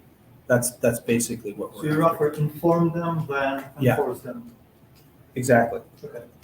Yeah, that's so. There's no enforcement. That's you let them know that there are changes. If they want, they can pull them, pick them, whatever. Yeah, and the reason that's I think the only way that this works is these stacks are so complex in many cases that we just can't possibly tell them how to do it. We can just get them started because of the possible mutations in the downstream repos. Exactly. Could be you're also external to the users, like you're not part of their own internal organization. I would think that would be more of a problem in an internal organization where there's the platform team makes a Helm chart and then other people fork it, and then what? There are things like, for example, enforcement of, let's say, base images. CD detect that you have to upgrade the freaking base image across the whole organization, right? And you do that in the upstream repo, but in this case, you have to enforce the upgrade everywhere. Everyone has to pick it up. Yeah, and actually in our use case, that isn't something that comes up because upgrades of databases are things you don't force on anybody, even your worst enemies, because you have to change apps when you change the underlying infrastructure. So what we want to share is things like the dashboards and Grafana. Everybody should just be able to use those off the shelf. If they've got a way to deploy them in the first place, they can maintain that fairly easily. It's the dashboards that are hard to maintain that they don't want to mess with. What has helped us that we built is in some examples launching to apps and apps concepts like with customizations with a dedicated app, and then they use other Argo apps, so we can more or less update them independently, like more or less link to a central app repository for some of the components. And then the composition and the customization, whenever possible, with some purpose. That kind of solves the problem. They don't have to update like 100 Argo installation because they can always go back to one. Obviously, this doesn't always work, but if you have some components that like exist in a generalized way, across many, then if it's the apps of apps, it kind of helps you. It's quite messy to create. But honestly, once you have it, it's nice. It almost looks kind of a little bit magical when you kind of start to run it because it's popping up in Argo installing. So it's not the most convenient way to look at it, but from an update perspective. Your lights on. Fleet operations, that's what we're doing with ours is like, the concern with the challenge with the operations that we're solving is that mix of declarative and imperative actions you have to take across things. Because yes, app of apps works fantastic when you can just write declarative code out to a repo and have something sync it in. But how do you also do imperative and you have controllers that run that stuff for people basically? So I think fleet operations is the thing that is a thing that we're seeing a lot of different tools and companies trying to talk about right now because it's one of the everyone loves a quick start, but there's the reality. And I'm actually here because I met Abby at Sivo Navigate and we talked about this problem. So thank you for I'm very happy to hear your stories. I'm like getting close to 10 minutes. Let me just share 3 problems we're sort of thinking through right now. First, ArgoCD is not enough. Our users they tend to be either ArgoCD people or Terraform people. And in fact, the model what we're converging toward is use Terra, and this is I think come up in the other talks. It's really gratifying to hear is use render under Caesar what is Caesar, so on and so forth. So Terraform deals with what it's good at, ArgoCD does what it's good at. But this is doing that in a clean way, especially because we're talking about sharing this with people it's something we're still working through. A deeper problem is security. And so ArgoCD papers over installations, but it does not paper over security. Like how do you pass credentials in? You can have secrets, but every single operator that you deal with is going to install those secrets in a different way. And you notice what I'm doing here, if you're used to pod specs, I am changing, I'm actually editing a pod spec to get these S3 credentials in. And that's just one of 3 ways I could, that we allow to talk to S3 and everybody else makes different choices. This is actually kind of a hard problem. I don't even know how to frame it, but I know it's kind of a mess. And it's come up a few times today with each different solution. Yeah, and so I think the solution for this is we're just going to work with our users, try and find commonalities in what they do and kind of feel our way through this. There isn't a way to frame this, sort of an offer solution a priori. And then the final one, which is kind of interesting, and I don't know if this has come up, but in fact, stacks that people build particularly in large companies or large enterprises, tend to be a mix of self-managed and SaaS services. And this is actually a pattern that comes from one of our users where they had managed services for Kafka, ClickHouse, and DataLens, which is a visualization tool. Then they had the on-prem Postgres, poor benighted people. They weren't running that in Kubernetes, so we don't think about that. But then we had the managed Kubernetes, and these 3 things all kind of coexisted. And so one of the things we're working on right now is because we both support, manage ClickHouse through our own cloud, as well as having people just manage it themselves, using our components effectively, running installed software. For us, the challenge that we're focused on is to make those kind of switchable. And by switchable, I don't mean they're compatible, but what I mean is there's a place you go in GitHub, you make some changes within one folder or a small number of folders, and you flip to a SaaS service, and you didn't wreck all of GitOps getting there.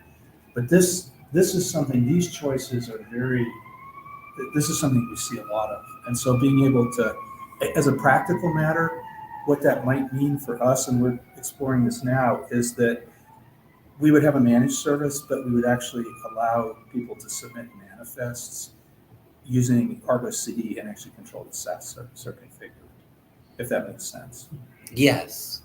So ArgoCD, those ArgoCD manifests become the apps becomes in some sense the API to your SaaS service. So we're sort of stepping through that idea, and that's it. By the way, I'm so glad to hear everybody else is wrestling with these problems because to summarize, what we want to do is we want to give people to set these stacks up for people to allow them to get started and be productive, but then go their own way, while at the same time being able to plug into the components that are reusable that we support and that other projects supply as well. Such a theme for the day. It's basically what we keep hearing. I mean, even that last slide, the workload specs and some of the stuff Radius does, and the workload spec from Score, and Acorn let you abstract the underlying implementation, which is what you were asking in number 3. Secrets, which was what you said in number 2. And how do you bring in things other than Kubernetes, like Terraform and stuff, which is what you said in number 1. Actually, that kind of summarizes the day. Those were the topics that came up. Great. Yeah, and we have lessons to learn and go back and see if we can do something, especially about the secret space, personally.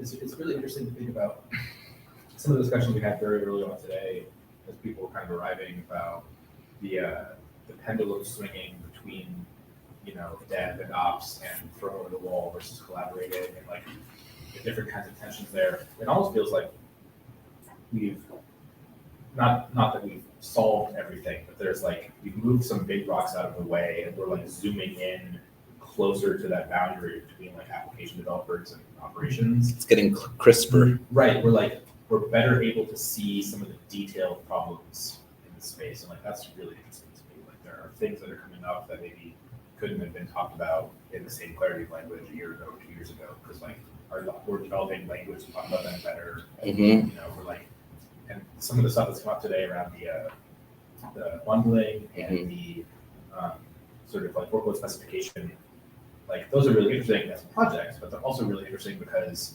they're like proposing kind of concrete definitions of terms that are then going to influence like the next year of work in the space. And like there will be projects coming out that will be possible because the terminology now exists to talk about the modern space. But I think that's what we were talking about at the last conference, was the idea, and I think Porter did a great job of describing this as well. Like it's not like containerization didn't exist before Docker, but Docker gave the ability to take what used to be kind of disparate scripts and put them into reusable kind of containers. It's not like the combination of packaging up an application and the number of things you need with an application didn't exist before Helm, but Helm sort of standardized that and made it easy. What does it look like to have a packaging system for like not just your Kubernetes application, but any sort of software or deployable, and your business processes associated with it? Because I think that's like, personally, I'm very interested in that, because realistically, you need to get approval for something, or you need to report, you talked about reporting, report on something towards your compliance officers or something. Like it's not just like deploy the app, it's like all the cruft around the outside. And I think that's our next scale up bundle. We're working our way up with that. Conversations today, I feel like ArgoCD app of apps pattern I mentioned a lot. The idea of ArgoCD as like the kind of package management tool for the GNU like ecosystem. Like it's like there's like another wave of abstraction power coming. I just put into the tag Slack. I think a potential blog anyone here would be interested in doing, I think, is to try and talk about those patterns in a way, right? Like what has been talked about today, try and call out the similarities, because it's one frustration I have. It's happened now for multiple KubeCons in a row, where everyone sort of seems to talk past each other, and like Josh in particular is fantastic at being like, do you realize you just said okay? Here's a pattern. And I think trying to get people, like, we talk about that these venues are really good for like cross collaboration, and yet we have people come in, present leave, like not always like be super interactive across. And I think one of our jobs as a tag is to call that out and encourage it and enable it, even if it's not something that's coming by default from all presenters. So I think that's one thing we could do to try and encourage it, is a blog that pulls all the names of the humans together, pulls all the contents together, and that's like something where we as a tag really could thrive, like in pattern matching that stuff for people. So. Yeah, that's one of the, having worked on the tag now for a few years, sometimes you see things and you just like, why? But then it comes along. Like the artifact stuff we've been talking about for like a year now, that there's some synergies here, and it's really starting to emerge. Like people are getting it now. So same thing with the secrets. Like we've been talking about it, and people are like, okay, yes, there's some patterns we can do. So you just have to like speak it out to the world and then like wait for the moment to happen. Wait for the crisis. The fact that we're referencing this as our problem year over year is gotta make it that much more practical for somebody to like come in. And you start building tools, enough little tools that are helping the little things to actually get you to the core problem. I think it's definitely good. There might be complementary things that, might come across, and a blog could bring all of that together as well to solve different aspects of a bigger problem. Right.